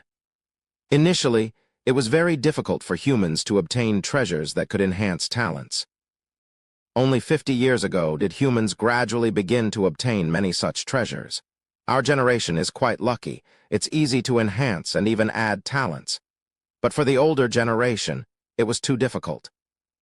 Thus, until 50 years ago, even at great cost, the Battle Axe Emperor could only get his wife a medium talent. By then, she didn't have much life left, and you can imagine how slow her cultivation progress was. In the meantime, the Battle Axe Emperor used many precious treasures to extend his wife's life, up to today. Now, although his wife's talent has reached the Morning Star level, she's still at the limit of a great martial warrior and can't break through to the Grandmaster level. Her body is too old. If she tries to break through, her meridians could easily shatter. This isn't something talent can overcome unless she can obtain a treasure that reverses aging. Otherwise, she has no hope of becoming a Grandmaster. I see. Yi Tian sympathized with the Battle Axe Emperor. Age indeed makes cultivation difficult. Even with high talent, if one starts cultivating at an older age, there's not much future. For example, in the civilian area Yi Tian previously visited, he found many elders with excellent special talents. But he didn't recruit them because even if he did, it wouldn't be possible to cultivate them. Their life essence was nearly exhausted, and cultivating would not only fail to improve their strength, but would also drain their life essence, leading to an earlier demise. Age is an insurmountable barrier. The older one gets, the more difficult cultivation becomes. If one doesn't step into the Grandmaster realm when young, there's little potential later. It's already too late to enhance talent in old age. Even someone as powerful as the Battle Axe Emperor is powerless in this regard. Of course, there are countless treasures in the world, perhaps even ones that can reverse aging, but the Battle Axe Emperor doesn't have them, nor does the entire Zhanghai Super Base. But for Yi Tian, this was an opportunity. He had a longevity pill from the temple space, which could extend life by 100 years. The Battle Axe Emperor wanted to extend his wife's life, not only to live longer with her, but also in the hope that one day she might become a Grandmaster. What the current Battle Axe Emperor couldn't achieve might be possible in 100 years. After this mission is over, I'll go to the Battle Axe Emperor, Yi Tian decided. He didn't mention the longevity pill to Feng Luxu. Actually, Feng Luxu was a decent person. At least he was honorable, like when he avenged a fallen king-level warrior by pursuing Sun King in the temple space. Soon, Yi Tian and Feng Luxu arrived at Area 13. Be careful, Yi Tian. Although your strength is now somewhat stronger than mine, in this place, we might encounter Emperor-level beasts at any time. Ordinary Emperor-level beasts are fine. We can handle them. But if we meet one with powerful special talents, we're done for. Feng Luxu warned seriously. Don't worry with me here, we'll be fine, Yi Tian reassured. Yi Tian displayed great confidence. Feng Luxu, not knowing the source of Yi Tian's confidence, still advised caution. Still, be careful. How should we investigate, together or split up? Let's split up, Yi Tian suggested. That's fine. It doesn't make much difference whether it's one person or two. If we really encounter a powerful Emperor-level beast, it's actually better to be apart, Feng Luxu agreed, nodding. Yi Tian understood the implication of his words. If they encountered a powerful Emperor-level beast, being separated might at least save one of them. But Yi Tian had his own plans. He had many secrets, and being alone would make it easier to use his methods. Swiftly, Yi Tian and Feng Luxu split up, heading in different directions to survey Area 13. The so-called survey involved confirming the levels and numbers of the beasts in the area without engaging in combat. Thus, the primary requirement was to conceal their presence, meaning they did not even kill low-level beasts. Over 100 top-level beasts, 3 king-level beasts, found a saint-level beast. Discovered a beast nest with about 10 saint-level beasts, several king-level beasts, and thousands of top-level and high-level beasts. Yi Tian reported the information he gathered bit by bit. His rapid surveying was due to his use of spatial perception, allowing him to detect even the beasts sleeping underground. A day passed, and Yi Tian had almost completely surveyed his assigned area. Just then, Feng Luxu sent a message. Yi Tian, I've found a strange beast nest. My spiritual sense can't detect the situation inside. The current situation is unclear. Do you have a way to investigate? If you do, come quickly. If not, it's best not to come. I do, Yi Tian replied. Feng Luxu then reported his location, and Yi Tian hurried over. Before long, Yi Tian arrived at Feng Luxu's position. Feng Luxu was hidden inside a large tree, quietly observing a large mountain. This mountain was pitch black, its stones somehow blocking spiritual perception, but saint-level beasts were frequently seen entering and leaving the mountain's caves. This indicated that the nest was no ordinary place. Seeing Yi Tian arrive, Feng Luxu sent a telepathic message. Don't reveal your presence. This nest is unusual. Chapter 180. The golden-winged Peng and the void flower. Yi Tian concealed his presence and entered the tree. Yi Tian, the stones of this mountain must be a kind that blocks spiritual sense. They're very valuable. Many of the top forces' headquarters in Zhanghai Super Base are made of similar material to block spiritual detection and suppress the extension of spiritual sense. That's why those saint-level beasts haven't used their spiritual sense to detect me. Otherwise, I would have been exposed here long ago. Feng Luxu communicated telepathically. Yi Tian tried it out, and indeed, his spiritual sense was suppressed, probably to only 1/10 or even less of its usual range.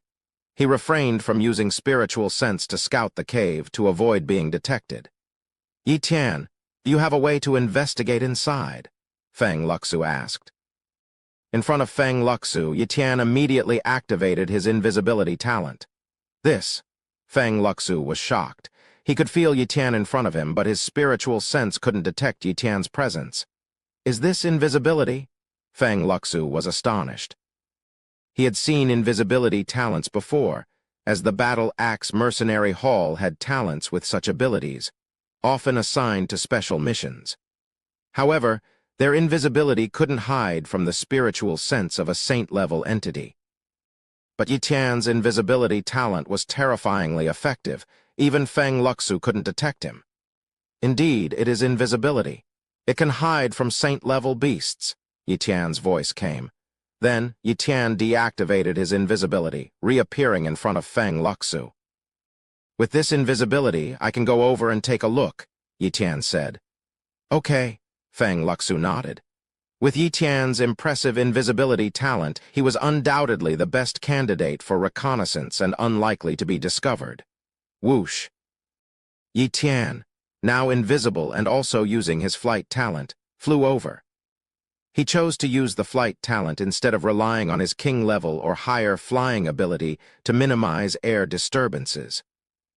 Even the slowest saint-level flight would create some air disturbance, which might be detected by a beast with a special ability to sense minor changes in the air. But a flight talent, being an ability, wouldn't cause such disturbances and was less likely to be discovered.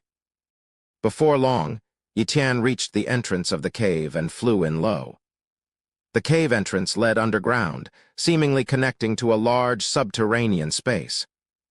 At this point, Yi didn't dare to use spatial perception to investigate, as it could not deceive powerful saint-level beasts, and if any beast also had spatial talents, he would be exposed. "I'm here." Yi reached a vast underground space, like a small underground world. Here, Yi saw many saint-level beasts and sensed the presence of several emperor-level beasts in the distance. One of them, a golden bird resembling the mythical golden-winged peng, took his breath away. Its wings, likely hundreds of meters long, shone like two small suns. The other emperor-level beasts seemed like its guards. This bird must be the king here, Yi speculated. As he flew closer, a familiar, intense longing surged within him.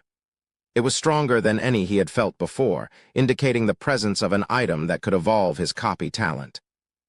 Excitedly, he approached within 2,000 meters of the large bird and used his copy talent to check its abilities.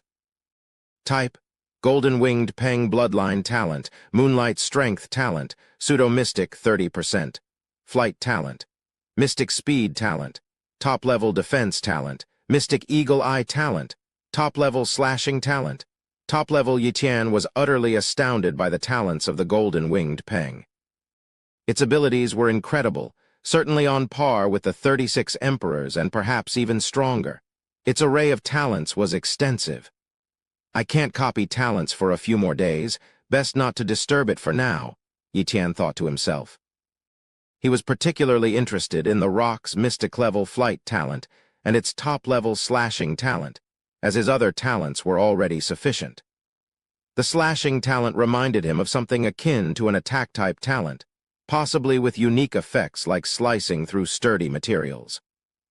Moving his gaze from the golden-winged peng, Yi carefully navigated around it, focusing on something behind it. There, he saw a flower growing in the void, rooted deep within the space. Yi decided to call it the Void Flower. "This void flower must be the source of my intense longing. I must obtain it." Yi resolved. He figured the golden-winged peng was guarding this flower, making this place its nest. The special nature of the mountain above had probably kept it hidden from people or other powerful emperor-level beasts.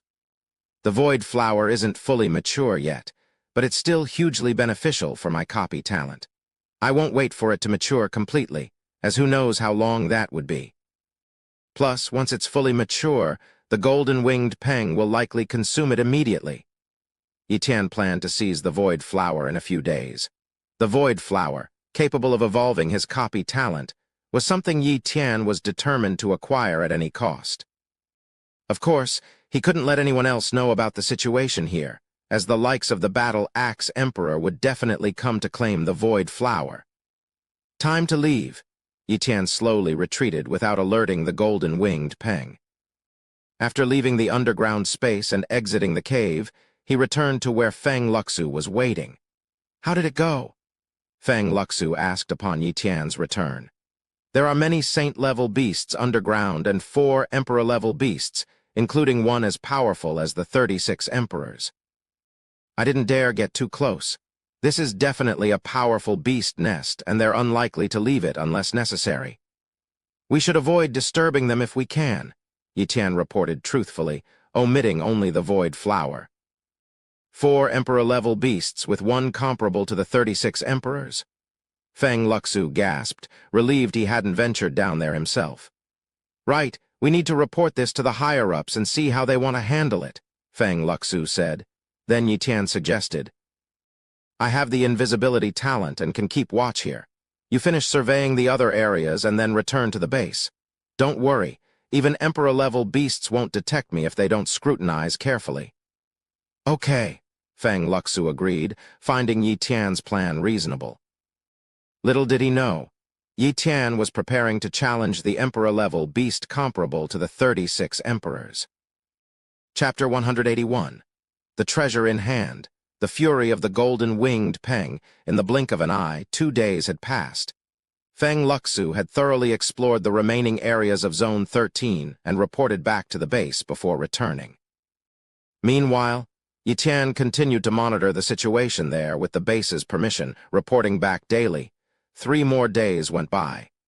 Yi Tian's copy talent cooldown ended. He could copy again. However, before making his move, he sent a message to the base. The content of the message was a lie, claiming he had noticed some unusual movements in the beast nest, and requested the base to send one of the top 36 emperors for reinforcement, preferably one of the more powerful ones. This was because once he stole the Void Flower, the emperor-level beast, the golden-winged Peng, would surely be enraged. By then, this entire area would be engulfed in the fury of the golden-winged Peng. If the base didn't take measures, it could easily suffer significant damage. After sending the message, Yi Tian, code-named 610, entered the cave. Soon he approached the golden-winged Peng. Mystic-level flight talent copy. Top-tier slashing talent copy. After copying these 2 talents, Yi Tian then set his sights on the Void Flower, closer, even closer. Quickly, Yi Tian was within arm's reach of the Void Flower. Whoosh, Yi Tian's speed reached its peak, grabbing the Void Flower in one swift motion and storing it in his spatial equipment. Then, he immediately activated teleportation, moving through the channel within. He didn't choose to turn invisible while retreating because it was too slow. If the golden-winged Peng attacked in a frenzy, he would still be within range of the attack. The golden-winged Peng's attack was so powerful that even a slight graze could cause serious injury. Wu tilde tilde tilde. The cry of the golden-winged Peng echoed. It opened its eyes and saw its guarded treasure, the Void Flower, gone. In the next instant, sensing Yi Tian's aura, it didn't hesitate to spread its golden wings, slicing through the void. Boom! Golden light, as if tearing through the void, enveloped the entire underground space. This was the result of the golden-winged Peng's numerous wing slashes in an instant. Numerous beasts died within the golden light. Even some saint-level beasts were affected. The golden-winged Peng didn't care about the deaths beneath its wings. Its sole focus was to kill its enemy. Boom, boom, boom. The sturdy underground stone walls were also struck by the golden light, turning into countless dust particles. Meanwhile, Yi Tian rapidly teleported, avoiding these attacks. In an instant, Yi Tian teleported to the outside world and continued teleporting. After several teleports, he quickly activated his invisibility talent and entered a river. This was part of his pre-planned escape route. Just moments after Yi Tian turned invisible and entered the river, a gigantic golden-winged Peng appeared above, its divine sense covering tens of thousands of miles, scanning inch by inch the earth, rivers, and all weaker beings and beasts, in an instant.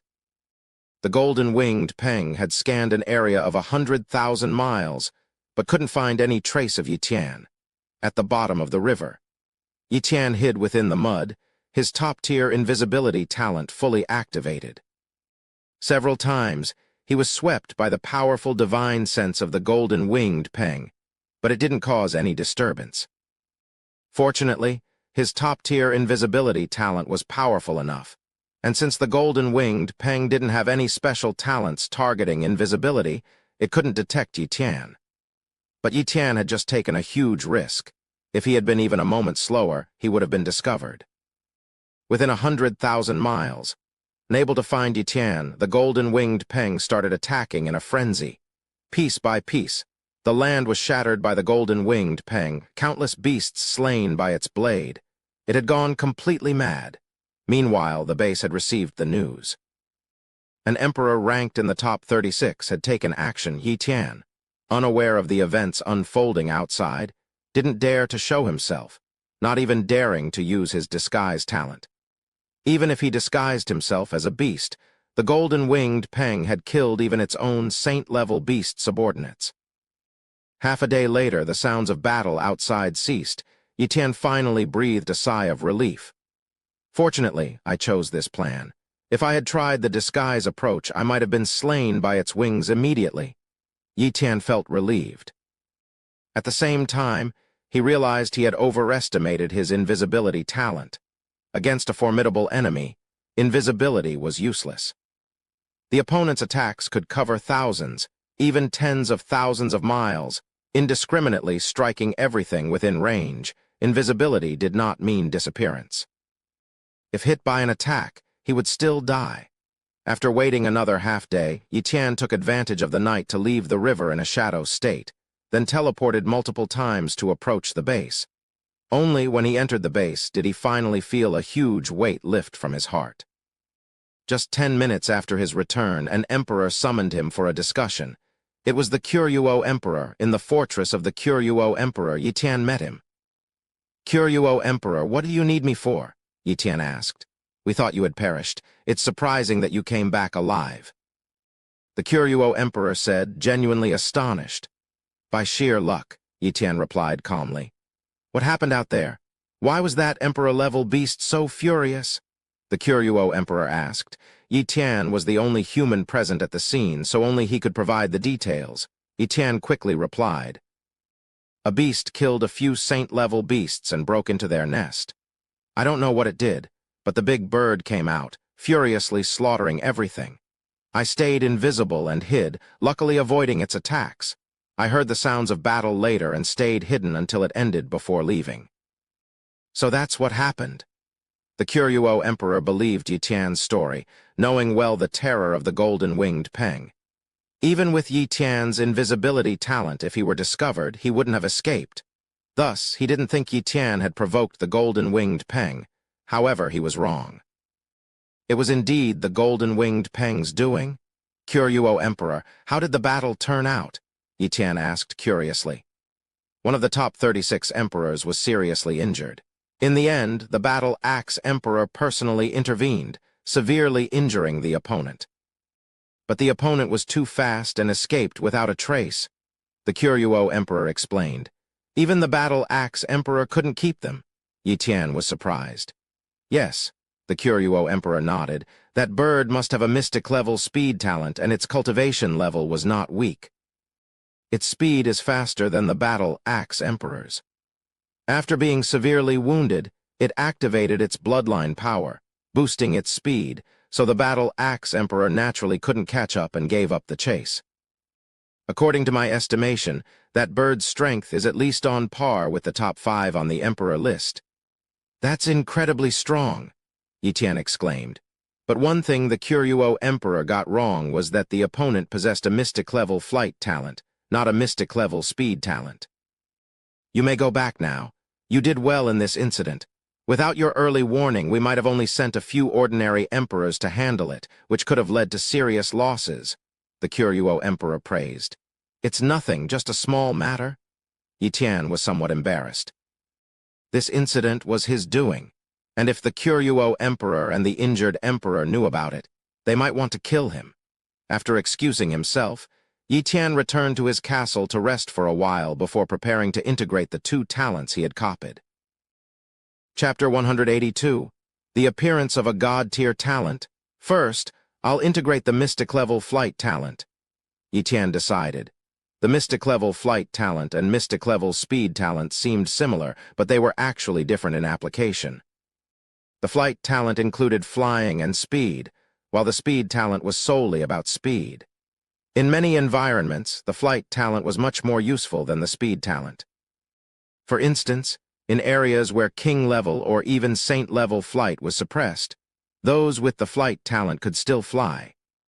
Yi Tian chose to copy the mystic-level flight talent so he could fly quickly while invisible without causing any disturbance. Flying with saint-level power alone would be noisy and not conducive to stealth. Merge. Boom. The mystic-level flight talent began to merge with Yi Tian. 10 minutes later, the merging was complete. Yi Tian checked his talent status, and the flight talent had upgraded from high level to mystic level. Flight talent. Mystic. This was Yi Tian's 4th mystic level talent. Next, Yi Tian started to integrate the top-tier slashing talent. The integration was almost painless, and he successfully merged the talent. He discovered that this talent was quite extraordinary. It can imbue any weapon or body part with slashing properties, capable of cutting through extremely tough materials. Yi Tian was very interested in this ability.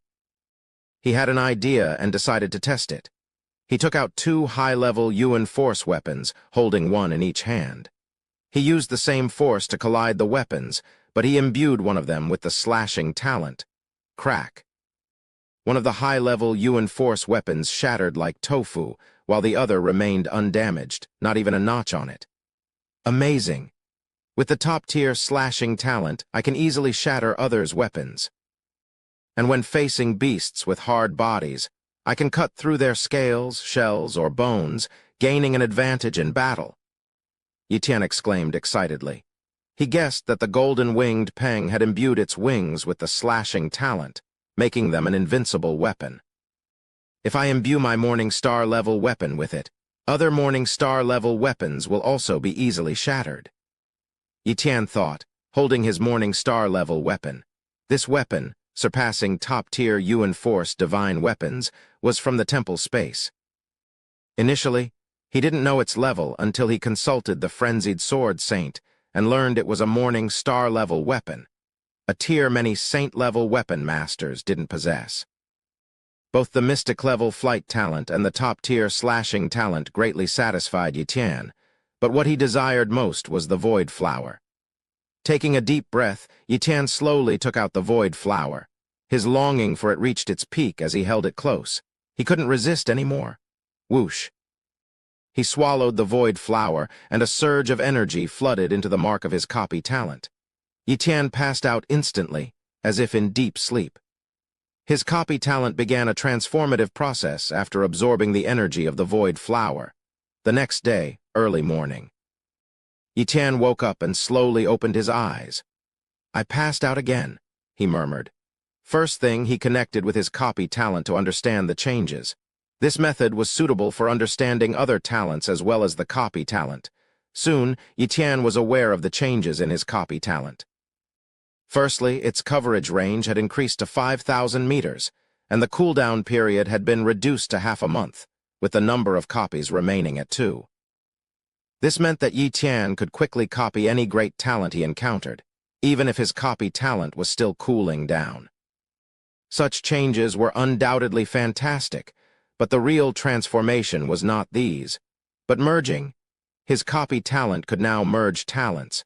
Mystic-level talents could merge into a brand new talent that surpasses the Mystic level. This was the next step for those who possessed Mystic-level talents. However, not all Mystic-level talents could merge. They must have compatibility, otherwise the merging would be impossible.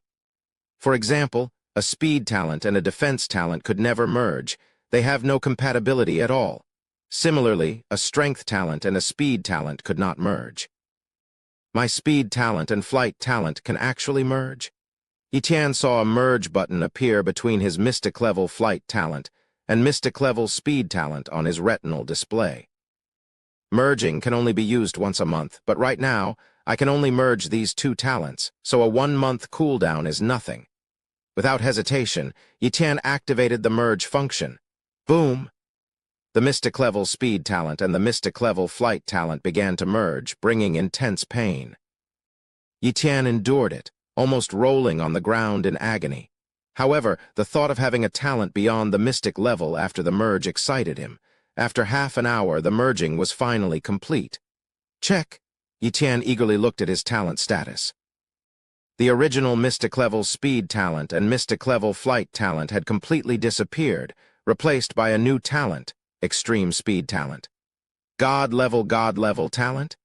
Yi Tian exclaimed in surprise. This was a wholly new level of talent, breaking the limits of the Mystic level.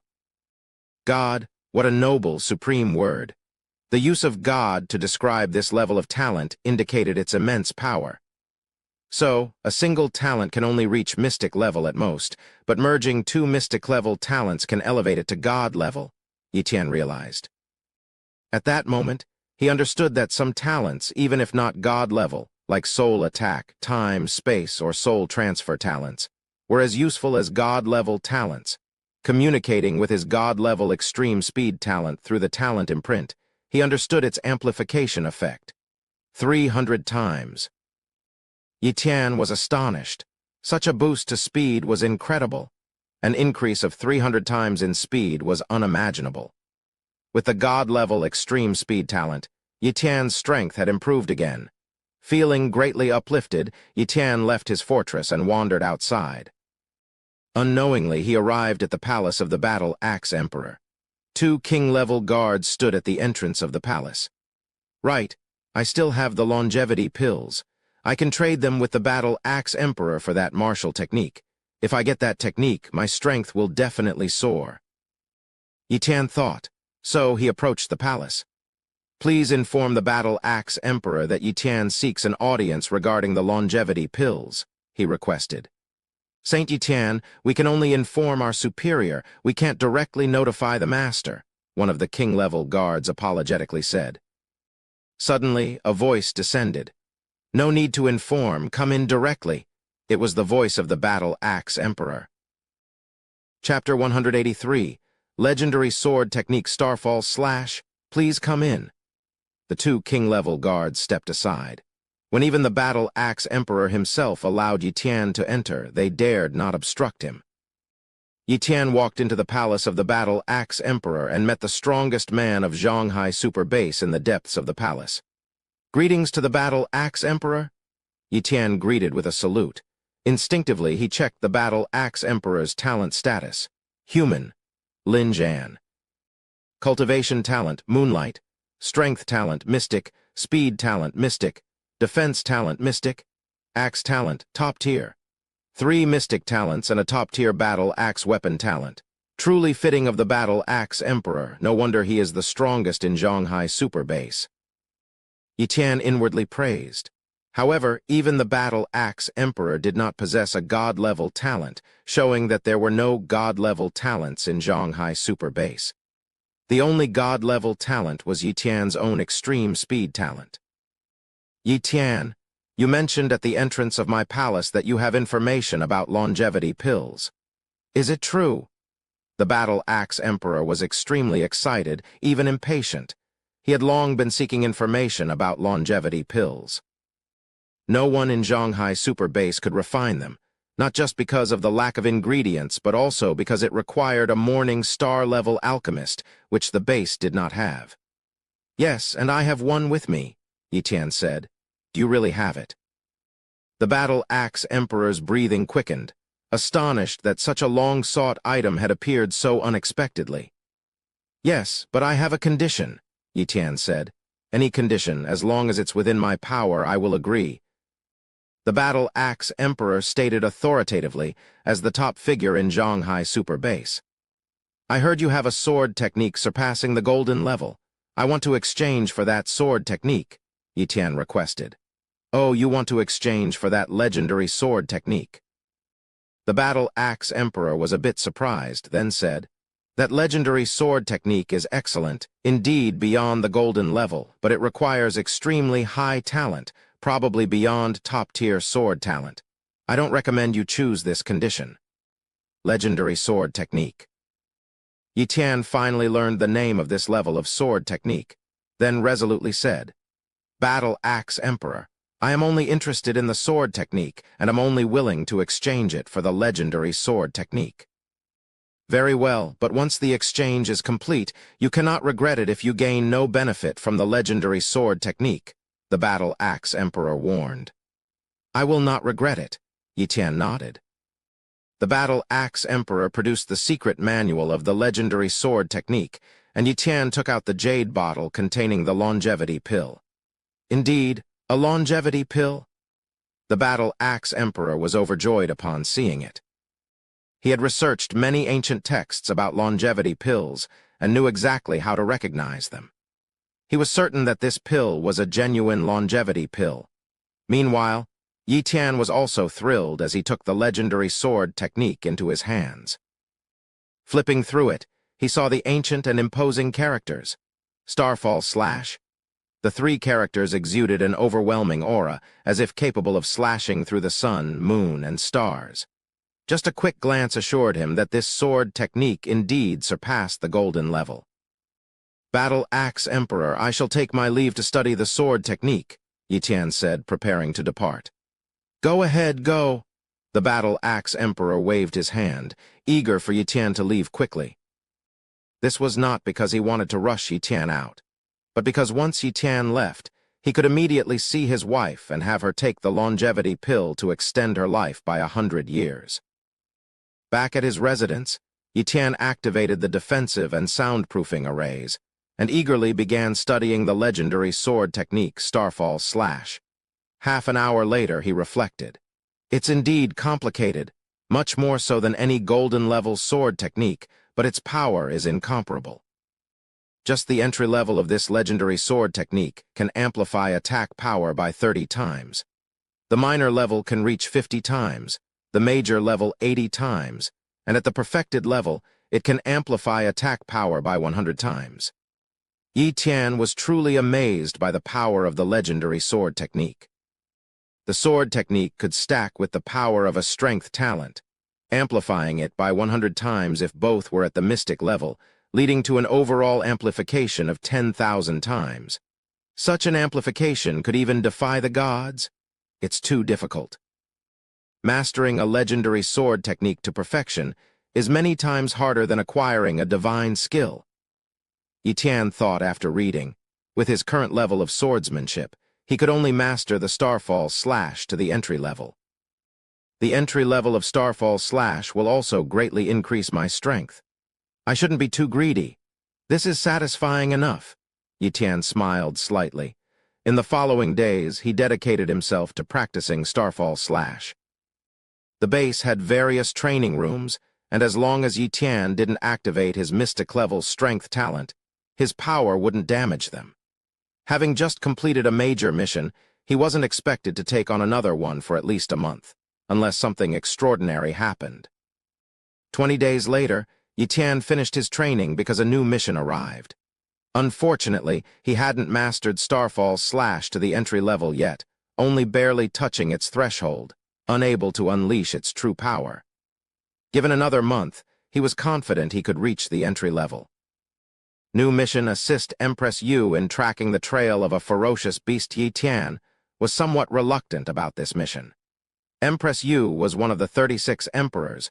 Being involved in such a mission seemed too dangerous. I'll go and see if I can change this mission.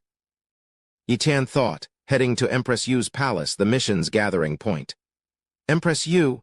Yi Tian saw a woman, Empress Yu herself, and beside her were the Battle Axe Emperor, Blood Eye Emperor, and other emperors. Yi Tian, you've arrived. The Battle Axe Emperor greeted him warmly, grateful for the longevity pill that extended his wife's life by 100 years, in exchange for a legendary sword technique that wasn't very useful to him. Greetings to all the emperors? Yi Tian greeted. Then he said, Sirs, can someone else take this mission? I'm only at the saint level, and assisting Empress Yu might not be appropriate. Kid, are you afraid of dying? Blood Eye Emperor, with his 3 eyes, taunted. Yi Tian rolled his eyes silently. Wasn't that obvious? Yi Tian, the opportunity to assist Empress Yu is a dream for many. How can you be unwilling? The Battle Axe Emperor joked. Damn, bro, what about your wife? After all, Empress Yu, despite being over 70 years old, was the youngest among the emperors. She established the Moon God sect at 20 and quickly raised it to one of the 4 great powers. She was also the fastest to advance to emperor level and remained single. At her age, which was like a young woman in her late teens in terms of human lifespan, she was an unattainable goddess in many people's hearts. Unfortunately, Empress Yu's personality was too cold, and many couldn't even get close to her. The Battle Axe Emperor and others stayed 10 meters away from her, as getting too close would invoke her aura, pushing them away. However, they knew that Yi Tian had to get close to her for the mission, a task that many would envy. Chapter 184. Dragging Empress Yu into flight. Yi Tian, completely unaware of the situation, opened his mouth to ask. Honorable emperors, with so many saints and even emperors among you, Why am I chosen to assist Empress Yu? I request the emperors to enlighten me. Empress Yu, not a man of many words, simply stared at Yi Tian with cold eyes as if to say, "Boy, it's your luck to assist me, and you even think of refusing," the battle-axe emperor explained. "Yi Tian, you must possess a top-tier talent for invisibility, right? It is said that this talent can even make it hard for emperor-level beasts to detect your presence, and you can also turn others invisible along with you. We have lost many powerful beings in our quest to find the beast with the soul talent. After startling the snake in the grass last time, it has become even harder to locate it. Therefore, we want you to turn invisible with Empress Yu. Empress Yu holds a treasure that can protect 2 people from soul attacks. This time, your mission with Empress Yu is to find that beast with the soul talent.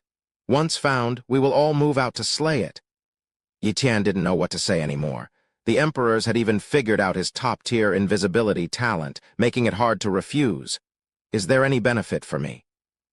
Yi Tian shamelessly asked. Swish, swish, swish, several emperors stared at Yi Tian, wishing they could pry open his head to see what he was thinking. This was for the entire base's sake, yet he still wanted benefits. "If this matter is successful, I can allow you to train in our Moon God sect's Moon God Pavilion for a month," said Empress Yu, who had been silent. "Empress Yu, aren't your terms too generous? I begged you so many times, even promised many benefits, just to let a genius from my witch god temple train in the Moon God Pavilion for 10 days, and you refused. Now, you're letting him train there for a whole month," the Blood-Eye Witch Emperor jealously exclaimed. The Battle-Axe Emperor and the other emperors also envied Yi Tian. The benefit was too great. All the emperors, "What is the Moon God Pavilion?" Yi Tian asked with some confusion, sensing that this Moon God Pavilion must be something extraordinary, as all the emperors envied him. Empress Yu explained while looking at Yi Tian. "The Moon God Pavilion is another treasure I accidentally obtained. One can rapidly develop their brain domain by paying a certain price to open it. I crossed from the Saint level to the Emperor level in just 3 short years with its help. But the cost of opening the Moon God Pavilion is too great. If it weren't for an amazing ancient text and inheritance I obtained, providing me with ample resources, I wouldn't have been able to open it for 3 years. But it almost exhausted all my resources. Since then, I rarely open the Moon God Pavilion, even for the Saintesses. If you help me complete this mission, I will make an exception and let you train there for a month." "I'm willing," Yi Tian quickly said. This was a great opportunity. He didn't know such a place existed before. Empress Yu, with merely a Moonlight-level talent, advanced from the early Saint level to the Emperor level in just 3 years. What kind of speed was that? Other Moonlight-level talents would need 50 or 60 years to make the same progress. This showed the extraordinary effects of the Moon God Pavilion. With his triple-time acceleration and dawn-level cultivation talent, the effects in the Moon God Pavilion would be even more miraculous. His cultivation would surely surge. He would be foolish not to accept such a deal. "Since you've agreed, let's set off." Empress Yu led the way, and Yi Tian followed him, leaving behind the Battle-Axe Emperor, Blood-Eye Witch Emperor, and others, looking at each other in dismay. Battle-Axe Emperor, why would Empress Yu make such an outrageous promise? The Blood-Eye Witch Emperor wondered. In his view, Yi Tian wouldn't refuse the task even with minimal benefits. "I don't understand." The Battle-Axe Emperor shook his head. "Empress Yu has risen too quickly. Her strength is not just what's listed on the Emperor's ranking. If it weren't for her revealing her true strength last time, you might have stayed there for good. She's too mysterious, and I even suspect she's still holding back. I can't fathom her thoughts. Yes, I thought my strength was greater than Empress Yu's, but she has surpassed me. With her rate of progress, perhaps in another 10 years, even your position will be in jeopardy," joked the Blood-Eye Witch Emperor.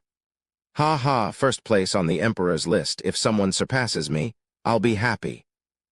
The Battle-Axe Emperor laughed heartily, not caring about the mere title of first on the Emperor's list. Outside the base, Yi Tian looked at Empress Yu with curiosity and excitement due to her promise, yet he was also not foolish. It was just a mission, and merely an assistance role, yet such a great reward was promised. Yi Tian couldn't believe there wasn't something more to it. Of course, he wasn't foolish enough to ask outright. If he angered Empress Yu and lost the reward, he would have nowhere to cry. In any case, he didn't sense any malice from Empress Yu. Instead, he felt a faint sense of benevolence. Yes, this was a man's intuition. After flying a certain distance, Empress Yu spoke. "All right, you grab my hand and activate your invisibility talent." "Okay."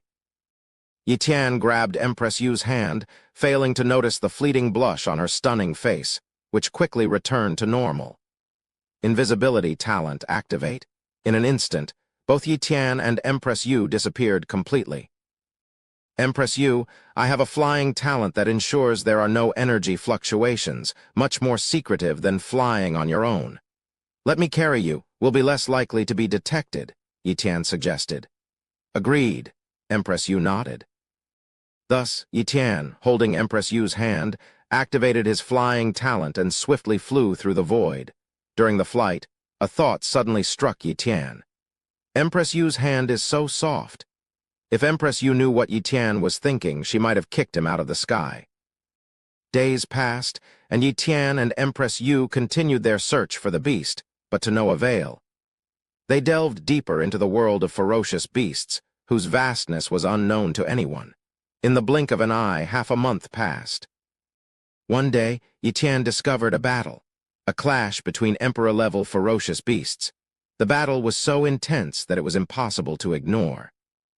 The area of 100,000 miles seemed like a battlefield, with the two emperor-level ferocious beasts rivaling the power of the 36 emperors.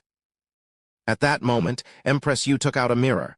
After channeling Yuan force into it, the mirror displayed a clear image of the battlefield. "What treasure is this?" Yi Tian curiously asked. "The moon god mirror. It can survey the surroundings within a radius of 200,000 miles and is not easily detected," Empress Yu explained. Amazing, Yi Tian thought. Empress Yu seemed like a walking treasury. He wanted to drain her, her treasures. Suddenly, one of the beasts on the moon god mirror caught Yi Tian's attention. "Golden-winged Peng," he exclaimed. Chapter 185. The soul spike talent. Yi Tian looked at the golden-winged Peng in front of him and realized it was the same one he had encountered before. The likelihood of it being another golden-winged Peng was slim, as such coincidences were rare in the world. Clearly, after being defeated by the battle-axe emperor, this golden-winged Peng had come to this place. What had transpired next was unknown, but it had started fighting another emperor-level ferocious beast. "Yi Tian, we have a lead." The voice of Empress Yu reached Yi Tian's ears. "What lead?" Yi Tian turned to look at Empress Yu. "The big eagle is probably the same one you discovered last time. However, the one it's fighting with is the same emperor-level ferocious beast we battled last time. Its speed is incredibly fast. The reason the emperor-level ferocious beast with the soul talent was able to escape last time was largely due to this creature's help. Now that we have found this emperor-level ferocious beast, if we follow it, we might be able to locate the one with the soul talent," Empress Yu explained. "But I can't keep up with its speed." Yi Tian frowned. His cultivation level was still too weak. Even with his god-level extreme speed talent activated, he couldn't catch up to the opponent.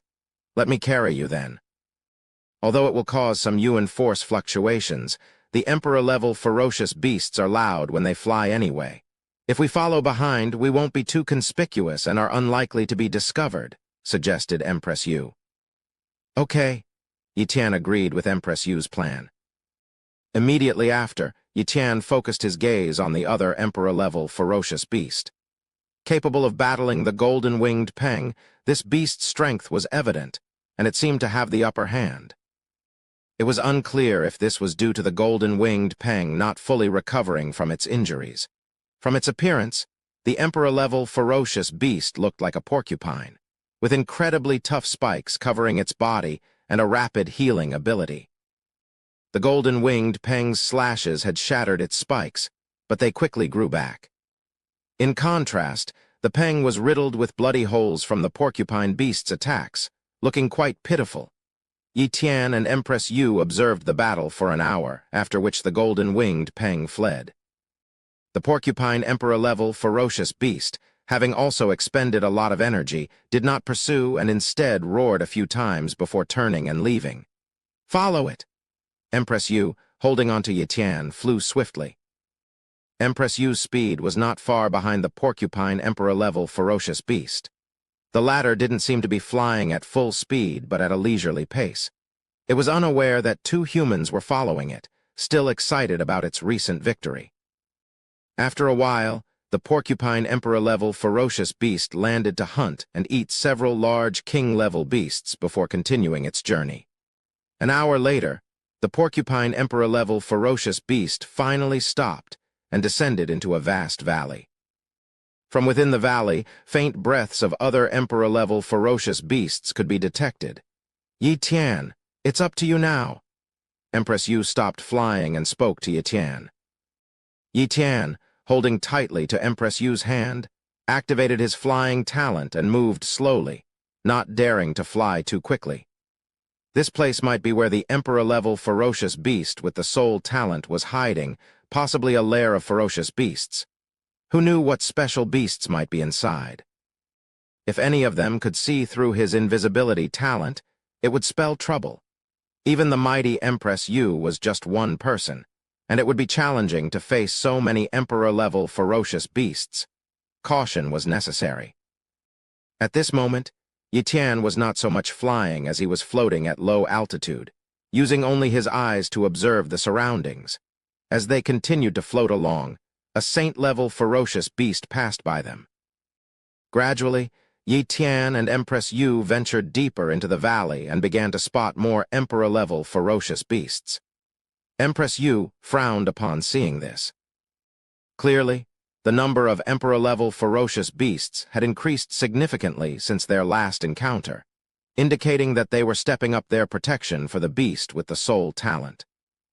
In secret, Yi Tian's copying talent covered a range of 5,000 meters ahead, using it instead of other detection methods. This talent only scanned for others' talents, but that was enough to deduce a lot of useful information.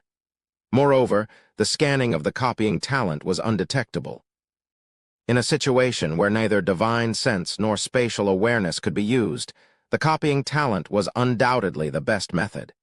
The interior of the valley was dense with trees and teeming with ferocious beasts. Empress Yu was extremely tense.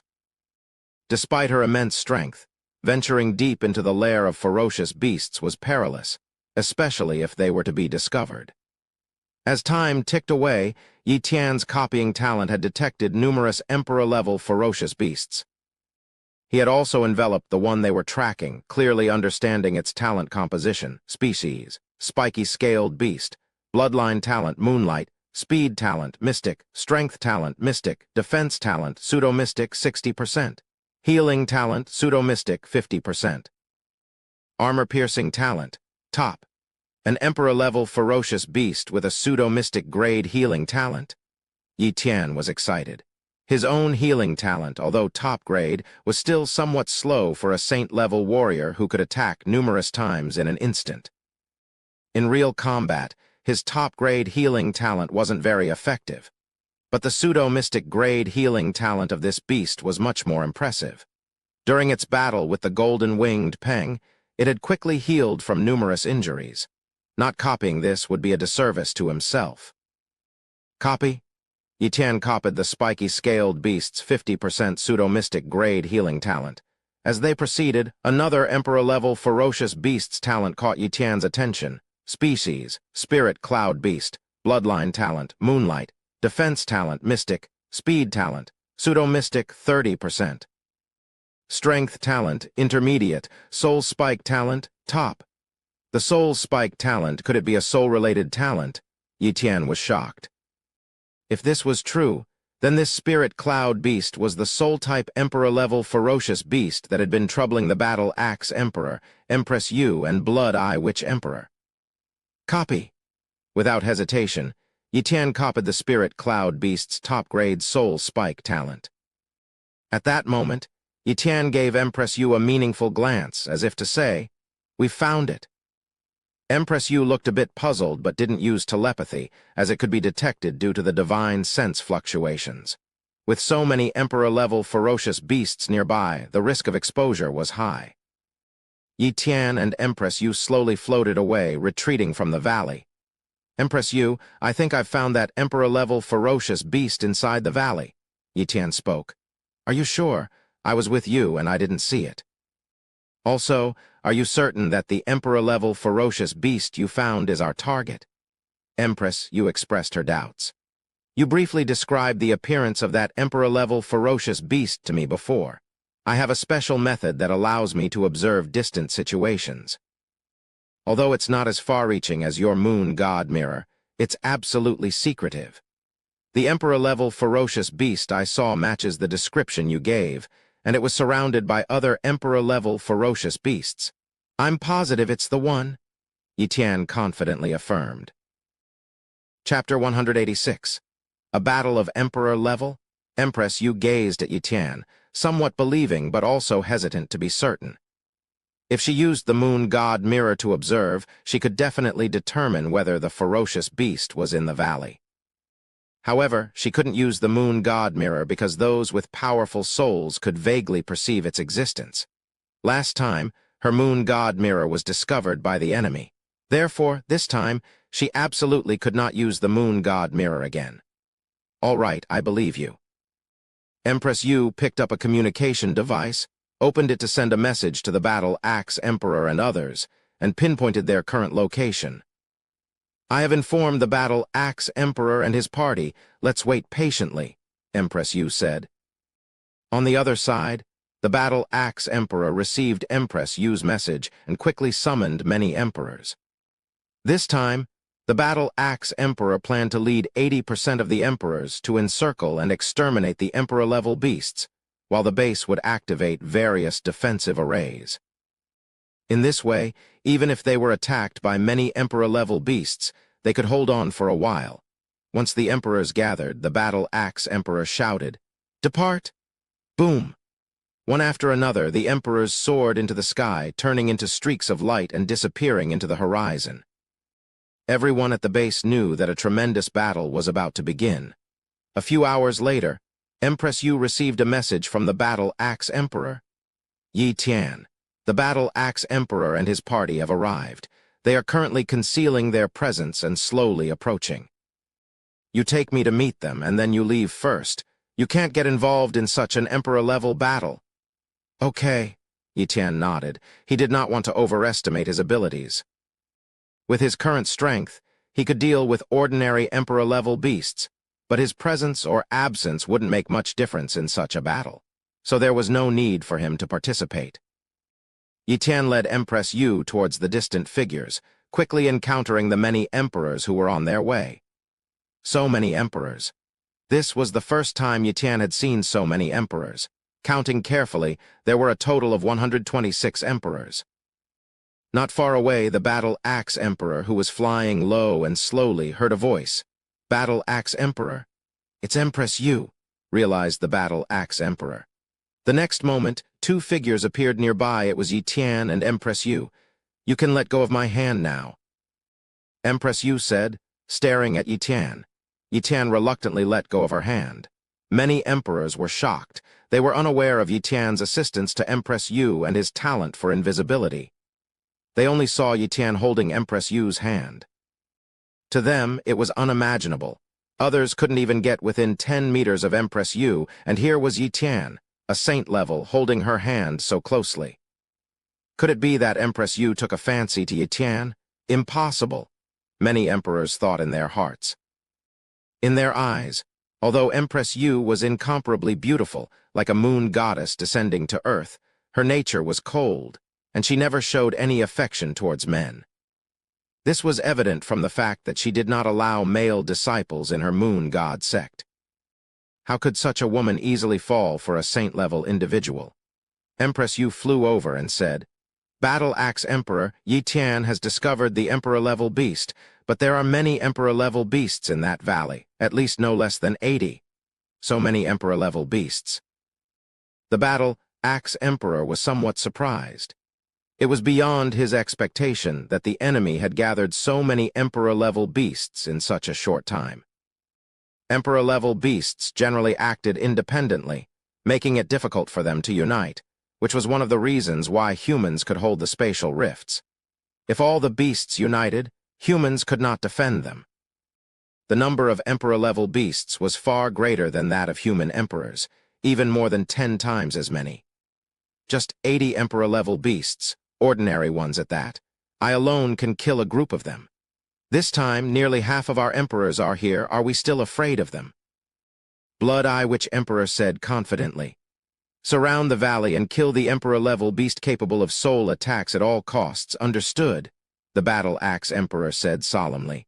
Battle Axe Emperor, we understand. The emperors responded. The many emperors responded in unison. Let's go. The Battle Axe Emperor led the emperors, slowly flying towards the destination, with Empress Yu naturally following. As for Yi Tian, the emperors paid him no further attention. His task was completed, and whether he stayed or left was of no concern to them. Yi Tian didn't leave, but instead retreated to a safe distance. He knew that getting caught in a battle of this scale would spell trouble for him. Retreating 100,000 kilometers away, he entered a state of invisibility and began to observe the battle. Soon, continuous explosions of battle echoed, as if tearing the world apart, the sky seeming to be ripped open by the light. Countless mountains shattered, and the earth sank. Many landscapes vanished, rivers dried up, and countless ordinary beasts were caught in the crossfire, turning to ashes. It'll probably not end soon. I should merge the talents I just copied to safeguard myself in case of any emergency, Yi Tian thought. He started with the Soul Spike talent, a soul attack talent he had long coveted for its rarity. Merge! The Soul Spike talent began to integrate with Yi Tian's soul. Intense pain surged from the depths of his soul, but Yi Tian endured it. 10 minutes later, he successfully merged the top-tier Soul Spike talent. As expected of a soul attack talent, Yi Tian exclaimed in joy. Nearby, there was a low-level beast which he targeted with his newly acquired top-tier Soul Spike talent. An invisible force of soul energy formed a spike that instantly pierced through the beast's soul. Silently, the beast fell to the ground, dead. Yi Tian then tried attacking other beasts. Whether it was intermediate, advanced, top-level beasts, or even king beasts, none could withstand his Soul Spike talent, all having their souls obliterated in a single strike. Even ordinary saint-level beasts were killed by him with 2 strikes. However, the Soul Spike talent was not limitless in its use. It could be used up to 50 times before needing several days of rest for his soul power to recover. Next, Yi Tian merged the 50% pseudo-mystic level healing talent, another life-saving ability. 10 minutes later, his healing talent successfully evolved, increasing his healing speed by several times. Meanwhile, Yi Tian sensed that the intensity of the distant battle had greatly diminished, indicating heavy losses on both sides. I wonder how many human emperors have fallen. He pondered with a sigh. Then he thought of Empress Yu. I hope Empress Yu is all right, he worried, unsure if he was more concerned about her well-being or his reward. Among all the emperors, the last person he wanted to see harmed was naturally Empress Yu. Suddenly, a thunderous noise erupted. Even from 100,000 kilometers away, Yi Tian felt the ground shake and the mountains tremble. At that moment, a message came through his communicator. Yi Tian, run for your life. Something's happened, Yi Tian immediately realized. Chapter 187. Saving Empress Yu. The person who sent a message to Yi Tian was none other than Empress Yu. Empress Yu's message urging Yi Tian to flee indicated that the emperors had encountered trouble. Even Empress Yu had to escape. But what exactly had happened? Why did Empress Yu and the Battle Axe Emperor have to flee? Despite their superiority in both numbers and strength, why did the human emperors suddenly face defeat? Run. Without hesitation, Yi Tian fled towards the distance. At the same time, he activated his invisibility and flying talents. Thus, even emperor-level beasts would find it hard to track him. However, he could still be affected by their wide-range attacks. He needed to quickly leave the area. After flying for an unknown distance, Yi Tian sensed that the sounds of battle behind him had ceased. I should be out of the battle zone now, Yi Tian thought. But just as this thought emerged, a loud boom shattered his complacency. A bloodied woman was sent flying by an emperor-level beast, crashing into a mountain which then fractured. Empress Yu? Yi Tian's pupils contracted. Had he not been familiar with Empress Yu, he might have mistaken the woman for someone else. Empress Yu was severely injured, covered in blood, her aura reduced to that of an ordinary emperor. Clearly, she had been through a fierce battle. Otherwise, the relatively weaker emperor-level beast could not have injured Empress Yu. Empress Yu is in danger. Yi Tian's expression changed.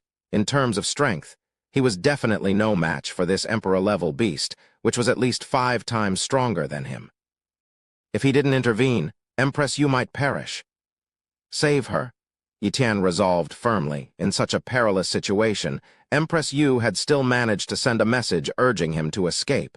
If he didn't save her, he wouldn't be able to live with himself. Just as the emperor-level beast attacked again, Yi Tian used his top-tier spatial talent to cast spatial imprisonment. Hum! A wave of spatial energy froze the void, slowing down the beast's attack significantly.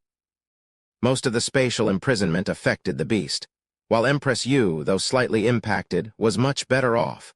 With a strong grasp on the rhythm of the battle, Empress Yu seized the fleeting opportunity to strike back. Boom! A moon filled with numerous cracks appeared behind her, and a moon blade flew out, instantly slashing the beast's neck. After several consecutive attacks at the same spot, the emperor-level beast was quickly slain by Empress Yu. However, the effort worsened her already severe injuries, causing her to plummet downwards. Swoosh, Yi Tian teleported in front of Empress Yu and caught her. Seeing Yi Tian, Empress Yu said, "Quickly leave, it's no longer safe here." What happened? Yi Tian asked gravely. Empress Yu was about to respond when she suddenly fainted. With no other choice, Yi Tian held onto Empress Yu, entering an invisible state, and flew towards the base. Along the way, Yi Tian encountered numerous emperor-level beasts searching for human emperors, but none discovered his presence. With Yi Tian's strength combined with his top-tier spatial talent, he was capable of slaying weaker emperor-level beasts. However, he dared not make a move. Even an emperor like Empress Yu was severely injured, indicating the presence of an extremely terrifying beast. If he attracted the attention of that emperor-level beast, it would spell his doom. We're almost at the base, Yi Tian estimated as he thought. He hoped that upon reaching the base they would be safe. However, he was soon shocked by what he saw. Where's the base? The location where the base once stood was now in ruins. A huge pit had formed, and the spatial rift were thoroughly sealed off by large formations blocking them. Countless beasts were assaulting the formations at the rift. The situation was clear. The base had been breached, and humans were forced to retreat to Earth. And he was too late. It's no use. Yi Tian frowned. Though he possessed the invisibility talent, with the spatial rift sealed, his talent could not penetrate the formations. And the humans on Earth's side wouldn't open the formations for him, as it would also allow the beasts through. Let's go. Yi Tian decided to leave, find a safe place to rest, and help Empress Yu recover from her injuries. Otherwise, with his strength alone, it would be difficult to survive. If Empress Yu recovered, perhaps she could find a way to get them back to Earth. After an unknown duration of flight, Yi Tian reached a massive mountain. He created a temporary cave dwelling and set up a simple concealment formation before setting Empress Yu down. Once safe, Yi Tian turned his attention to Empress Yu's injuries. She had a huge wound on her body, nearly split in two, and numerous broken bones and severe internal injuries. Seeing this, Yi Tian immediately fed her many healing pills. Overnight, the wound on Empress Yu's body began to scab and fall off. After all, as an emperor, her recovery speed was beyond ordinary comprehension, even without healing talents. On the 7th day early morning, Empress Yu woke up. "Empress Yu, you're awake," Yi Tian joyfully said upon seeing her regain consciousness. "Yi Tian, did you save me?" Empress Yu asked upon seeing him. No, I just happened to see you killing an Emperor-level beast and then collapsing from exhaustion, so I took you away, Yi Tian explained. But I felt a spatial force restraining the void at that time. Empress Yu mumbled. You must have been hallucinating due to your severe injuries. Yi Tian firmly denied, as his spatial talent was his trump card and he naturally would not admit to using it. Empress Yu, seeing Yi Tian's denial, did not pursue the matter further and began to heal herself. She took out a dragon eye-sized pill from her storage bag, swallowed it, and her injuries began to heal at an incredible rate, comparable to the best healing talents. Half an hour later, Empress Yu's injuries were largely healed, though some deeper internal injuries still needed time to recover. Yi Tian, this isn't the base. Didn't you reach the base? Empress Yu asked after opening her eyes. I did, but the base has been breached. Humans have retreated to Earth and the spatial rifts are sealed. I couldn't get through, Yi Tian said helplessly. Breached, as expected, Empress Yu showed no surprise or unexpected emotion, as if she had anticipated all this. Empress Yu, what exactly happened? Couldn't we kill that beast capable of soul attacks? Yi Tian asked curiously. No, Empress Yu said gravely. We successfully killed that soul-attacking Emperor-level beast at first, even slaying dozens of Emperor-level beasts, almost wiping out all the beasts in that valley. However, an unexpected turn occurred. Blood Eye Witch Emperor was killed by a suddenly appearing beast, and I was severely injured in one strike, leading to the defeat and retreat of all the emperors. Chapter 188, Marriage Fate Mediator, Blood Eye Witch Emperor is dead. Yi Tian was truly shocked.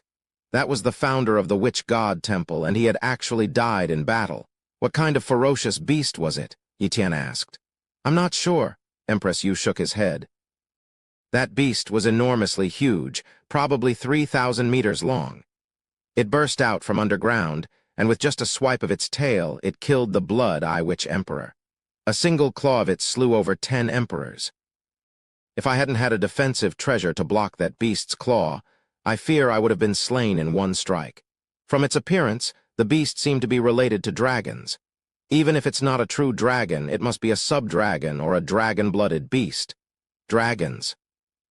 Yi Tian wasn't surprised about the existence of dragons in the world of ferocious beasts, as Xiao Zhu was a dragon.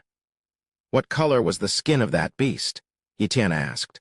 Black, replied Empress Yu. Yi Tian breathed a sigh of relief. If it was black, then it had nothing to do with Xiao Zhu. He was worried it might be a close relative of Xiao Zhu, which would be troublesome to handle. His relationship with Xiao Zhu was good, and he didn't want a clash with Xiao Zhu's kin. Empress Yu, what should we do now? Can we go back? Yi Tian asked. Empress Yu shook his head. We can't go back for now. Once a spatial rift is sealed, it won't open for a while. If the ferocious beasts rush to Earth, the consequences would be unimaginable. We can only take it one step at a time now. I have no better plan. What if that powerful black beast attacks the spatial rift? Humans probably won't be able to stop it, right? Yi Tian was somewhat worried. Don't worry, Zhanghai Super Base also has its trump card. It won't be easy for that beast to defeat humanity. For instance, the spatial rift hasn't been attacked by the beasts yet, which is the best proof. Said Empress Yu. A trump card? What is it? Yi Tian was very curious. The War God Tower. Empress Yu spoke. The War God Tower. Yi Tian recalled the mysterious War God Tower at Zhanghai Super Base. He had always thought it was just a treasure to aid in human cultivation. Could it be that it had other capabilities? Although you are a formal member of the War God Tower, your access rights are minimal. However, when your access level is high enough, you can use the War God Tower to launch an attack.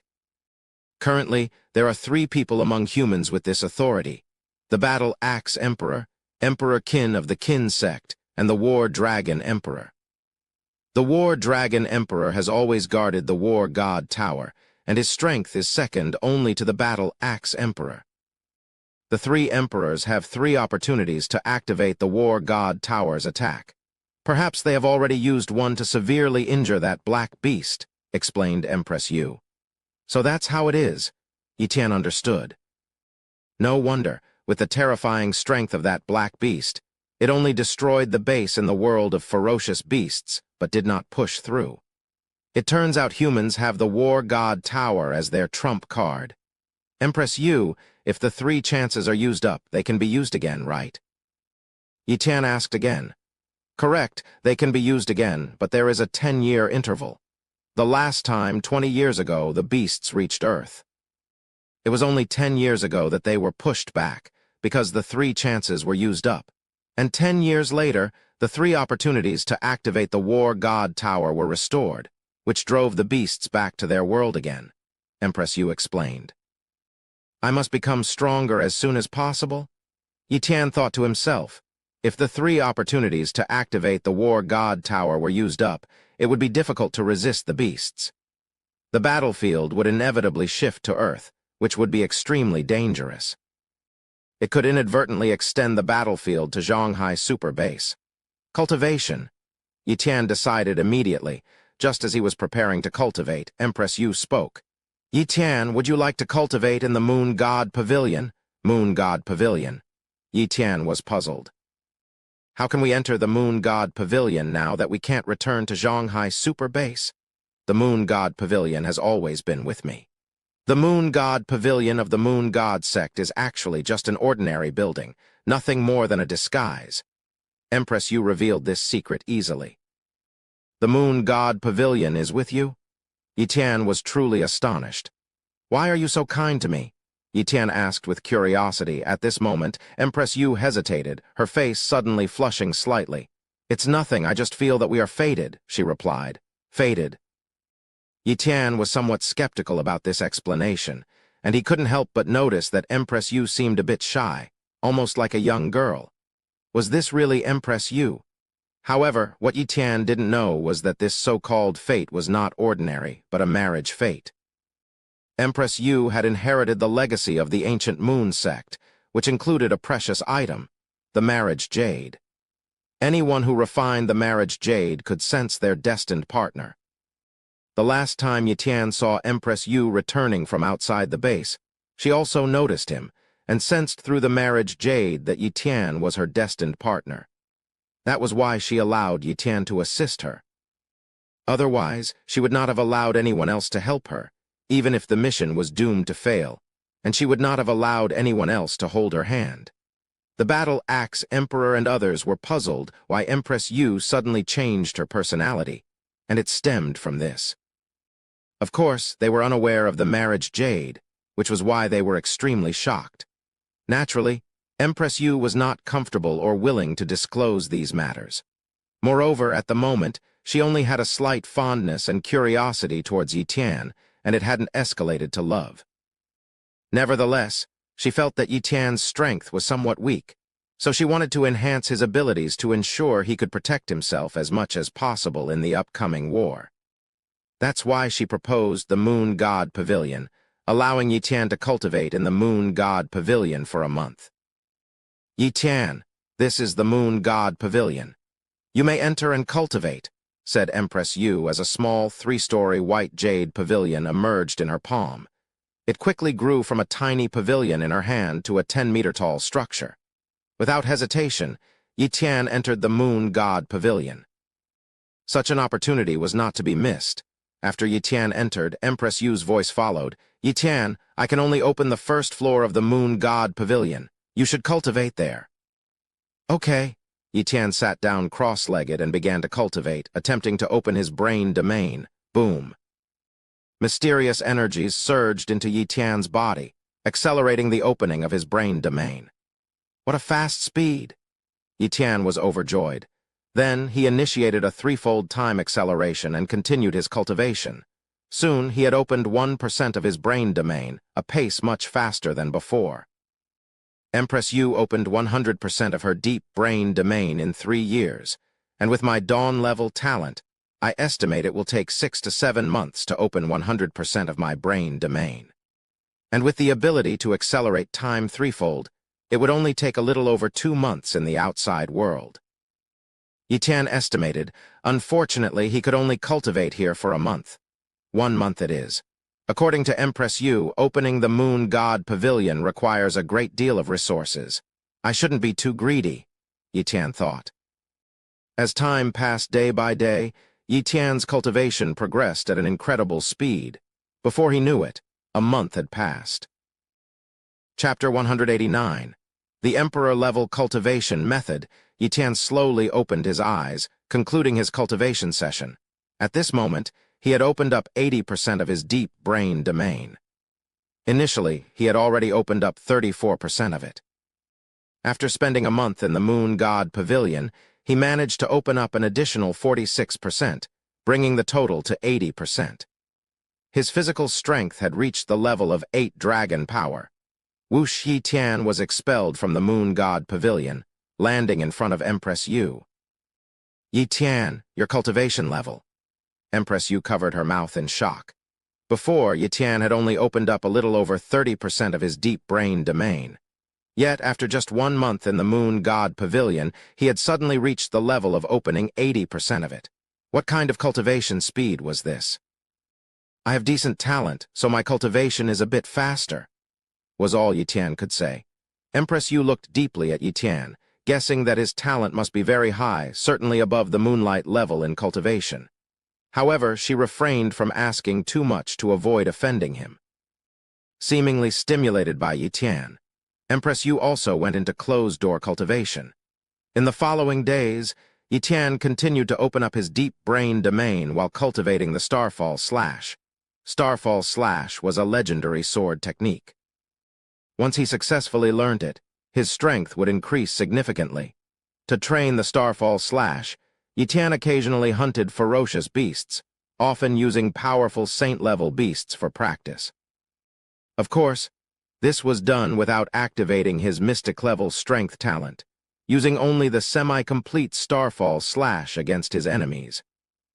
Initially, some powerful saint-level beasts could withstand a few of Yi Tian's slashes, but eventually he was able to kill those incredibly strong beasts with a single strike. Half a month later, he finally mastered the basics of the Starfall Slash. My strength should be enough to compete with the 36 emperors, right? Yi Tian thought to himself. His physical strength had reached 8 dragon power. After the amplification of his Yuan force, it was 16 dragon power. With the 100-fold amplification from his mystic-level strength talent, and the 30-fold increase from the entry level of the legendary Starfall Slash, his maximum attack power reached 48,000 dragon power. What a concept. A regular emperor, freshly ascended, would have a physical strength of only about 100 dragon power, and after Yuan force amplification, only about 200 dragon power. In contrast, Yi Tian's attack power was 480 times that of a regular emperor, easily able to crush a common emperor. Of course, compared to the likes of the Battle Axe Emperor, the gap was still significant. He had inquired from Empress Yu. Among the 36 emperors, the Battle Axe Emperor's attack power exceeded 1 million dragon power, reaching 1.2 million.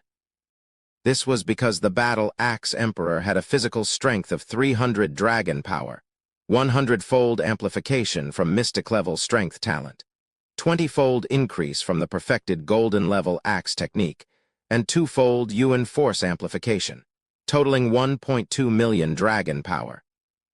It was undoubtedly very difficult for Yi Tian's power to reach the level of the Battle Axe Emperor. However, compared to the weaker among the 36 emperors, he was not lacking at all. The weaker emperors among the 36 had a maximum attack power of only around 40,000 to 50,000 dragon power, and Yi Tian, in terms of defense and speed, was not weak. Although he was not comparable to the 36 emperors, with his top-notch spatial and time talents, he could even kill a weaker one among the 36 emperors. Next goal: ascend to emperor level and become the #1 person in Zhonghai Super Base. Yi Tian secretly set this goal for himself. After returning from hunting ferocious beasts, Yi Tian looked over at Empress Yu. At this moment, her condition was excellent. Her injuries had completely healed, even the internal ones, and her aura was much stronger than before, indicating significant gains from her recent closed-door cultivation. Yi Tian, you're back. Empress Yu opened her eyes, ending her cultivation session. Yes, Yi nodded. Today I brought back the meat of a red sheep beast. We can have braised red sheep meat for dinner tonight. Eating meals was a habit Yi maintained, and although Empress Yu initially didn't fancy eating, she joined in after seeing Yi do so for a few days. All right. Empress Yu nodded lightly, showing an imperceptible smile. After dinner, Empress Yu suddenly spoke up. Yi, I need your help with something. What is it? Yi looked at her, sensing the gravity in her tone. In 3 days, I plan to make a breakthrough to the innate moon spirit body. Can you help me by guarding during the process? Empress Yu asked, biting her lip. Guarding, sure. Yi agreed without hesitation. Empress Yu quickly explained, this closed-door session is special. I need to enter the sky above for it. There might be flying ferocious beasts and perhaps even emperor-level beasts. Why do you need to go above the heavens for the closed-door session? Yi asked, puzzled. Because of the special cultivation method at the emperor level. Empress Yu began to explain. At the saint level, it's about opening up the brain domain, but at the emperor level, it involves absorbing special energy to temper the entire body and breaking through physical limits. Breaking each limit grants 100 dragon power. The battle axe emperor, for instance, has broken through his body's limits twice, and so have I. There are several methods to break through these limits. One is to absorb energy related to one's own talent attributes. For example, I have the mystic level moon god talent, allowing me to absorb moon power to temper my body. The battle axe emperor, as far as I know, doesn't have such attribute talents and can only use Yuan Kai to temper his body and break limits. At the emperor level, the battle axe emperor's progress is actually quite slow. Many emperors have broken through 3 limits, but he remains at 2. However, his top-tier battle axe talent and mystic level strength talent stack up, making him the strongest in Zhonghai Super Base. So if one has a fire-related talent, they could use fire to temper their body, Yi asked. Exactly. Empress Yu nodded. Those with fire talents can use fire to temper their bodies, and those with water talents can use the power of water. Of course, if these attribute talents are not high-level, their tempering effects might be weaker than just using Yuan Kai. The talents that can truly rapidly temper the body are the mystic-level attribute talents. Only they can temper one's body to an innate attribute body, like the innate fire spirit body, innate water spirit body, or innate moon spirit body. What if someone has multiple mystic-level attribute talents? What benefits would that bring? Yi asked curiously. Empress Yu's eyes widened, staring at Yi. How could someone have that? Having one mystic-level attribute talent is already against the heavens, let alone multiple. But if someone really had multiple, their cultivation speed would be incredibly fast. Using just one mystic-level attribute talent has its limits, and it slows down after a certain point, like my current use of moon power. But with multiple talents, like fire, water, and moon, one could first use fire power to temper the body, then water, and then moon power, breaking through limits with ease and much faster than with a single attribute. Boom! Empress Yu's words opened up a grand avenue of possibilities for Yi. Chapter 190. The Innate Moon Spirit Body. Previously, Yi had always thought that talents related to fire, water, and other elements were of little use to him, so he seldom copied them. Otherwise, it wouldn't have been difficult for him to gather several mystic-level talents. But now, he finally realized the importance of these elemental talents. With them, he could rapidly progress at the Emperor level, especially combined with the Dawn-level talent for cultivation. Once he stepped into the Emperor level, he would quickly surpass others, becoming the #1 power in the Central Sea Super Base. First, I'll copy Empress Yu's mystic-level Moon God talent. Yi silently copied Empress Yu's mystic-level Moon God talent. Soon, 3 days passed. On this day, the moon in the beast world shone brighter than usual, several times brighter than the ordinary moons. According to Empress Yu, today was the moon day, when the moon's energy was several times denser than usual. However, Absorbing moon energy from the ground was insufficient for Empress Yu to cultivate the innate moon spirit body. One must ascend to the sky, where the moon's energy was less weakened and much denser than on the ground. On Moon Day, many beasts that absorbed moon energy would also rush into the sky, and if they discovered Empress Yu, they might attack. This was why Empress Yu needed protection. If she missed this opportunity, she wouldn't be content. Once she developed the innate moon spirit body, her cultivation speed would increase significantly. She could also use this opportunity to break through her third physical limit, greatly enhancing her strength to rival that of the Battle Axe Emperor. Yi Tian would have also taken the risk to absorb moon energy and strive for the innate moon spirit body. "Let's go up." Empress Yu looked at the moon in the sky and said, "Swish, swish." The two of them flew up, quickly passing through the atmosphere and arriving above the sky. However, Yi Tian soon discovered that he could no longer ascend. "Don't bother trying. You can't leave this beast world." Empress Yu shook her head. With her explanation, Yi Tian gradually understood. The beast world was actually a planet, a very large one. From here, one could see the curvature of a vast and boundless planet, but still could not see the entire planet. The beast world, like Earth, was covered by a thin membrane, which even great emperors couldn't break through. This membrane, which appeared after the emergence of Yuan Kai on Earth over 100 years ago, was a form of self-protection and defense unique to planets with Yuan Kai. However, this defense also shackled the creatures, preventing anyone below the level of a great emperor from leaving their planet, unless they used spatial rifts to travel to other planets. There was no other way. "Yi Tian, I'm starting. If you really can't hold them off, then interrupt my advancement. Don't risk your life for me," Empress Yu advised. "Don't worry, there won't be any problems." Yi Tian smiled slightly, reassuring Empress Yu, who seemed to relax a bit at his smile. She then sat cross-legged and activated her moon god talent. Boom! A full moon rose behind Empress Yu, transforming into a small moon. This was the external manifestation of the mystic-level moon god talent. Under its influence, a vast amount of moonlight transformed into pure moon energy and began to refine Empress Yu's body, slowly turning it into the innate moon spirit body. Yi Tian shifted his attention away from Empress Yu and began to observe his surroundings. Before long, a saint-level beast resembling a bat approached, attracted by the dense moon energy near Empress Yu. "Die!" Yi Tian slashed with his sword, instantly killing the saint-level beast. Its body split in two, floating in the sky.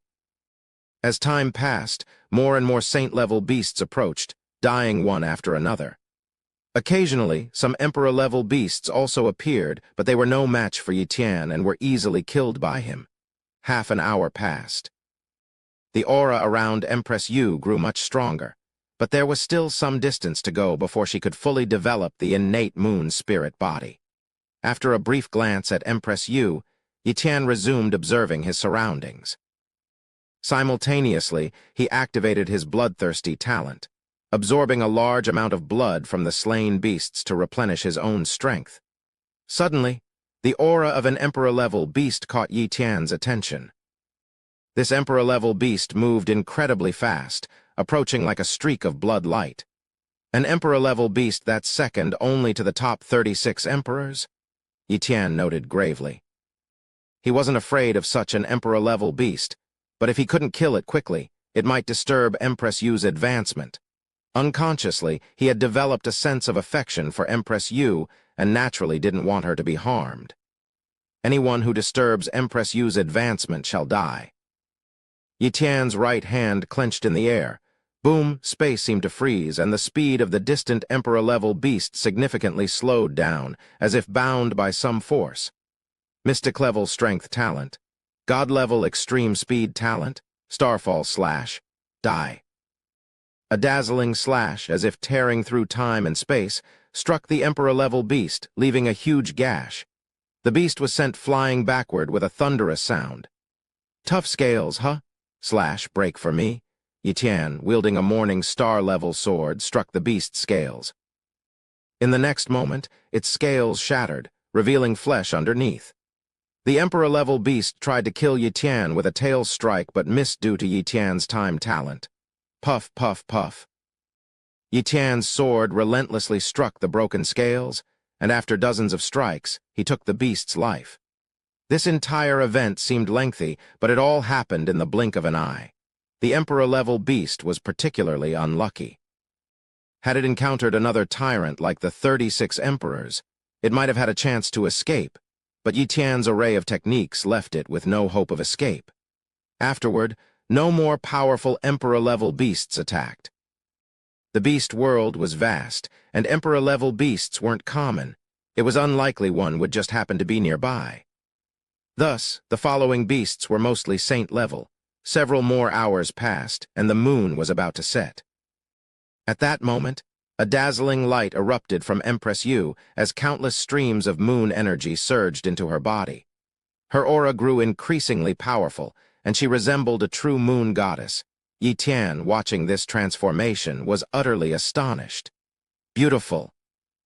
He could only utter this word. Any further description failed to capture Empress Yu's beauty.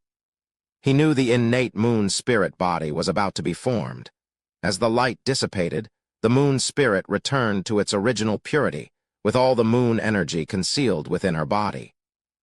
Yi Tian, you've worked hard, Empress Yu stood up and said.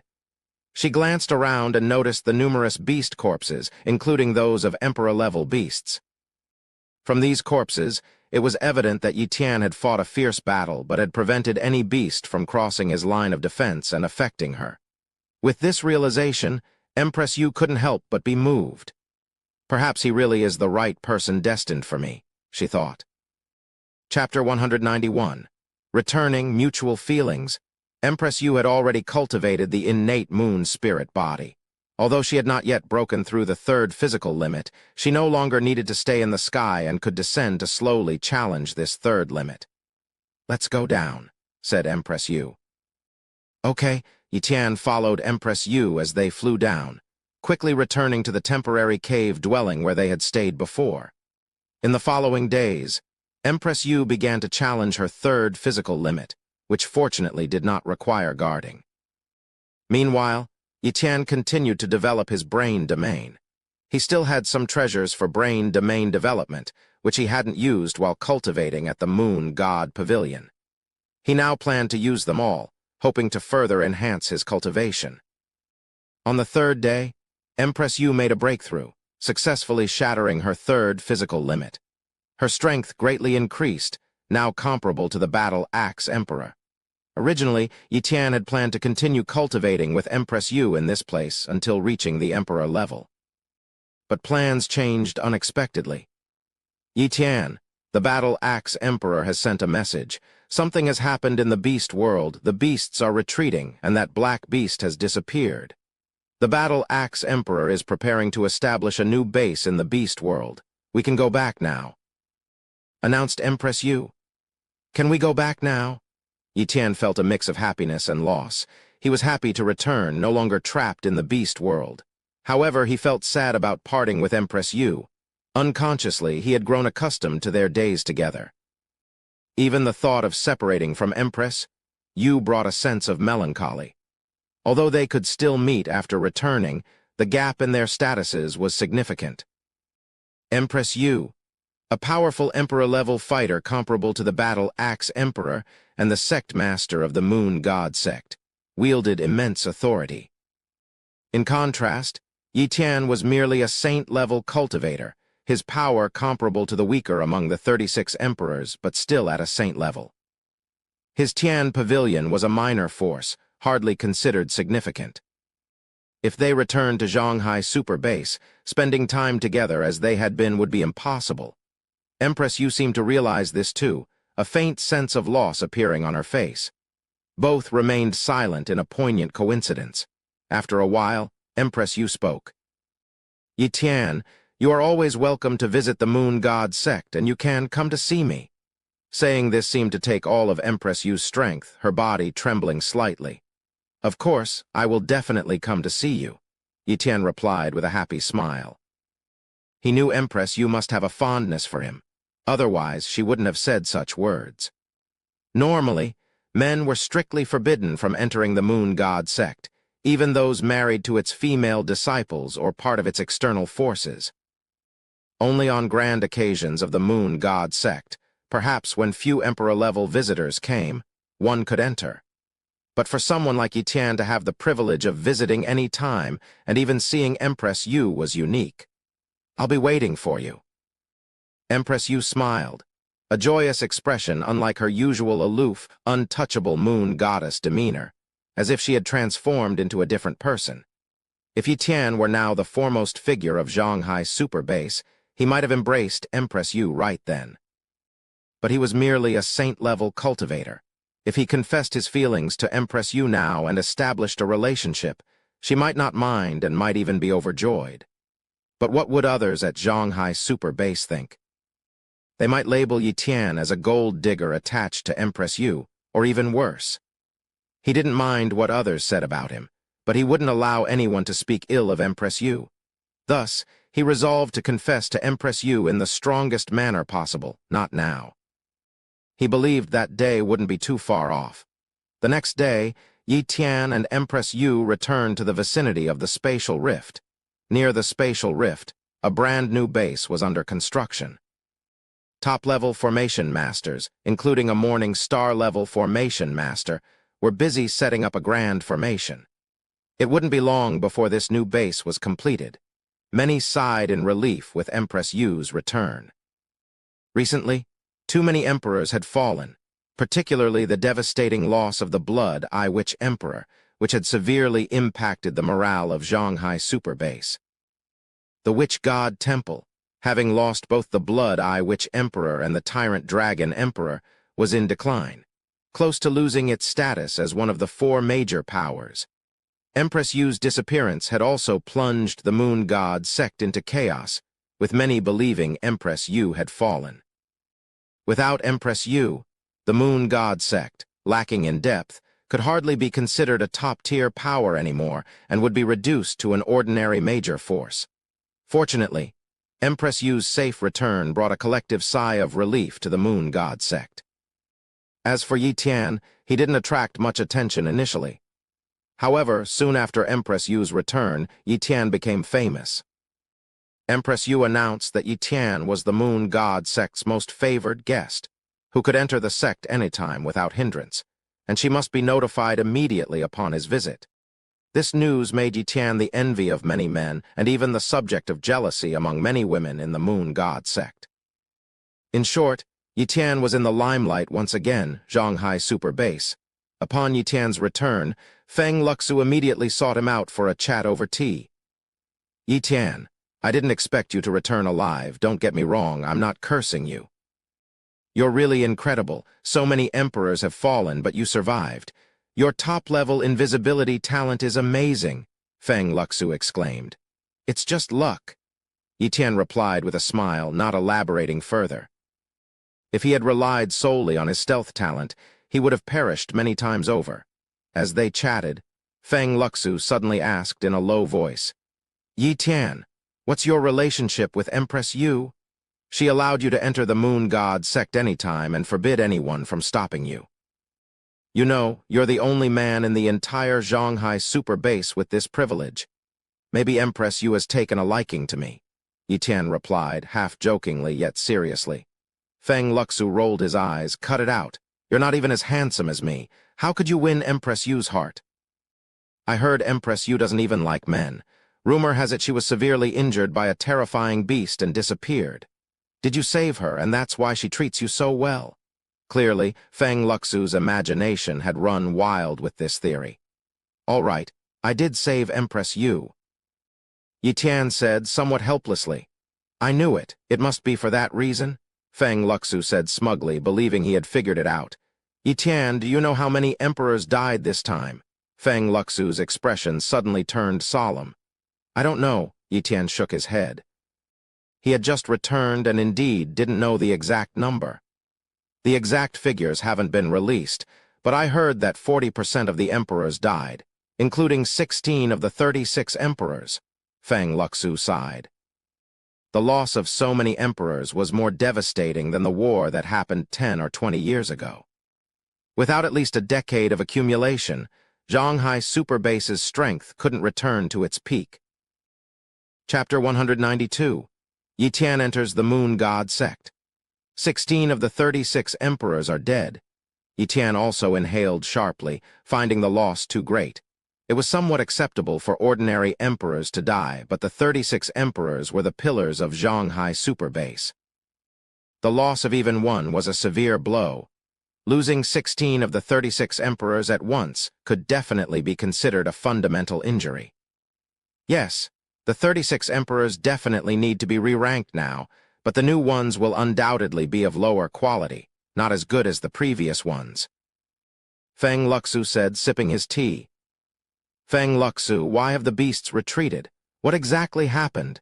Yi Tian was curious. He could have asked Empress Yu, but after some thought, he decided not to. Empress Yu must be very busy now, bearing the heavy burden of so many emperors' deaths. He didn't want to disturb her over a mere question. It's unclear, but it said that a treasure appeared in the beast world, attracting many beasts to fight over it. That black beast that killed many emperors went there too. Anyway, the specifics are unknown, and humans, having suffered heavy losses, naturally dare not send more people to investigate. Otherwise, if there's another loss, Zhonghai Super Base won't be defendable, Feng Luxu explained. A treasure, huh? Yi Tian thought of items like the War God Steel and the Tao Comprehension Steel, which might be the only kinds of treasures capable of inciting such fierce competition among imperial-level beasts. Unfortunately, his current strength was too weak, or he would have liked to compete for it. After parting with Feng Luxu, Yi Tian returned to Tian Pavilion. Tian Pavilion had developed well during this time, having produced several grandmasters and many great martial warriors. His sister, Yi Yu, had already become a king-level powerhouse. Even in Yi Tian's absence, Tian Pavilion, with a king-level powerhouse at its helm, could be considered a small force. Yi Tian handed over the massive amount of beast blood collected from the beast world to his sister Yi Yu, entrusted her with some tasks, and then returned home. Upon arriving home, he saw Xiao Zhu. Xiao Zhu had awakened from its slumber. Ha ha ha, Master, I, Xiao Zhu, have become very powerful now, Xiao Zhu shouted excitedly upon seeing Yi Tian. Really? Yi Tian asked with a sly smile. Space imprisonment. Yi Tian used his space talent to suppress Xiao Zhu. Under the space imprisonment ability, the void was frozen. Xiao Zhu, merely at the peak of the king level, couldn't escape the frozen void despite its powerful talent. Master, what's happening? Why can't I move? Xiao Zhu's voice screamed in Yi Tian's mind. You're just at the king level, and I'm about to reach the emperor level. Just a little trick from me, and you can't even move. Do you still think you're strong? Yi Tian deliberately provoked Xiao Zhu. My goodness, Master, are you already that powerful? I, Xiao Zhu, am already a young war blood sky dragon, and my talent has completely transformed. Why am I still so weak? Xiao Zhu was utterly disheartened. Yi Tian patted Xiao Zhu's head. Xiao Zhu, you're almost invincible among the king level. It's just that your master is too powerful, not that you're weak, he consoled, not wanting Xiao Zhu to lose confidence. So that's it. I knew I, Xiao Zhu, am now incredible. How could I possibly be weak? Xiao Zhu said arrogantly. Xiao Zhu, keep working hard in your cultivation. You'll definitely become an extremely powerful dragon in the future. Those emperor-level beasts are not even worthy of carrying your shoes, Yi Tian praised. Xiao Zhu nodded vigorously, its eyes glowing, fully agreeing with Yi Tian's view. Yi Tian wasn't just flattering Xiao Zhu. Xiao Zhu was indeed incredible. He had just checked Xiao Zhu's talent after it absorbed the water dragon pearl, undergoing a complete transformation. Its talents had improved significantly. Species: War Blood Sky Dragon, Bloodline Talent, Dawn Level, Strength Talent, Pseudo-Mystic 70%, Defense Talent, Pseudo-Mystic 60%, Speed Talent, Top Level, Blood Devouring Talent, Pseudo-Mystic 80%, Blood Devouring Talent, Pseudo-Mystic 80%. Flying Talent, Top Level, Dragon Flame Talent, Top Level, Healing Talent, Top Level, Dragon Roar Talent, Top Level, Blood Bone talent, high level. Dragon Soul talent, top level. Aside from the Blood Bone talent, all other talents of Xiao Zhu were above top level, and its strength, defense, and blood-devouring talents had already reached the pseudo-mystic level, making the transition to mystic-level talent not difficult. Furthermore, the other top-level talents also had the chance to evolve into mystic-level talents, provided Xiao Zhu diligently comprehended the mysteries. With such magnificent and powerful 10 talents, Xiao Zhu was many times stronger than those imperial-level beasts of the beast world, and its potential future was incomparable to them. However, Yi Tian also had to be careful not to overly praise Xiao Zhu to prevent it from becoming too arrogant. After staying at home for a few days, Yi Tian prepared to go to the beast world to find other mystic-level talents, preparing for his future emperor-level cultivation. If he stayed in Zhanghai Super Base, he wouldn't be able to replicate several mystic-level talents. But before leaving, he planned to meet with Empress Yu to inform her of his plans. At the Moon God sect, at the entrance of the sect, Yi Tian arrived there, and 2 female disciples of the Moon God sect stopped him. "This is the territory of the Moon God sect. Men are not allowed to enter." "My name is Yi Tian. I've come to find Empress Yu," Yi Tian said. "Yi Tian!" The 2 female disciples exclaimed in surprise. They were too familiar with this name. They had been discussing Yi Tian every day recently, and now he had appeared before them. "It really is Yi Tian. I've seen his portrait before. I just didn't recognize him at first," one of the female disciples whispered. After confirming Yi Tian's identity, they no longer dared to stop him. One of the disciples led Yi Tian into the Moon God sect, along the way. Many female disciples of the Moon God sect glanced at Yi Tian, quietly discussing among themselves. Yi Tian, indifferent to their whispers, walked calmly, in the distance, on top of a pavilion.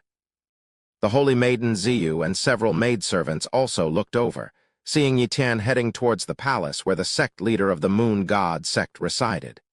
"It's Yi Tian, him?" The holy maiden Ziyu observed Yi Tian with curious eyes. Not long ago, Yi Tian was still on the same level as her, having accepted her task to help her subdue a beast. At that time, she thought Yi Tian was not as strong as her.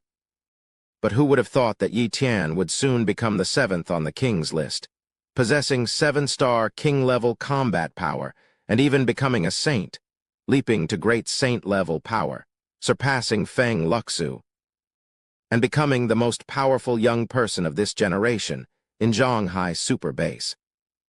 And who could have predicted that Yi Tian would mix into the emperor-level circles and become a close associate of their sect leader, Empress Yu, even allowing Empress Yu to break her own rules and let Yi Tian enter the Moon God sect. This matter had caused a huge uproar within the Moon God sect. Many elders strongly opposed it, but they were all suppressed by Empress Yu, who used her powerful strength to deter all the elders and decided the matter single-handedly. The holy maiden Ziyu was naturally very familiar with all these developments, but even now, she still felt a bit dazed. Yi Tian, who was once her peer, now seemed almost like an elder to her. "Lady Holy Maiden, why do you think Empress Yu favors Yi Tian so much?" a maidservant asked curiously. "I'm not sure. No one knows what Empress Yu is thinking." "Maybe it's true, as the rumors say, that Yi Tian saved Empress Yu's life, and she is very grateful to him," the holy maiden Ziyu murmured. "But is that the reality? Even if there was a life-saving grace, giving more rewards would suffice. Why allow Yi Tian to enter the Moon God sect anytime, breaking the rules set by Empress Yu herself? No matter how she thought about it, it seemed unreasonable." Chapter 193. Insane Talent Copying. In the Moon God sect within the Moon God temple resided Empress Yu. Usually, Empress Yu would be alone in the temple, practicing cultivation, and even the disciples of the Moon God sect were not allowed to enter. However, today, Yi Tian went in. At this moment, inside the Moon God temple, Yi Tian sat together with Empress Yu. "Yi Tian, I'm so happy you could come." Empress Yu expressed her long-missed smile. These past few days had been extremely busy for her. Not only did she have to deal with the accumulated affairs of the Moon God sect, But as one of the 36 emperors, she also had to manage the relationships between various major forces. Despite being an emperor-level powerhouse, she felt exhausted. Seeing Yi Tian seemed to instantly dissipate her fatigue. "Empress Yu, I'm also very happy to see you," Yi Tian replied with a joyful smile. "Don't call me Empress Yu, can you call me Yu Heir?" Empress Yu asked, slightly nervous while fiddling with the corner of her clothes. "Okay, then from now on, I'll call you Yu Heir," Yi Tian agreed. He knew her real name was Xiao Yu, but no one dared to call her by her real name, let alone Yu Heir. This permission to address Empress Yu so intimately undoubtedly brought their relationship a step closer. They talked for a long time, discussing Empress Yu's recent affairs, cultivation, and past experiences. Several hours later, Yi Tian finally revealed his purpose for the visit. "Yu Heir, I plan to re-enter the ferocious beast world and stay there for a while." "Yi Tian, it's too dangerous there." Empress Yu expressed her concern. "Don't worry. I have the talent for invisibility and many other life-saving methods. Safety won't be an issue. As soon as I step into the Emperor level, I'll come back. With my strength, I should be able to reach the Emperor level very quickly. Once I return, I can truly protect you," Yi Tian said sincerely. "All right, then I'll wait for you to come back and protect me," Empress Yu said with a blushing face. Unknowingly, Yi Tian held Empress Yu's hand, and she did not withdraw it, allowing him to hold it. In this moment, both sensed each other's feelings. Not long after, Yi Tian left. The next day, Yi Tian departed from Zhanghai Super Base, entering the 5-star spatial rift leading to the ferocious beast world. Upon entering the ferocious beast world, Yi Tian, far from being arrogant, kept a low profile, activating his top-tier invisibility talent and searching for mystic-level talents. The ferocious beast world was vast, teeming with powerful beasts, many of which possessed mystic-level attribute talents. Soon, Yi Tian discovered an emperor-level ferocious beast with a mystic-level fire domain talent, species, Fire Phoenix, bloodline talent, Moonlight, flying talent, top, fire domain talent, mystic, defensive talent, top. This Fire Phoenix, despite only possessing one mystic-level talent, was relatively powerful among emperor-level ferocious beasts, but not quite at the level of the 36 emperors. After copying the mystic-level fire domain talent from the Fire Phoenix, Yi Tian killed it, reducing one more emperor-level ferocious beast opponent for humanity. Afterward, Yi Tian found a place to integrate this mystic-level fire domain talent. He then resumed his search for other mystic-level talents, and after 3 more days, found another emperor-level ferocious beast with a mystic-level talent, species, Wind Walker Beast, bloodline talent, Moonlight, strength talent, top, storm talent, mystic, speed talent, pseudo-mystic 30%. Defensive talent, basic. This emperor-level ferocious beast was not very strong, but still much more powerful than the average emperor-level beast. Its storm talent was a powerful ability capable of creating storms that could destroy a super base if not hindered by other emperor-level forces. Yi Tian copied the mystic-level storm talent from the Wind Walker beast and swiftly killed it with a single strike, as the beast, with only basic defensive talent, could not withstand even one of his attacks. After integrating the mystic-level storm talent, Yi Tian did not seek out more mystic-level talents, as he had already used his 2 copying opportunities, and needed to wait another half a month. He then established a temporary cave dwelling, and entered a state of cultivation to further develop his deep brain domain. Following this pattern, every time Yi Tian copied 2 mystic-level talents, he would enter a closed-door meditation for 15 days to wait for the cooldown period of his talent copying ability to end. In the blink of an eye, 5 months had passed. By this time, Yi Tian's cultivation had significantly increased, despite the time spent searching for mystic-level talents. He had developed 90% of his deep brain domain and was not far from reaching the pinnacle of Saint level. He had also amassed many mystic-level talents: strength talent, mystic; defensive talent, mystic; extreme speed talent; god level, water shield talent, mystic; fire domain talent, mystic; earth spike talent, mystic; vine talent, mystic; storm talent, mystic. Moon God Talent, Mystic. Yi Tian had now gathered 9 talents above the mystic level, including 1 god-level talent. Technically, this array of mystic talents should have been sufficient. However, Yi Tian was still not satisfied. He wanted to integrate another god-level talent. But he faced a difficult choice. Water Shield Talent and Fire Domain Talent can be merged into a god-level talent containing the mystery of both water and fire. However, if I also combine the Water Shield, Fire Domain, Earth Spike, Vine, and a mystic-level metal talent, I could form a 5 elements god-level talent. If I choose the Water-Fire god-level talent, I might never be able to form the 5 elements god-level talent, Yi Tian pondered. He hesitated because of this dilemma. A god-level talent in water and fire would undoubtedly be inferior to a 5 elements god-level talent. He was only 1 mystic-level metal talent away from achieving this, and it seemed a pity to give up now. After much thought, Yi Tian decided. I can't give up. I haven't yet stepped into the Emperor level, and even if I form the Water-Fire God-level talent now, it won't significantly enhance my strength. So there's no need to rush into merging the Water Shield and Fire Domain talents. With this decision, Yi Tian prepared to continue searching for a mystic-level metal talent. Although such talents were rare and dependent on luck, he might quickly find one. After 10 days of searching, Yi Tian had not found any mystic-level or even top-level metal talents. However, that day he found a talent of great use species, Nightmare Beast, Bloodline Talent, top, Hypnosis Talent, top, Speed Talent, high, Feign Death Talent, top. Yi Tian was pleasantly surprised upon encountering the Nightmare Beast, a top-level ferocious beast. The Hypnosis and Feign Death talents were exceedingly rare. Copy. Copy! Without hesitation, Yi Tian copied these 2 talents and then swiftly decapitated the Nightmare Beast. A beast capable of hypnotizing humans could easily extract a large amount of information from them. If it ever acquired a treasure to enhance its bloodline talent, it would undoubtedly become a nightmare for humanity, true to its name.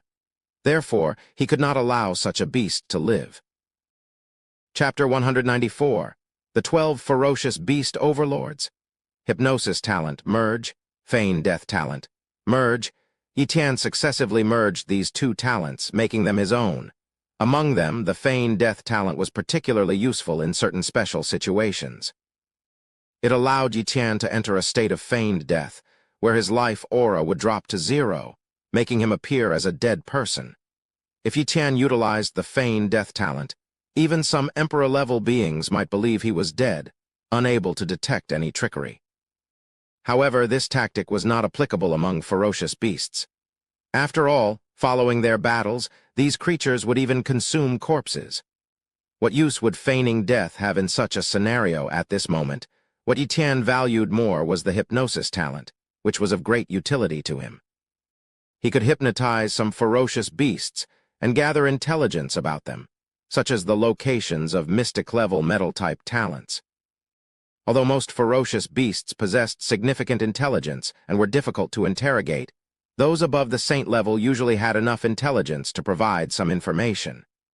This was much faster than searching aimlessly for mystic-level metal-type talents on his own. Swoosh. While flying, Yi Tian searched for saint-level ferocious beasts and soon spotted one. It was a saint-level zebra beast, Buzz. The Hypnosis Talent enveloped the zebra beast, instantly hypnotizing it. Where can I find a ferocious beast with a mystic-level metal-type talent? Yi Tian touched the soul of the zebra beast with his divine consciousness and inquired. The zebra beast's consciousness transmitted a thought. I don't know, Yi Tian frowned. Although somewhat disappointed, he wasn't surprised by this response. If it had been so easy to find the location of mystic-level metal-type talents, he would have been truly astonished. He continued to question the zebra beast. However, given its relatively weak strength in the world of ferocious beasts and limited exposure to secrets, it was mostly ignorant. After casually killing the zebra beast, Yi Tian continued his search for other beasts to hypnotize. A day later, Yi Tian became somewhat disheartened. The saint-level beasts knew too little, largely confined to their own small territories and unaware of happenings in other areas. Naturally, they couldn't provide much information to Yi Tian. I must hypnotize an Emperor-level beast, Yi Tian planned. However, the souls of Emperor-level beasts were more than 10 times stronger than those of Saint-level beasts, making them not so easy to hypnotize. But Yi Tian had his methods. Soon enough, he found an ordinary Emperor-level beast. Soul-piercing talent, Yi Tian launched a soul attack at the Emperor-level beast. PFF, with one strike, the soul of the Emperor-level beast was severely wounded. Seizing the opportunity, Yi Tian activated his hypnosis talent. Where is the ferocious beast with mystic-level metal-type talent? Yi Tian asked. The Iron Ox Emperor has a mystic-level metal-type talent, the consciousness of the Emperor-level beast transmitted back. The Iron Ox Emperor? Yi Tian's heart stirred, finally finding a clue. He couldn't help but get excited and quickly asked, Where is the Iron Ox Emperor? The Iron Ox Emperor should have gone to compete for the Holy Dragon Fruit. The beast revealed another piece of information.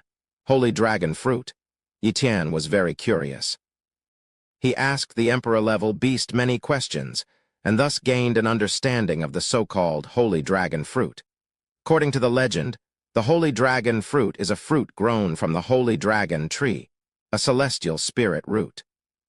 The Holy Dragon Tree blooms once every 3,000 years, bears fruit once every 3,000 years, and the fruit takes another 3,000 years to mature. Only then does a mature Holy Dragon Fruit appear. The purpose of the Holy Dragon Fruit is to enhance bloodline talents, elevating an Emperor-level beast with Moonlight-level bloodline talent to a Dawn-level bloodline talent. Moreover, the Holy Dragon Tree produces only 9 Holy Dragon Fruits at a time, meaning that there could be 9 Emperor-level beasts with Dawn-level bloodline talents. Yi Tian was truly shocked by this news. If 9 Dawn-level bloodline talent Emperor-level beasts were indeed born, Zhanghai's super base would be in grave danger. At this point, he also guessed why the Black Beast had left, and why the ferocious beasts had retreated. They must have gone to compete for the Holy Dragon Fruit. Compared to the Holy Dragon Fruit, attacking humans was undoubtedly a trivial matter. You have beasts above the Emperor level in your world of ferocious beasts? Yi Tian asked, curious about something he really wanted to know. I'm not sure. The Emperor-level beast gave an ambiguous answer. The last time 9 Emperor-level beasts obtained the Holy Dragon Fruit, they indeed could become beings above the Emperor level.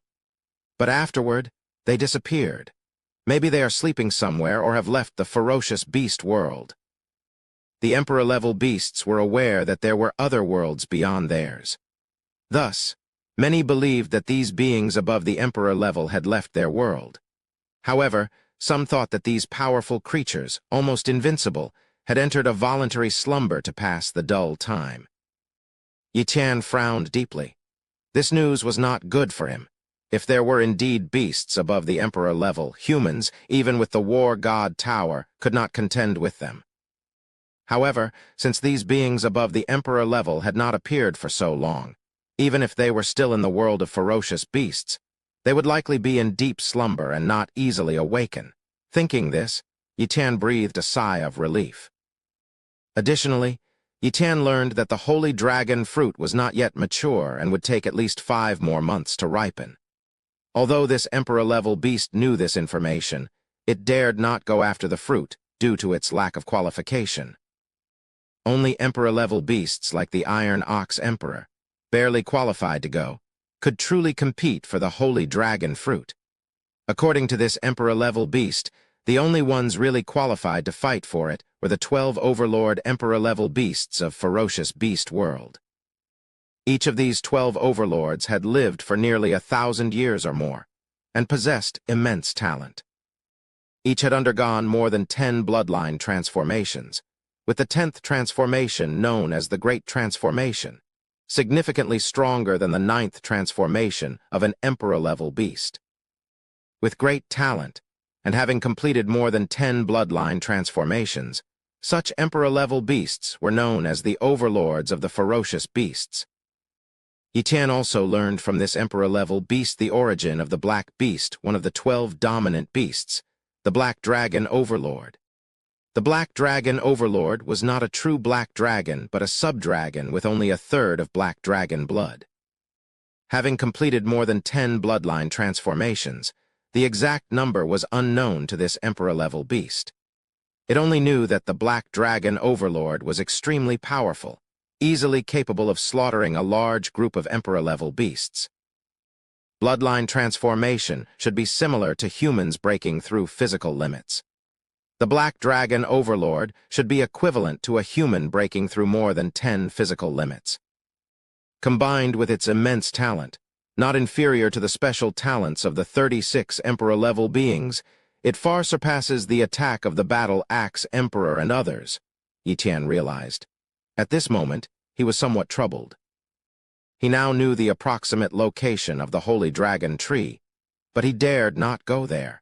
With so many Emperor-level beasts and the 12 dominants of ferocious beasts, his invisibility talent might not be enough to remain hidden. If even one of those Emperor-level beasts saw through his invisibility talent, he would have no way to escape. After much contemplation, Yi Tian finally thought of a plan. Chapter 195. Volcanic Body Refinement, Advancing to Emperor Level. First, I'll strive to reach the Emperor level, then use my pseudo-mystic talent to disguise as an Emperor-level ferocious beast, and finally use my invisibility talent to sneak into the area of the Holy Dragon Tree. Even if my invisibility talent is discovered, others will only think I'm an Emperor-level ferocious beast. Yi Tian thought this plan was quite good. However, this could only be done after reaching the Emperor level. If he disguised himself as a Saint-level ferocious beast now, he would certainly be killed. A Saint-level ferocious beast intruding into the territory of the Holy Dragon Tree would be provoking a group of Emperor-level ferocious beasts, definitely inciting a group attack. 5 months, Emperor level? Yi Tian felt this task was very easy. During these months, he also found many spiritual medicines using his treasure-seeking talent. After identification, some of them could assist in unlocking the deep brain domain, thereby accelerating his cultivation. As long as he continued to diligently cultivate and use the spiritual medicines that assist in unlocking his brain domain in the coming months, he could definitely strive to reach the Emperor level before 5 months were up. Yi Tian decided that for the next few months, unless he encountered a mystic-level talent, he would devote all other time to cultivation or searching for spiritual medicines that could assist in unlocking his brain domain. With his treasure-seeking and hypnosis talents, he could easily hypnotize ferocious beasts to find out the locations of spiritual medicines, then use his treasure-seeking talent to find them. His speed in finding treasures was incredibly fast. Cultivate. Find spiritual medicines. Yi Tian started to get busy, cultivating day and night, working harder than ever before. Every cultivation session was performed with 3 times time acceleration. In the first month, Yi Tian unlocked 3% of his deep brain domain, bringing his total to 93%. In the second month, he was lucky to find a high-quality spiritual medicine that accelerated the unlocking of the deep brain domain, achieving an additional 4%, reaching 97%. The third month was less fortunate. He found a lot of other spiritual medicines, but none that could assist in unlocking the brain domain. As the process became more difficult, probably nearing its limit, he only managed to unlock an additional 2%. In the fourth month, Yi Tian fully focused on unlocking the remaining 1% of his brain domain, spending an entire month to finally succeed, reaching 100%. Having unlocked 100% of his brain domain, Yi Tian had reached the pinnacle of the saint level. At this point, he felt his soul had become incredibly strong, and his memory reached a terrifying level. It seemed he had gained a premonitory ability, able to anticipate attacks in advance. Even if someone mentioned his name, he would sense it. In novels, when someone utters a great expert's name, they can know across billions of worlds. Maybe one day this ability could truly be realized. Yi Tian shook his head, dismissing the thought. His current priority was to break through to the Emperor level.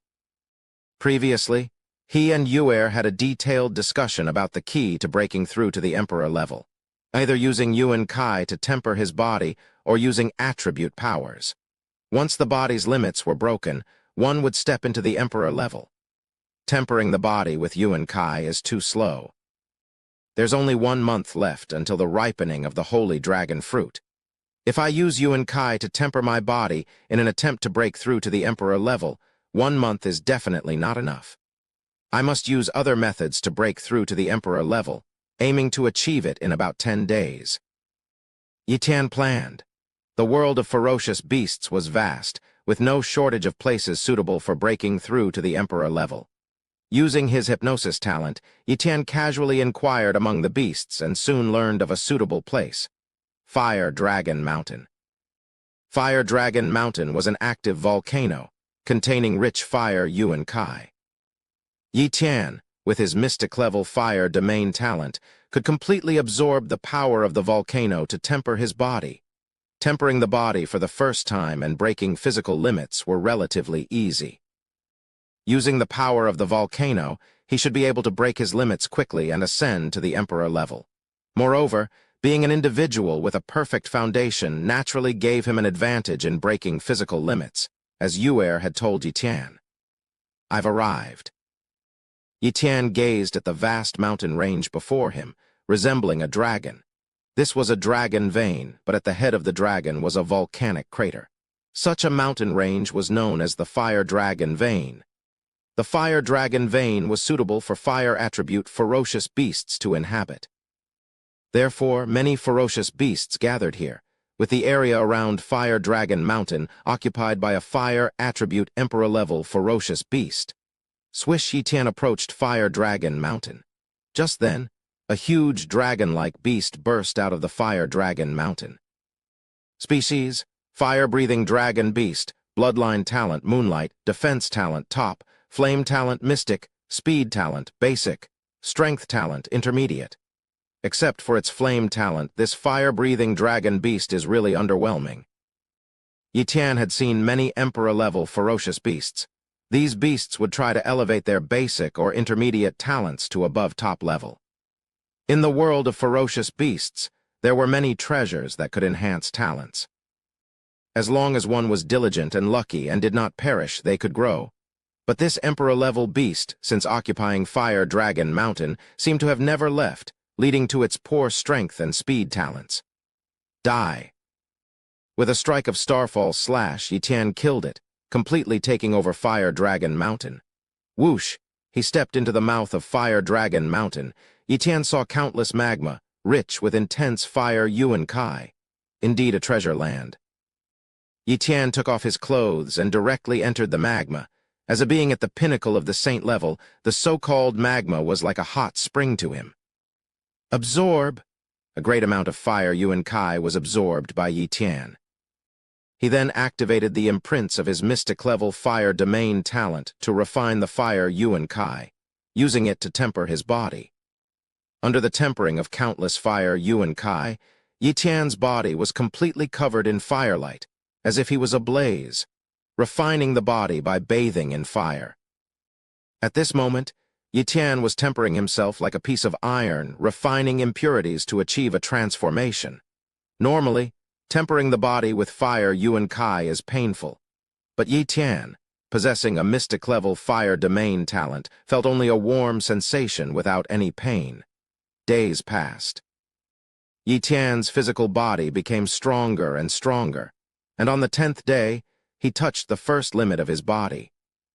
For those with morning star-level cultivation talents, even after reaching the first physical limit, breaking it would be extremely difficult, unless they had some heaven-defying treasure. However, this was different from previously breaking limits in refining skin, flesh, bones, blood, and the 5 viscera. This was about breaking the limits of the entire body, evolving it entirely. For those with moonlight-level cultivation talents, breaking the first physical limit was easy, and for Yi Tian with his dawn-level talent, it was even simpler. Break! Yi Tian shouted in his heart.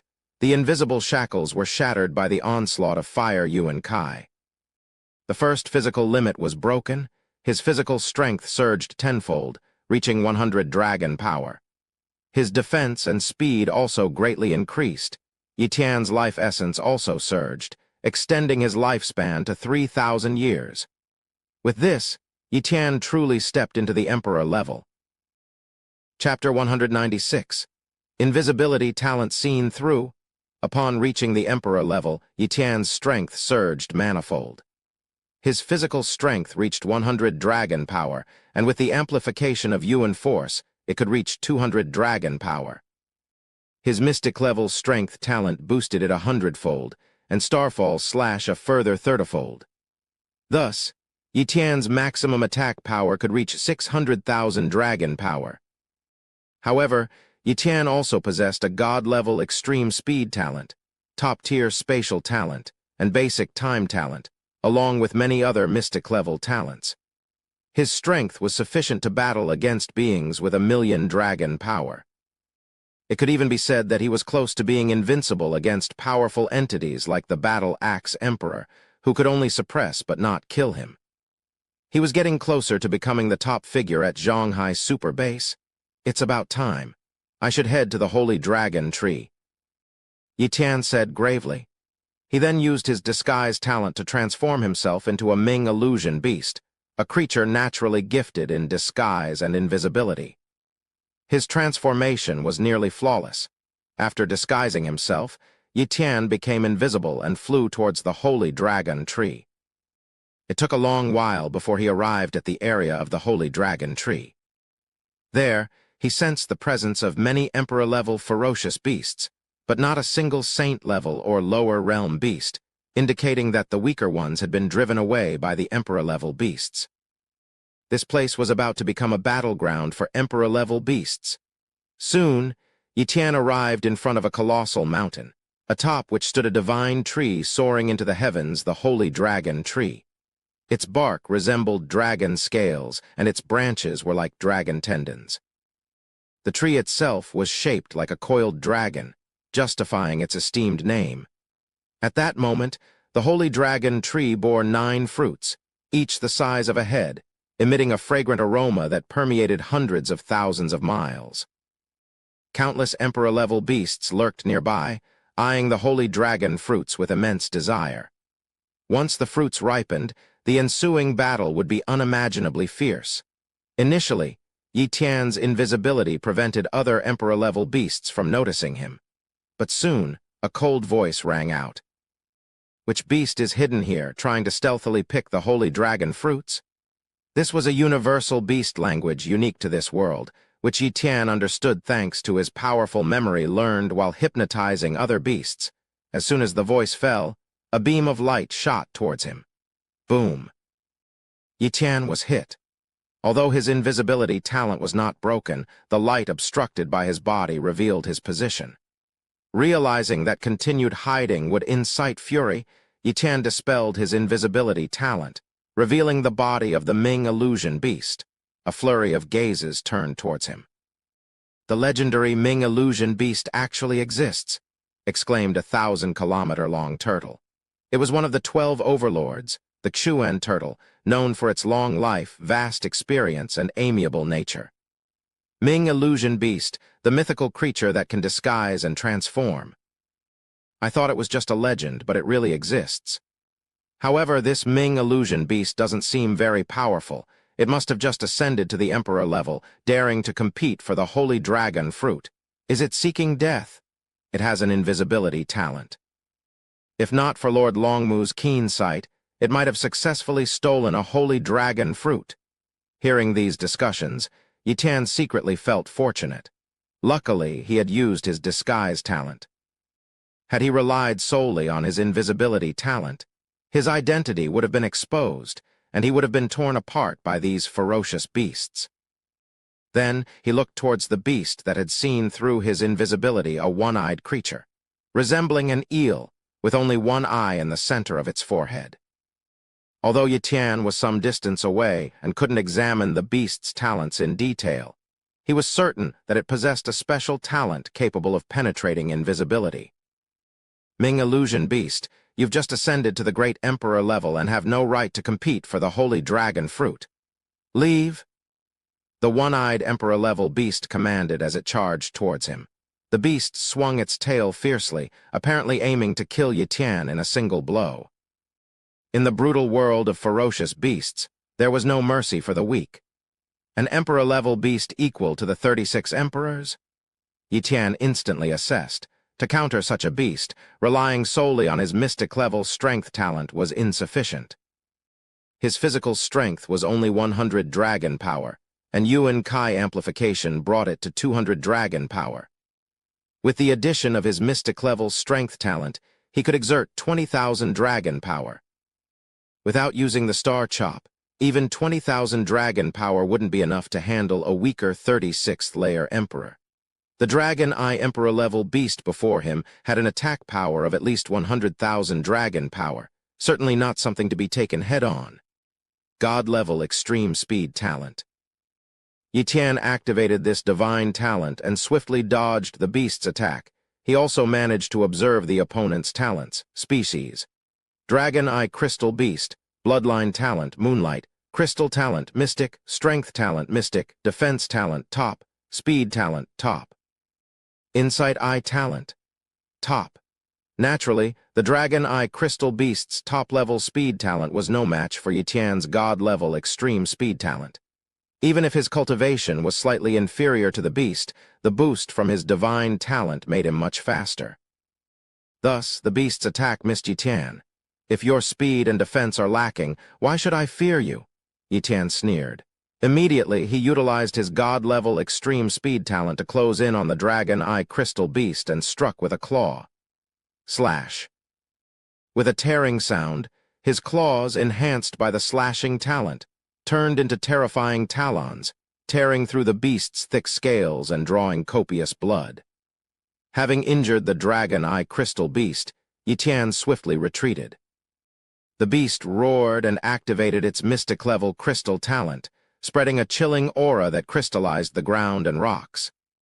Against such a talent, speed would be constrained. Without revealing his true strength, Yi Tian would find it challenging to deal with the mystic-level crystal talent. However, at that moment, a voice rang out. He has the right to compete for the holy dragon fruit. Dragon Eye, stop! The Xuan Turtle Overlord spoke. Hearing the Xuan Turtle Overlord's voice, the Dragon Eye withdrew its crystal talent and retreated unwillingly. The authority of the 12 Overlords was not to be underestimated, and provoking one meant certain death. Although the Xuan Turtle was known for being approachable, this was only because no beast had provoked it. If angered, its reputed amicability would mean nothing. The Dragon Eye Crystal Beast, fearing the Xuan Turtle, dared not disobey its command. Thank you, Xuan Turtle Overlord. Yi Tian expressed his gratitude. Although the beast had helped him out of a difficult situation, a word of thanks was in order.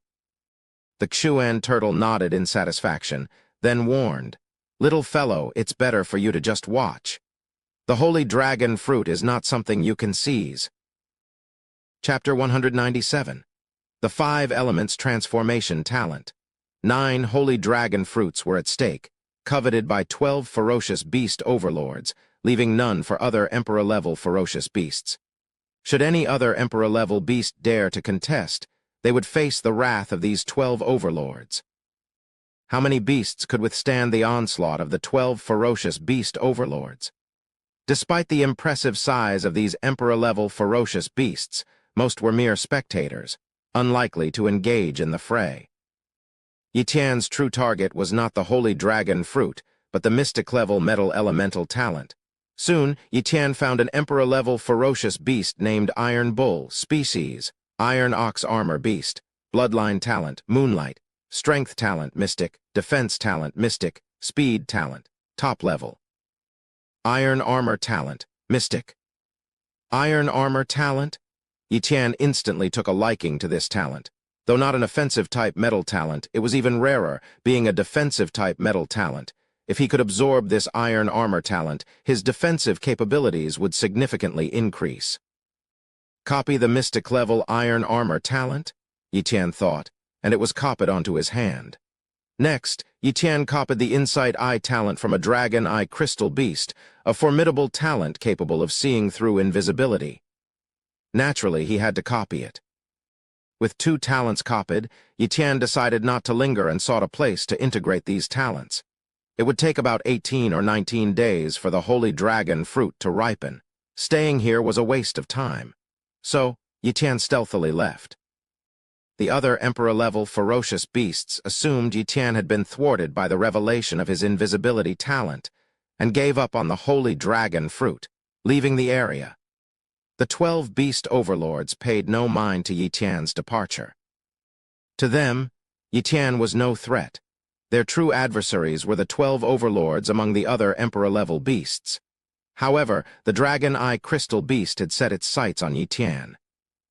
Damn Ming Illusion Beast, if it weren't for the intervention of the Xuan Turtle Overlord, you would have been dead. You dared to injure me, an emperor, I will devour you. The Dragon Eye Crystal Beast harbored a murderous intent. Other Emperor-level ferocious beasts feared Yi invisibility talent, but with its Insight Eye talent, the Dragon Eye Crystal Beast was undeterred. Wiz Yi and the Dragon Eye Crystal Beast quickly flew away from the Holy Dragon Tree, heading into the distance. Yi noticed the pursuit of the Dragon Eye Crystal Beast, but remained indifferent, even smirking secretly. If he could kill the Dragon Eye Crystal Beast, no other beast would detect his invisibility talent. Near the bustling Holy Dragon Tree, he couldn't unleash his true strength, but the beast foolishly followed him, courting death. The man and beast flew further away, soon leaving the Holy Dragon Tree area beyond the sensing range of the 12 overlords. Thus, Yi stopped in a forest. The Dragon Eye Crystal Beast also halted, closing in on Yi. Ming Illusion Beast, you missed your chance to escape at full speed. What a pity, today you will surely die. The Dragon Eye Crystal Beast launched its crystal talent, intending to freeze the entire forest into a crystal forest and Yi into a crystal statue. But in the next moment, it became perplexed. Before it, the Ming Illusion Beast transformed into a human, wielding a morning star-level sword. Ming Illusion Beast, why turn into a human? The Dragon Eye Crystal Beast was immensely surprised.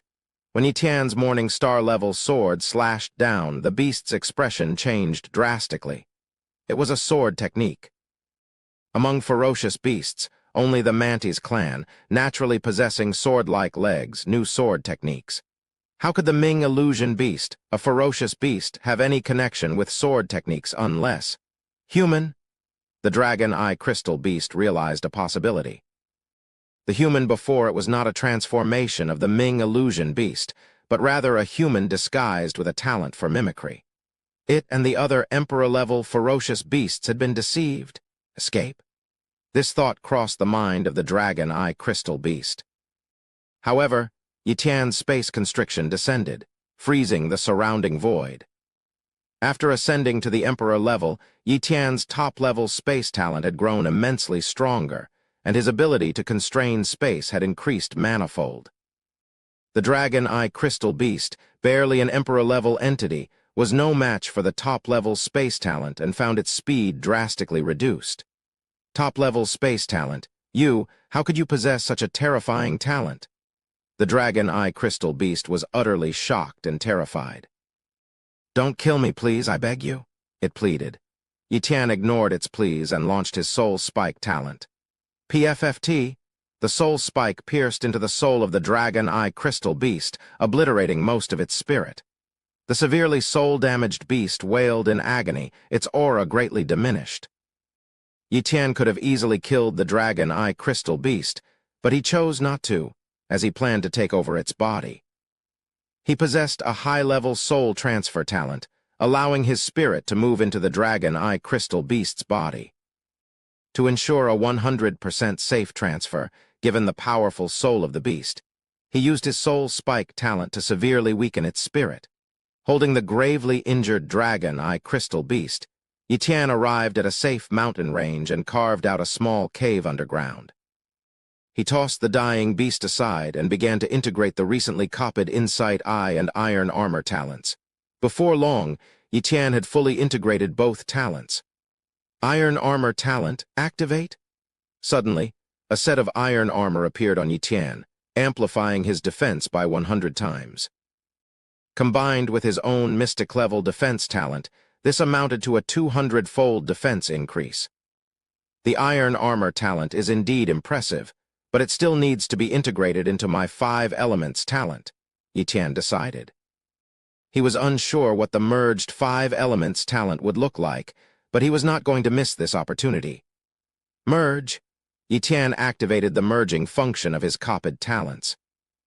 Thus, the mystic-level fire domain talent, mystic-level water shield talent, mystic-level vine talent, mystic-level earth spike talent, and mystic-level iron armor talent began to merge. During the process, he also kept an eye on the dragon eye crystal beast, fearing it might escape.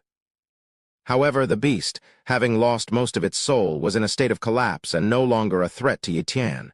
An hour later, Yi Tian had completely merged the 5 mystic-level talents, but he was drenched in sweat, nearly exhausted. Check. Yi Tian reviewed his talent status. The original 5 mystic-level talents had vanished, replaced by a new 5 elements transformation talent. God level. As soon as his consciousness touched the talent imprint of the God level 5 elements transformation talent, Yi Tian understood its powerful effects. This God level talent could freely manifest the effects of the previous 5 talents, like transforming into a 5 elements fire domain or a 5 elements iron armor, with not a 100-fold but a whopping 500-fold amplification. Truly a God-level talent. Yi Tian was overjoyed. His strength had greatly increased. Chapter 198. Target. The Holy Dragon Fruit. After resting for a while and seeing that the Dragon Eye Crystal Beast was about to die, Yi Tian performed the high-level Soul Transfer talent inside the cave. Soul Transfer talent. Activate. Yi Tian's soul transformed into a beam of light and entered the body of the Dragon Eye Crystal Beast, quickly annihilating its remaining soul and completely occupying its body. 1 month's time should be enough. Yi Tian spoke using the body of the Dragon Eye Crystal Beast. The body of the Dragon Eye Crystal Beast was already unharmed, and now under Yi Tian's control, it could maintain its peak combat power, although his other talents had somewhat diminished, making it not as strong as his original body. However, the combat power of this Dragon Eye Crystal Beast body, now controlled by Yi Tian, was still at the level of the 36 Emperors, and much stronger than the original Dragon Eye Crystal Beast. After all, the God-level Extreme Speed talent and the God-level 5 Elements Transformation talent had only been reduced to the Mystic level, making this body significantly stronger than before. Having taken over this body of the Dragon Eye Crystal Beast, I can fully compete for the Holy Dragon Fruit. Even if I fail, it doesn't matter. I had checked earlier, and among the 12 ferocious beast overlords, there are no soul talent possessors. The only soul talent possessor among the other Emperor-level ferocious beasts has only an intermediate soul talent, not even comparable to my soul spike talent. They can't kill my soul, allowing me to return to my body in time. Yi Tian was not at all panicked. Since he couldn't die if he still didn't dare to compete for the Holy Dragon Fruit, wouldn't it be too cowardly? He was also very interested in the Holy Dragon Fruit. If the Holy Dragon Fruit could enhance the bloodline talents of ferocious beasts, could it not also enhance the cultivation talents of humans? If that's possible, wouldn't it elevate a human's cultivation talent to the Dawn level? He didn't care about Dawn-level cultivation talent, but others did. His sister Yi Yu and Yuer both needed Dawn-level cultivation talent. If he could obtain 2 Holy Dragon Fruits, he could give them to his sister and Yuer. For his sister and Yuer, he must compete for the Holy Dragon Fruit. The Holy Dragon Fruit matures only once every 9,000 years. If he missed this opportunity, he would have to wait another 9,000 years, and he couldn't wait that long, nor could his sister and Yuer. This time, he was determined to obtain it. Next, he arranged his original body well, setting up various hidden and defensive formations to prevent his body from being harmed. After completing all these preparations, Yi Tian emerged from underground and came to the outside world. In the outside world, Yi Tian familiarized himself with this body to ensure there were no issues in combat, and then flew towards the holy dragon tree area. Before long, Yi returned to the vicinity of the holy dragon tree. At that moment, many ferocious beasts turned their gaze towards him. Not fools, naturally knowing that the Dragon Eye Crystal Beast went to hunt the Ming Illusion Beast in haste, simply curious whether the Dragon Eye Crystal Beast had killed the Ming Illusion Beast or not. An Emperor-level ferocious beast asked, "Dragon Eye, did you kill that Ming Illusion Beast?" Yi casually replied, "HMPH, if not for that Ming Illusion Beast being slightly faster, it would have been dead for sure." The meaning of this sentence was clear. The pursuit had failed. The other Emperor-level ferocious beasts chuckled a few times, seemingly mocking the incapability of the Dragon Eye Crystal Beast. The Dragon Eye Crystal Beast itself wasn't strong, so they weren't afraid of it, and its insightful eye talent was useless against them. They might fear the Ming Illusion Beast, but not the Dragon Eye Crystal Beast. Yi didn't care either. He wasn't the real Dragon Eye Crystal Beast. The real one was already dead. Time passed bit by bit, and the fragrance of the holy dragon fruit on the holy dragon tree became more and more intense, absorbing countless yuan kai, with the day of maturity fast approaching. A few more days passed. Faint dragon shadows appeared on the holy dragon fruits, turning them golden yellow. Seeing this phenomenon, all the Emperor-level ferocious beasts knew that the holy dragon fruits were about to mature. Once the phenomenon roared, and billions of golden lights emanated from the holy dragon fruits, it would be the true day of maturity. At the moment, it was not yet time to vie for them, as doing so would only yield a useless holy dragon fruit. If anyone dared to seize the holy dragon fruits prematurely, the 12 ferocious beast overlords would definitely not be merciful, and would unite to annihilate them. On this day, all the Emperor-level ferocious beasts became restless, their gazes fixed on the holy dragon fruits, because today was the day of their maturation. Suddenly, the sounds of dragon roars were heard, and the dragon shadows on the 9 holy dragon fruits roared into the void, as if 9 real dragons were howling. Then, billions of golden lights burst forth from the 9 holy dragon fruits, covering hundreds of thousands of miles. In an instant, the entire area turned into a world of golden light. The phenomenon came quickly and disappeared just as swiftly. In the blink of an eye, the golden light dispersed, the phenomenon dissipated, and the 9 holy dragon fruits truly matured.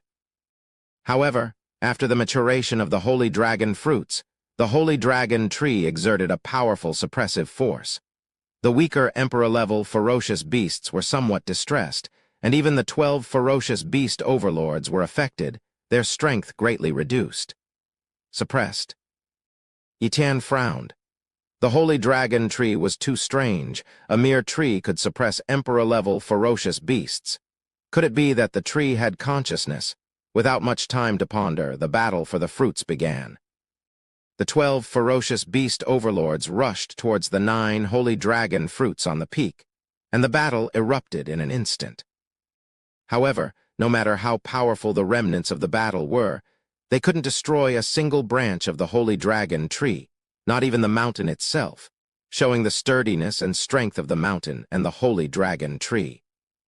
Xuan Turtle, you're too old, already over 10,000 years old.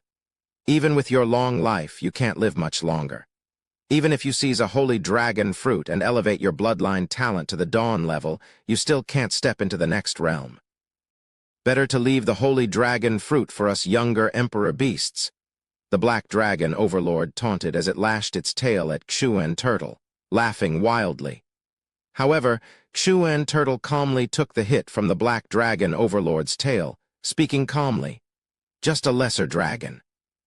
Do you think you're a real black dragon?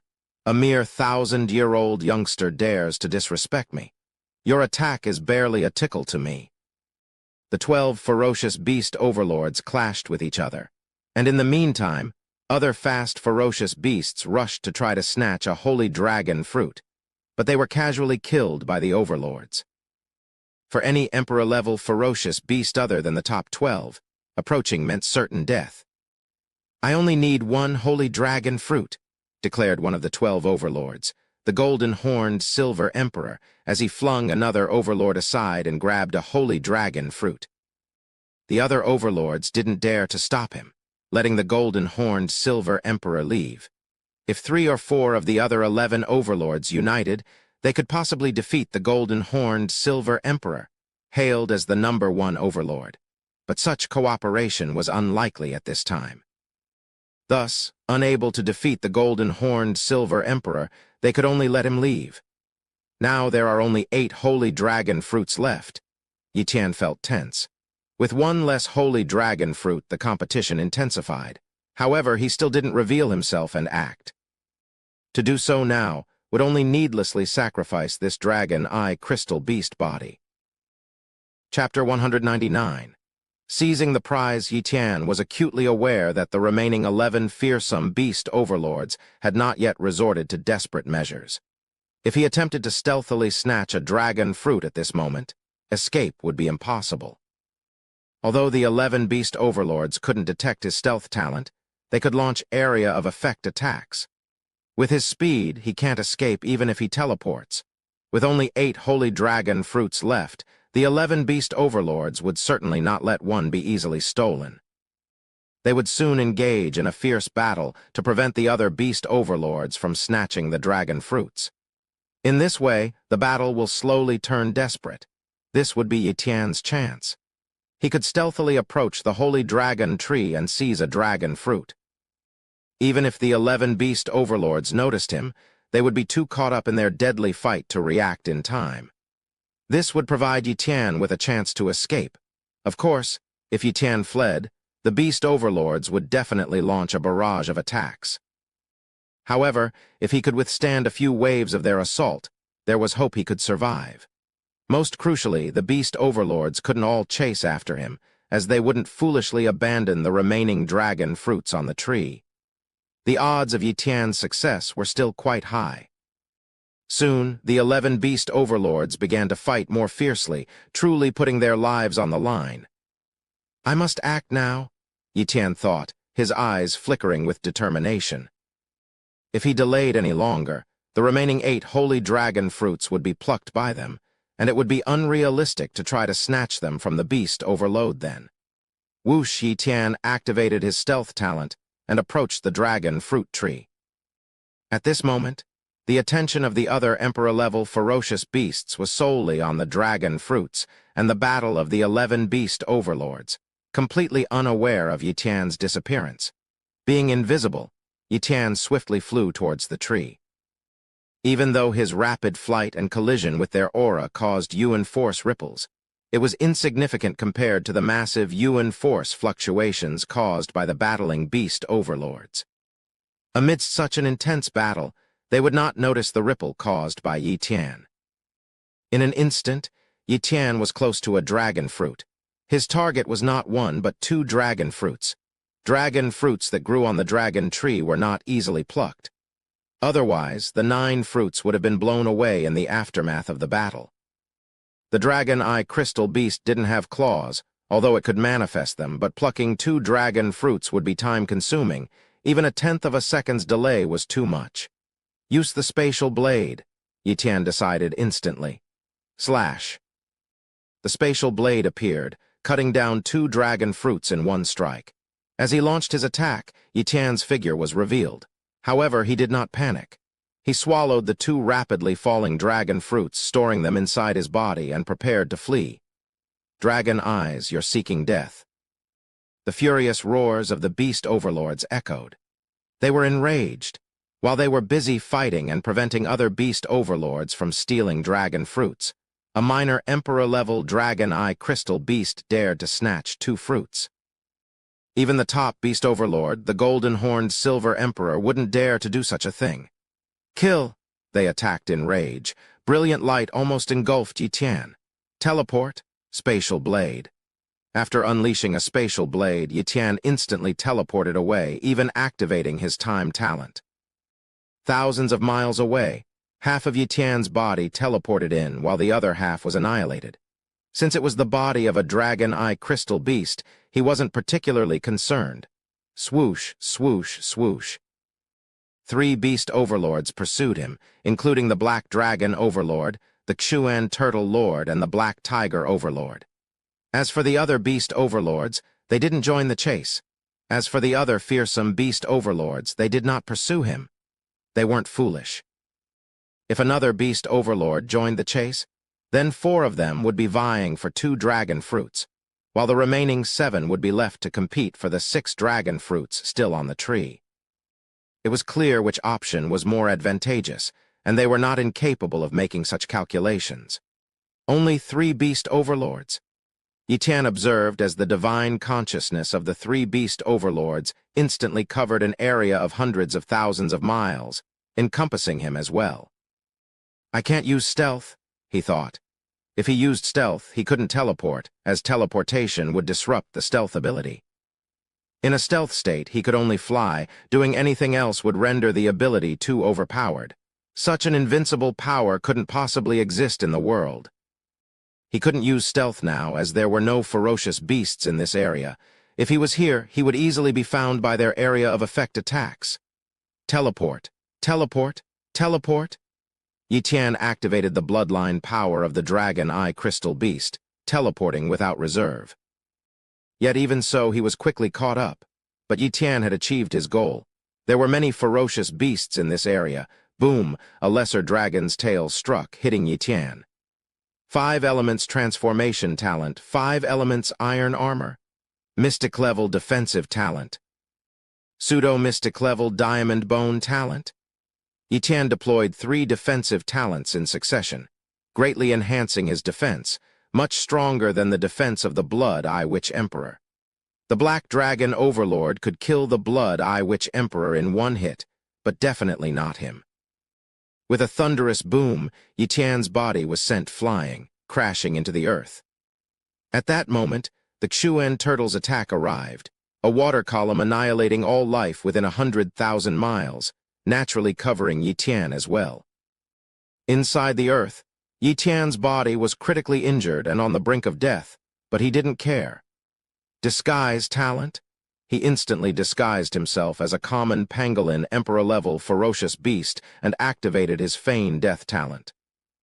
At that moment, he looked just like a pangolin that had died as a result of the collateral damage. Swoosh, swoosh, swoosh. The 3 beast overlords arrived, scanning the area with their divine consciousness, but they did not detect Yi Tian. It can use stealth. It must have turned invisible. The Xuan Turtle realized. Boom, boom, boom, area of effect attacks descended upon the area. And Yi Tian, disguised as a pangolin, suffered again, enduring the onslaught with his 3 defensive abilities. After all, these were only area of effect attacks, not focused ones, so he could withstand them. After several attacks, the 3 beast overlords still didn't discover Yi Tian. Normally, they would be able to sense a hidden creature once hit, but now they couldn't, proving that no creature was hiding in this area. Damn, it must have teleported away while we were distracted. Let's pursue. The Black Dragon Overlord roared angrily. They couldn't delay, or they would miss out on the holy dragon fruits. Swoosh, swoosh, swoosh. The 3 beast overlords immediately left, searching other areas. I must leave immediately. If the 3 beast overlords think it through carefully, they'll realize that it wasn't the real Dragon Eye Crystal Beast, and will suspect the first to leave, the Ming Illusion Beast. The Dragon Eye Crystal Beast naturally can't use stealth, nor space blade and teleport. They'll definitely think the Ming Illusion Beast impersonated the Dragon Eye Crystal Beast to steal the fruits. Later, they will certainly return to inspect the corpses of these ferocious beasts, and I'll be exposed then. Thus, Yi Tian quickly entered a stealth state and swiftly flew away in another direction. Chapter 200. The second limit breakthrough of the Emperor level. After a long time, Yi Tian had already flown a great distance. The vastness of the beast world was so immense that the beast overlords could not find him. He had succeeded. The 2 holy dragon fruits truly belonged to him now. Elsewhere, the 6 holy dragon fruits on the holy dragon tree had already been snatched away by 6 beast overlords, who immediately fled, fearing an attack from those who had failed to seize any of the fruits. The Xuan tortoise overlord, the Black Dragon Overlord, and the Black Tiger Overlord failed to find any trace of Yi Tian, losing all hope. Soon, they realized that the so-called Dragon Eye Crystal Beast was definitely a fake. As an infamous Emperor-level beast in the beast world, although they did not hold it in high regard, they knew of its abilities. It wouldn't have powers like invisibility, teleportation, or space blades. Invisibility was a skill of the previously encountered Ming Illusion Beast. The Dragon Eye Crystal Beast went after the Ming Illusion Beast earlier. The one that returned with the ability to turn invisible must have been a fake. The real Dragon Eye Crystal Beast must have been killed, and it was the Ming Illusion Beast in disguise, roared the Black Dragon Overlord in anger. Suddenly, wait, the Dragon Eye, no, the Ming Illusion Beast that disappeared from that land, could it have disguised itself as another beast? The Black Dragon Overlord returned. The Xuan Turtle Overlord and Black Tiger Overlord also came back, arriving at the devastated land. The three beast overlords used their divine senses to sweep the area, recalling the previous situation. With their excellent memories, they quickly noticed the differences between then and now. A pangolin's corpse has disappeared. All the beasts in this area are dead. It's impossible for another beast to have eaten the pangolin's corpse, exclaimed the Xuan Turtle Overlord in shock. The three beast overlords exchanged glances, considering a possibility. The pangolin was actually the Ming Illusion Beast in disguise, but it appeared to be dead. That Ming Illusion Beast even feigned death and deceived us, exclaimed the Black Tiger Overlord, his pupils constricting in surprise. In an underground cave, Yi Tian's hiding place, Yi Tian had returned. By this time, the body of the Dragon Eye Crystal Beast he inhabited was in tatters. If not for the need to bring back the two holy dragon fruits, he would have abandoned this beast body long ago. Upon his return, Yi Tian took out the two holy dragon fruits from his mouth, placed them on the ground, and immediately released his high-level soul transfer talent, returning his soul to his original body. Without the soul, the body of the Dragon Eye Crystal Beast became a completely broken corpse. Two holy dragon fruits? Yi Tian stared intently at the two fruits, his heart overflowing with excitement. Store them away. He stored the two holy dragon fruits in his personal space and then left the area.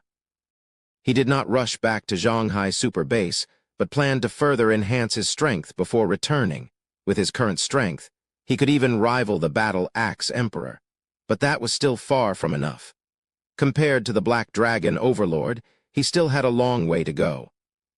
If he wanted to protect Yuer, his sister, and Zhonghai Super Base, he must have strength comparable to the Black Dragon Overlord.